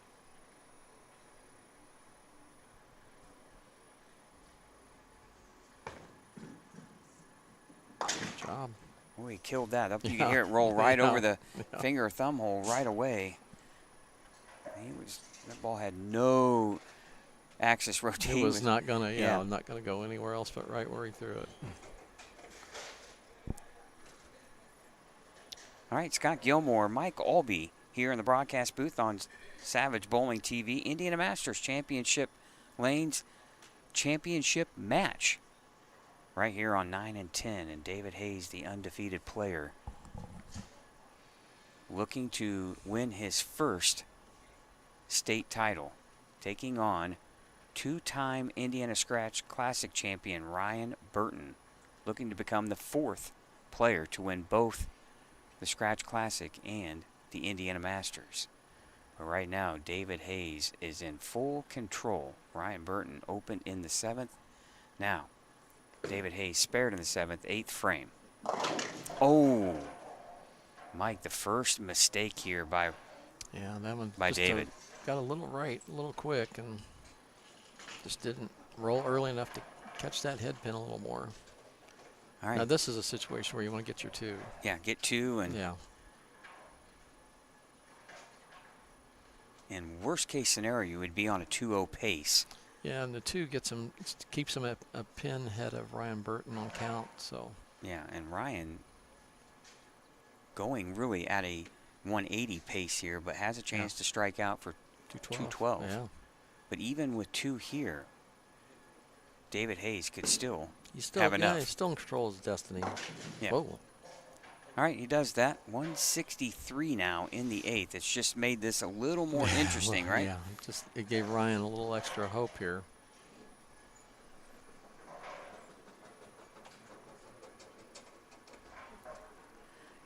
A person here in the chat, Chad, said that they finished second in 2020 in the state. Now Ryan Burton, he needs to strike. Oh boy, that's a good start. Ask and you receive. That was perfect. Perfect shot by Ryan Burton. You know, just looking at Ryan's face, he looks Looks a little he looks tired. wore out. Yep. Yeah, he looks a little worn out here. But here's where you dig down and you keep that mental game going. And here we are, the 9th frame, which out the 9th frame.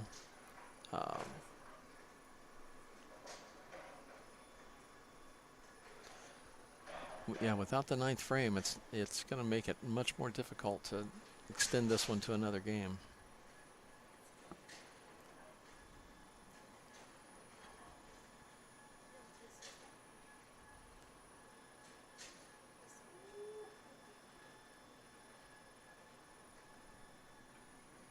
There's must strikes, and this is pretty much in that category. Oh, and he gets Good it. shot. Well, he's going to force David to earn this one. Yeah.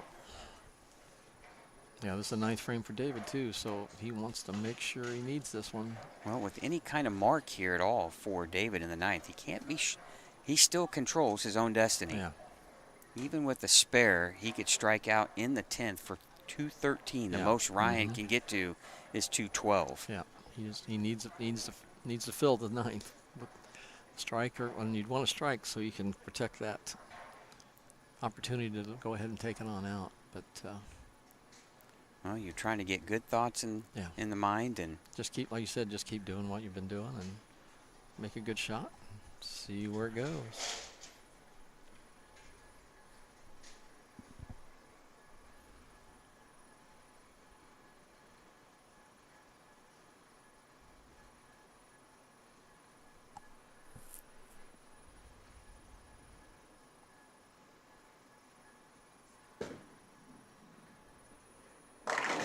oh, great shot, and a ripped 7-pin. Wow. Yeah, that was a very good shot. I thought for sure that was going to be the right spot. Now you got to make the spare. Well, two things here too, Mike. Spare here and good count spare in the 10th would still force Ryan to get that first strike in the 10th.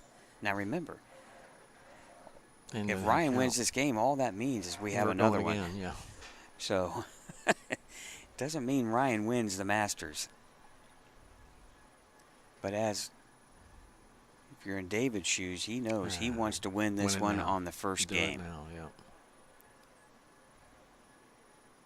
yeah. Because he's made good enough shots to win it. Yeah, he's got a couple of corner pins and then a 7-pin here. Yeah, just the 2-8-10 was the big one that was the killer. But, well, got to have the first one here to set it up for David Hayes.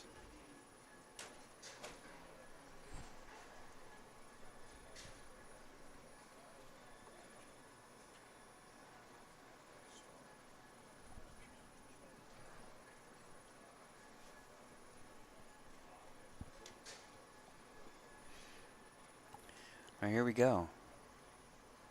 3 strikes here in the 10th, Mike. And David Hayes is your Masters champion. But first things first, you got to get the first one. Yeah, you got to get the first one.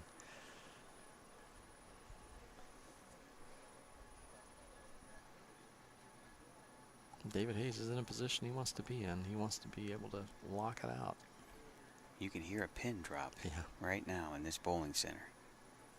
10th frame, left lane.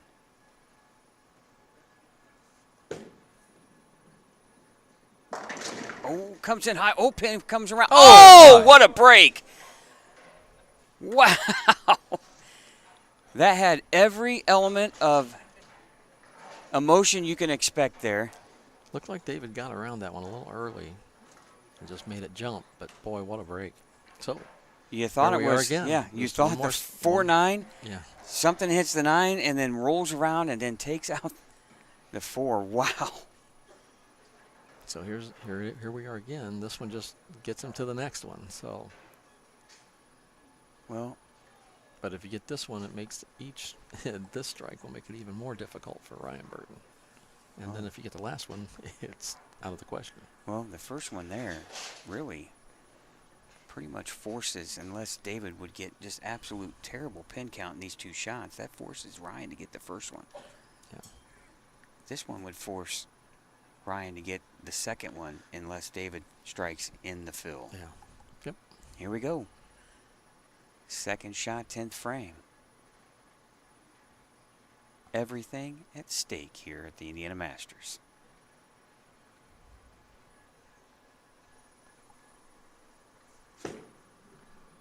That one's right. Ooh, 5 count.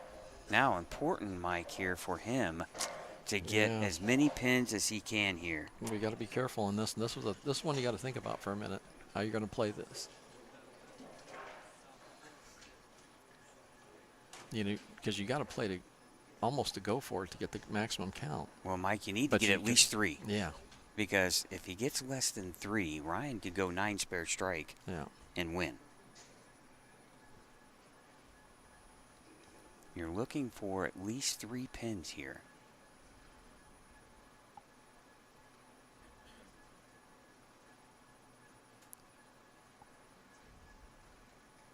Well, we wanted drama. We're here. Well, we got it.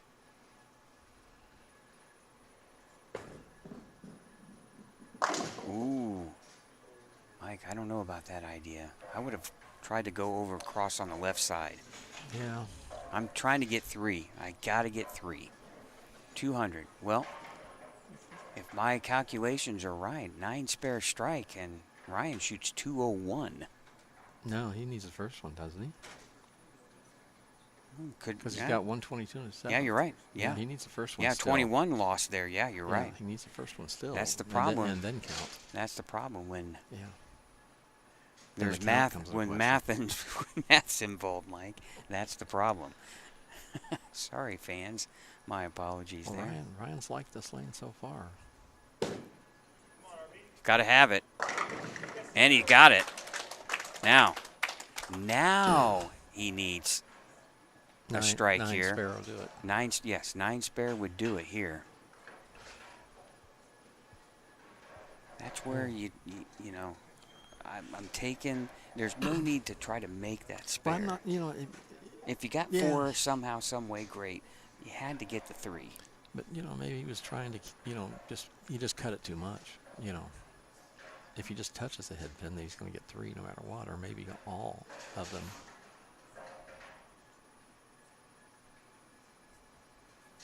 But Ryan's head likes this lane. Well, yeah, and David's probably thinking if I get 4, it forces him to double.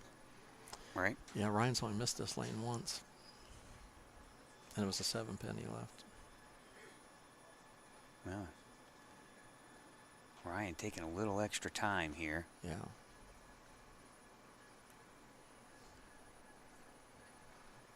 Well, 9 or better here.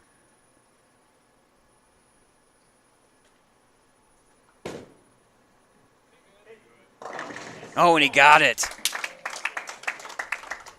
Ryan Burton will force a game 2 here for the title here at the Indiana Masters.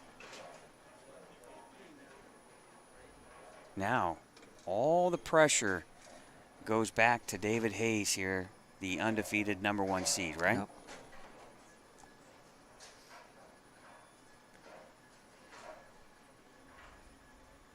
How does David respond? Yeah, that's a tough one. That's a tough one to lose.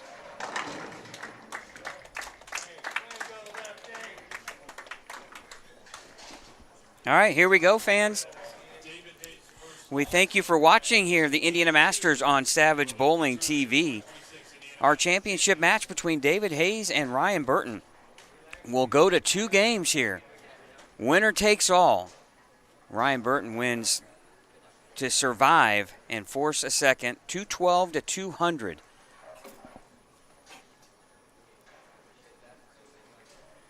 These two former collegiate players know each other quite well, and again, Ryan Burton with a chance to win both now, the Masters and the Scratch Classic. David Hayes looking for his first state title. Here we go.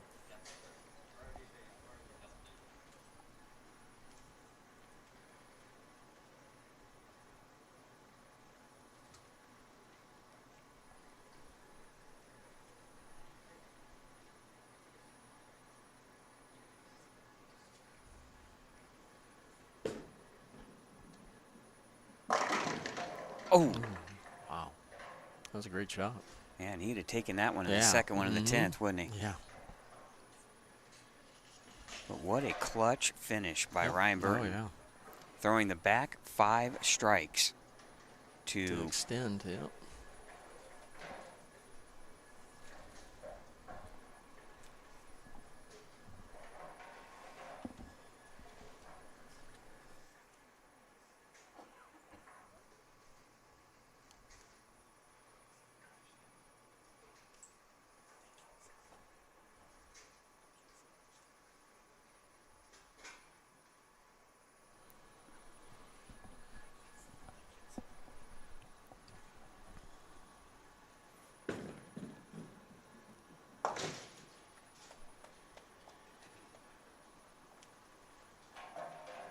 All right, David with the strike.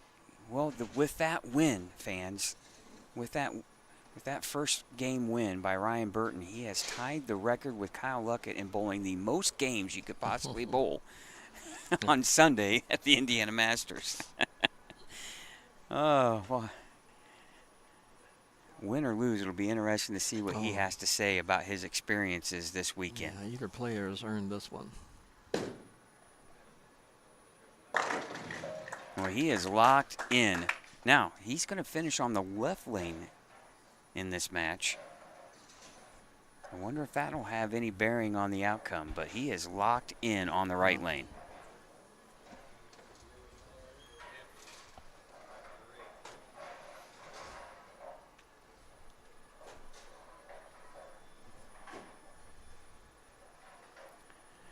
Well, fans, I hope you appreciate what you've been able to watch here this afternoon, because it has been a lot of fun. Wow.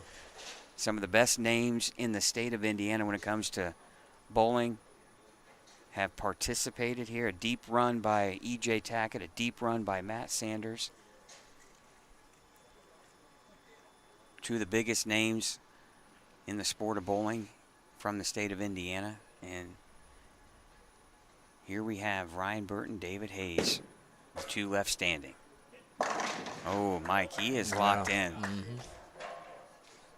You kind of wonder if David has missed his opportunity here. Well, yeah, I mean, you'd have to think so at this point, but the way we've seen all day, it's just these matches have turned on one shot. They've turned. One thing, though, I will say is when you're watching Ryan and David both bowl, Ryan, you don't see his ball do anything crazy down lane. No. Where David his ball can overhook or underhook. yeah. And Ryan, you don't see that motion with No, his as long ball. as he doesn't hit up on it, Ryan's in good shape.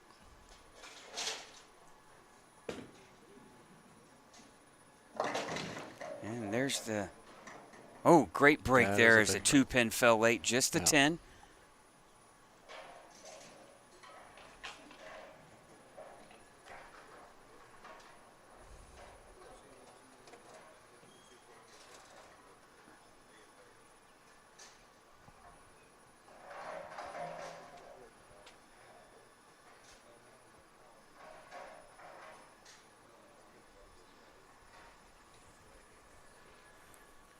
Well, a great break there for David, but he's going to have to try to get locked back in here, Mike, to have a chance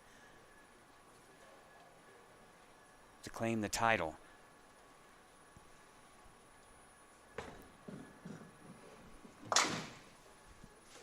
Yeah, he just needs to keep trying to get that spot where he finds it. And the first frame was great. The second frame just a little wide there. It looks like got out there a little too quick. So. Well, and of course, lane 9 didn't drop all 10. The 10 pin is missing, and Most right-handers wouldn't have a problem shooting at that, but that's when you'd leave an 8 or a 9 Something or a 7, else, right? Yeah, something else. Yeah. Oh.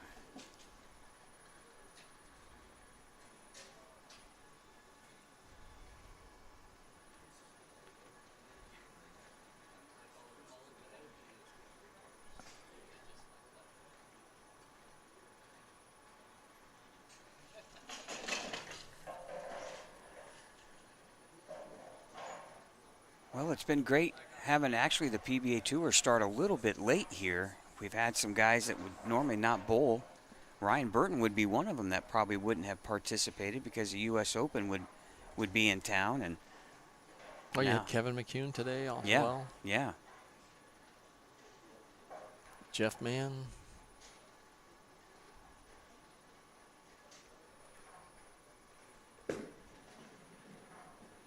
That was a little grabby. Yeah. He's trying to, you can see he's kind of trying to find that spot again. That was a big break. That might be one that loosens him up.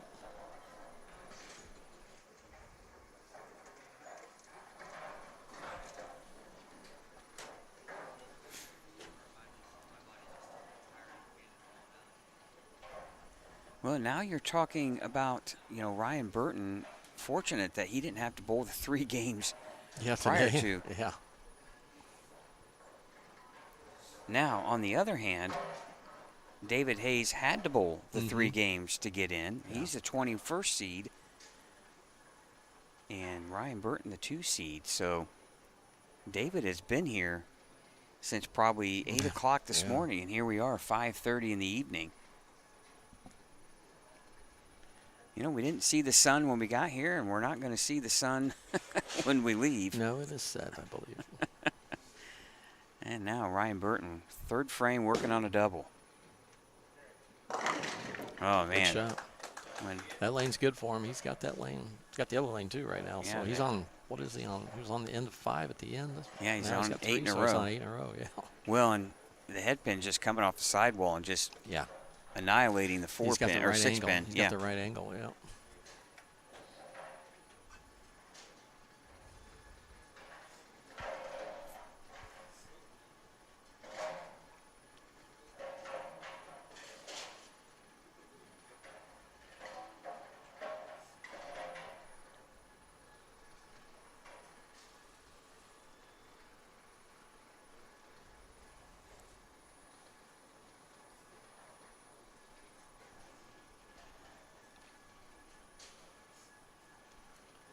Boy, with a strike here, he could really put the pressure on David. I think the pressure's there already. Yeah, he's flushing them up. That's 9 in a row now on the championship pair. Yeah, and this is where David Hayes has to get going. He's fallen too far behind, and we're almost halfway through this game. So I think the next 2 are hugely important, especially this next one. You got to start to neutralize that. Every shot that Ryan Burton throws is a strike, and that's just adding 10 more pins to the lead. So you got to slow that down. Down 21. David could cut it to 11 with the strike here.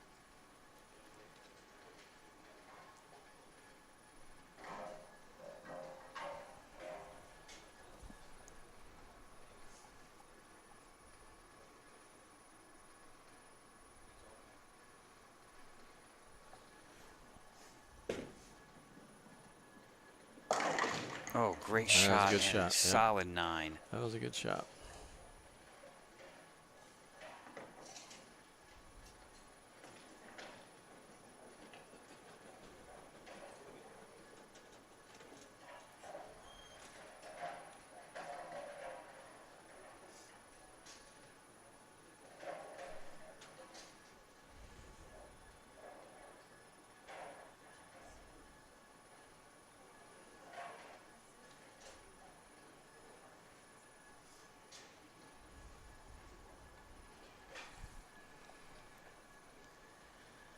Well, Mike, what do you have planned next week since we're off before we go to Fort Wayne for the high school state finals? Just work. Work? Yeah.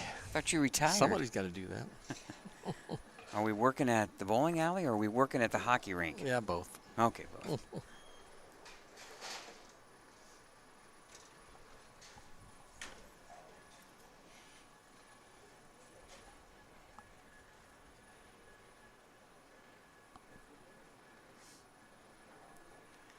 Well, now we have no football this weekend. Right, yeah. Super Bowl next weekend. You got plans for that? I'll enjoy the game, watching that. That'd be fun.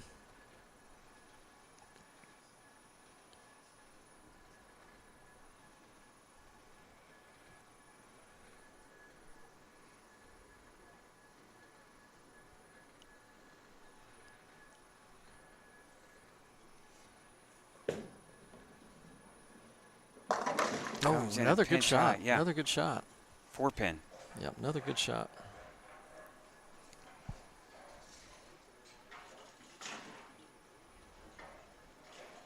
Well, our Boilers won today, so that's always a good thing, Chad. And maybe that'll silence the critics just a hair. For a minute. Yeah. The social media warriors out there. Now, do they play IU again? Yes, they'll play At him home, though, Yeah, right? they'll play him at Mackey. That was one thing that they always said with the NCAA. They were going to protect inner rivals and big matchups. So Sort of, right? yeah. Now David looking to convert the spare here in the 5th. David's made pretty good shots. Last 3 have been pretty good shots. Just can't get the carry.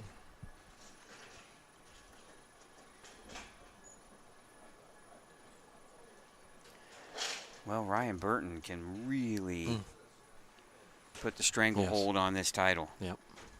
Here in the 5th and 6th frame. Well, like you said, was it 9 in a row? 9 in a row. And if you're David, not a whole lot you can do about that, right? He had his chance in this game, and that 2-8-10 late is going to be one we're going to look at. Ooh. 6-pin.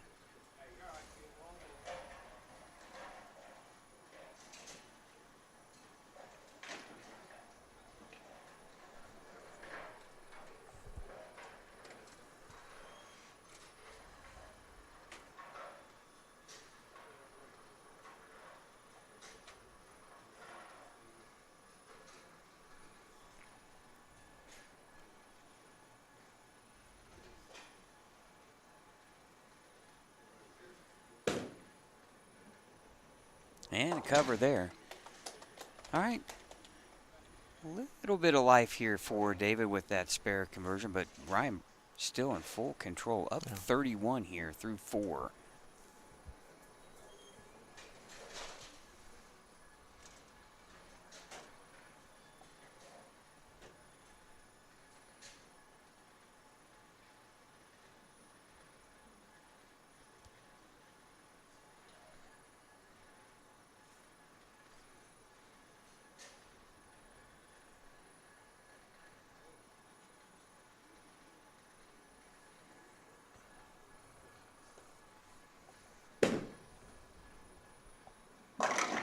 Back at it. Yeah, back at See, it. that was that little half hit there. Yeah. He still was able to carry out the 7. No, that was a good one there.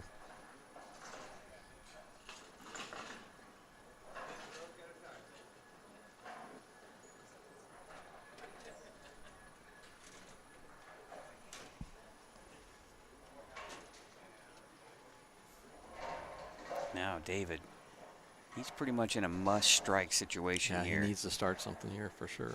In the 6th frame. He's going to make a He's big moved move. up. Yeah, Yeah, he sure is has. making a big move here, Mike. Yep.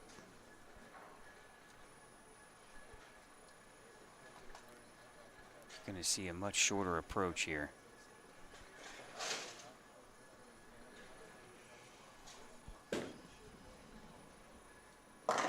Good shot. Yep. He just can't get anything going. No.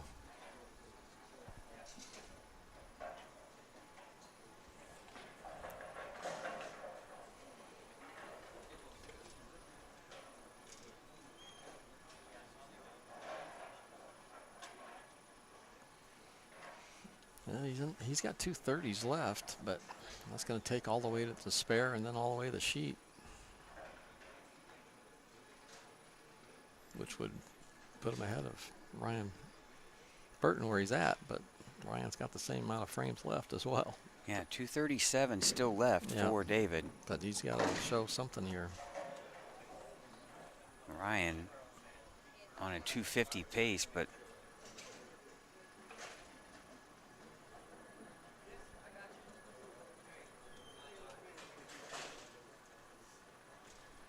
actually 220 pace for Ryan if he spare strikes out.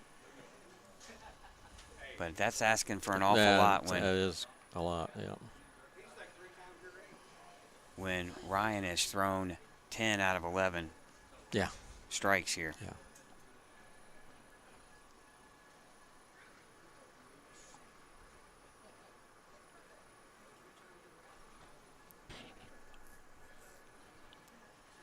All right, left lane here, frame 7.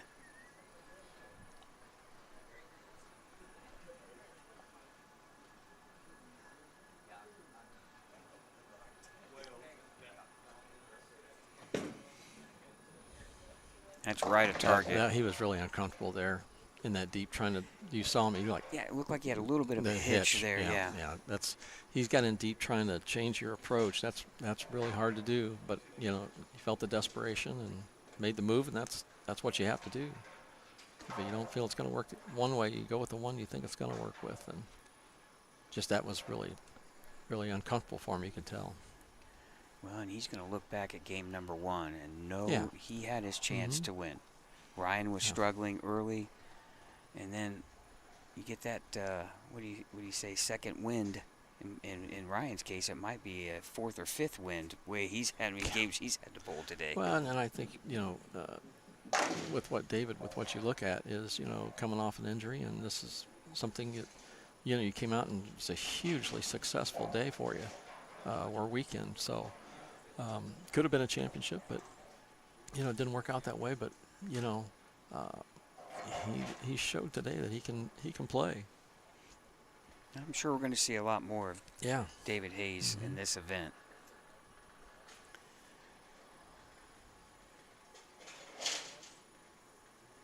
Right now, David, the most he can do is 209. Ryan's already at a 220 pace, and he's going to have help. Yeah. In addition to throwing the rest of the strikes in this game. And I don't think he's going to get any help from Mr. Burton. No, does not look like it. Great shot.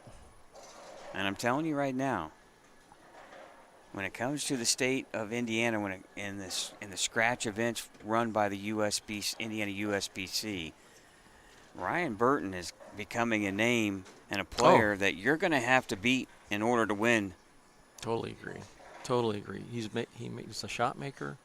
He makes the adjustments. And like I said, even watching the stuff that come through on Facebook, you know, things he's been bowling in all over the place. And he's competitive in every one of them. Not just competitive, but in contention. So, if Ryan can continue what he's doing, the things he's built upon so far, you know, he's got a lot of upside. He just needs to get out on tour there a little bit and learn and stick with it. Oh, 8. Almost a 6-8, but the 6 falls and the 8's left.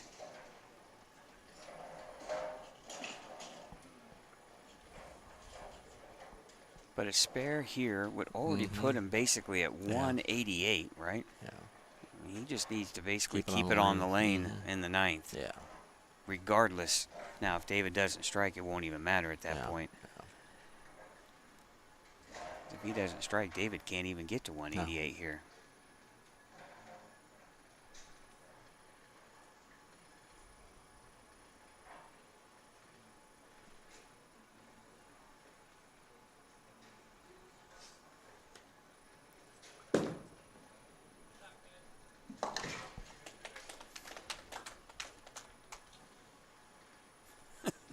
You can just see he is on pure adrenaline right now.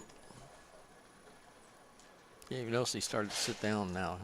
He's been sitting down and trying to heat up, I think, keep the arm warm. It's a little cool down here on this end of the house. Yeah, we're close to one of the doors, so when it opens, it's like any other place, you know, lets that air in there, and you can feel it, especially when it's 0 outside. Yeah. It's Don't- probably warmer than that now, but Don't remind me. yeah. And it doesn't look like it's going to warm up here anytime soon. I know tomorrow they said maybe 30 degrees here in Lafayette, but no. And he tried a ball change there, and Yeah. Tried to ball change, but the shorter approach makes it really difficult, you know. especially timing-wise. Yes. Mm-hmm.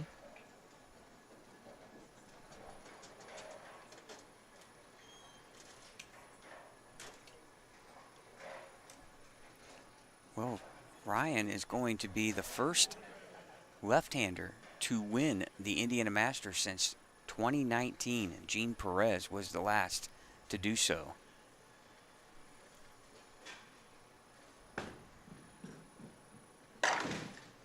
All right, the spare there and a congratulatory hug from David Hayes to Ryan Burton.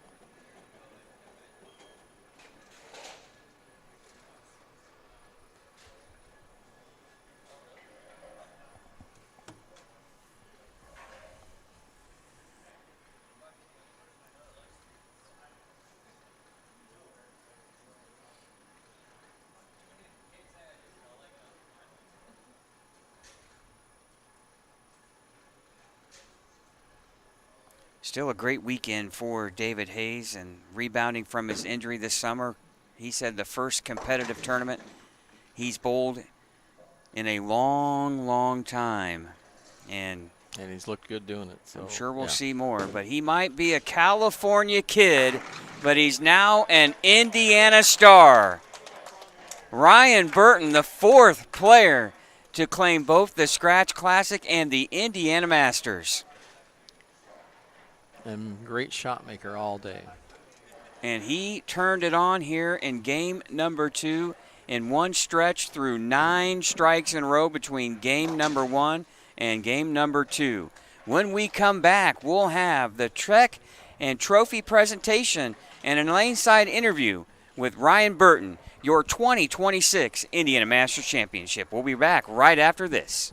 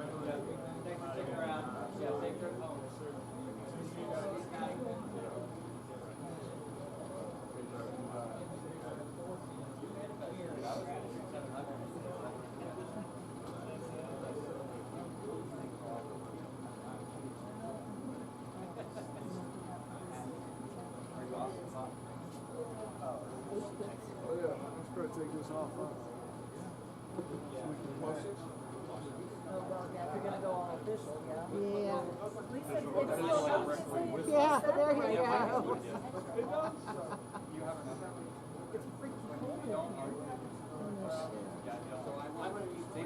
Both guys come in. Well, I'm going to have them come in individually. That's the best help. Yeah. Ryan, come here real quick.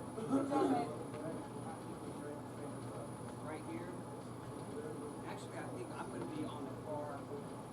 I want to go this way. Yeah. Austin is what they did. Zach, I'm just going to have you come in here.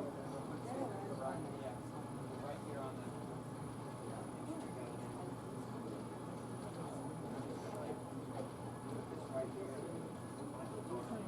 You're going to go on the other side. Okay. Okay. So here's what we're going to do. We want to get a money or let's get a trophy first. So what we'll do is we'll have you stand right over here. Austin will introduce you and you'll get him the trophy. No, you're going to walk not in front of us. Walk that way and then Zach will double bird. Last time it's like, ooh, you walk out this way. No. You're going to go stage left. And then you're going to introduce you. Hold on. I drove go right-handed, so can we reorient No, this? stage left. Like that. I'm gonna go up, make sure this is there. Just point to me. What happened with Mike? You're on 4, right? Yes. We're going to have a microphone.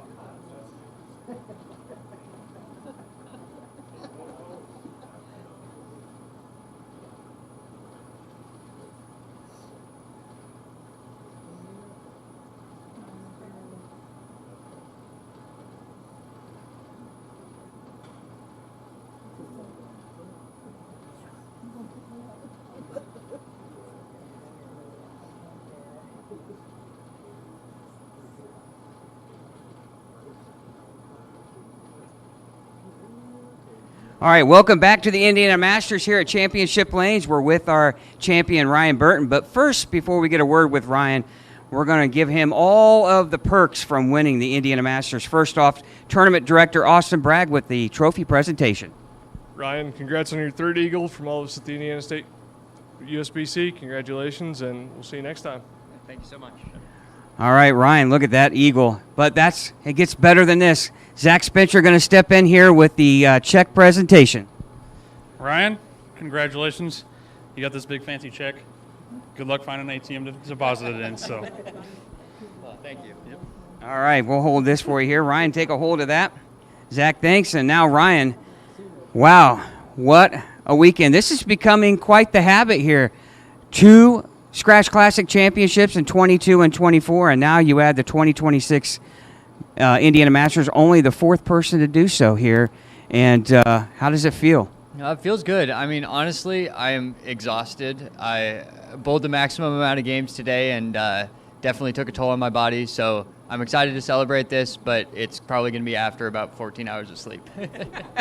Well, let's talk about the match here against David Hayes, who obviously had a tough break there late in the game that gave you a chance to strike out in the 10th frame. What was going through your mind there at that portion of the finals? Yeah, I had made a couple of poor shots earlier in that match, and I just wanted to have a chance and be able to make the shots needed. And thankfully, like, David's an amazing bowler, and you don't expect him to give you those kinds of chances, but thankfully he did, and I was able to capitalize on it, and then just kind of struck my way to the title in the last match. At one point, you threw 9 consecutive strikes. I don't know if you realize that in those 2 games, and took control in game number 2. Were you just trying to keep things slow and not get too far ahead of yourself? Yeah. I definitely have worked a lot the last couple of years on slowing down the process and making sure everything's right before you go up there and throw a shot. And I feel like I executed that really well today, and it definitely paid off in the clutch moments. Well, you're a California kid, but now you're becoming an Indiana legend.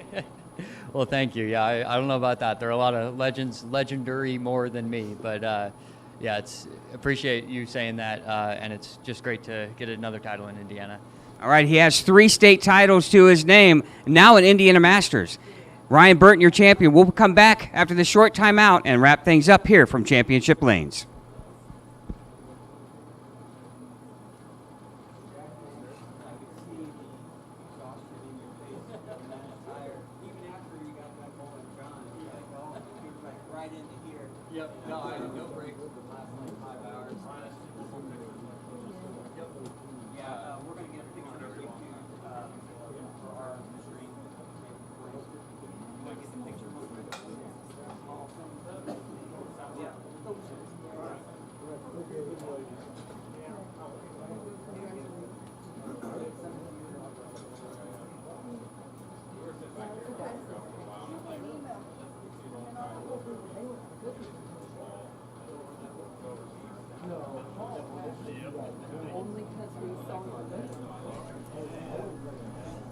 All right, welcome back here in the broadcast booth. Wrapping things up here from a unbelievable Indiana Masters here. Scott Gilmore, Mike Albee here in the broadcast booth. And Ryan Burton bowled the maximum number of games today, Mike, in match play, losing his first match and then running the table in the elimination bracket. And what's so amazing about that is every game at that point is a stressful one. And he told us there in that post-game interview that he's wore out. Yeah, he looks at it, shows on his face, but he can still smile and hold that trophy up. So, but you're right. He didn't breeze through matches. I mean, he was in every match, even behind. So when you're going to get knocked out because you're losing the game, I mean, there's a lot of stress just in those events. But he's a shot maker. I mean, he has been the last couple of years since I've seen him, and continues to make shots when he needs them, and he's a winner. There's a big difference there, you know. Well, and David Hayes represented himself very well this weekend. Injury over the summer, this past summer, and this is the first time he's been able to bowl competitively, and he came awful close.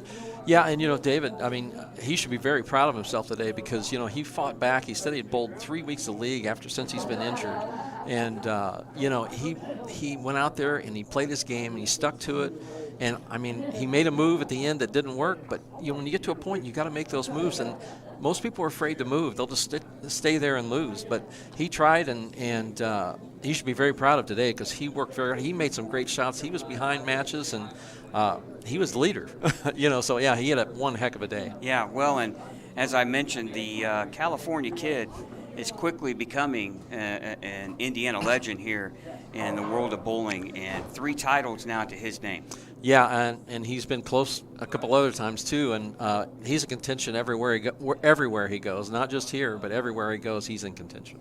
Well, Mike, we'll have a weekend off, and we'll be back here in Fort Wayne for the Indiana High School Bowling State Finals. Thanks a lot of fun with high schools, yeah. Yeah, Thank you. That'll wrap things up here from Championship Lanes, and I want to thank our sponsors, Tim Mack's Victory Lane Pro Shops, Mike Albee's Arrowhead Bowl, A1 Automotive, Pinhead's Entertainment Center, Championship Lanes, and the Indiana State USBC, along with the Brands of Brunswick for making this broadcast possible. We hope you enjoyed today's event from Championship Lanes. Once again, your champion and now 3-time state title holder, Ryan Burton. We'll be back in 2 weeks for the Indiana High School Bowling State Finals. We thank you for watching this broadcast on Savage Bowling TV. So long, everyone.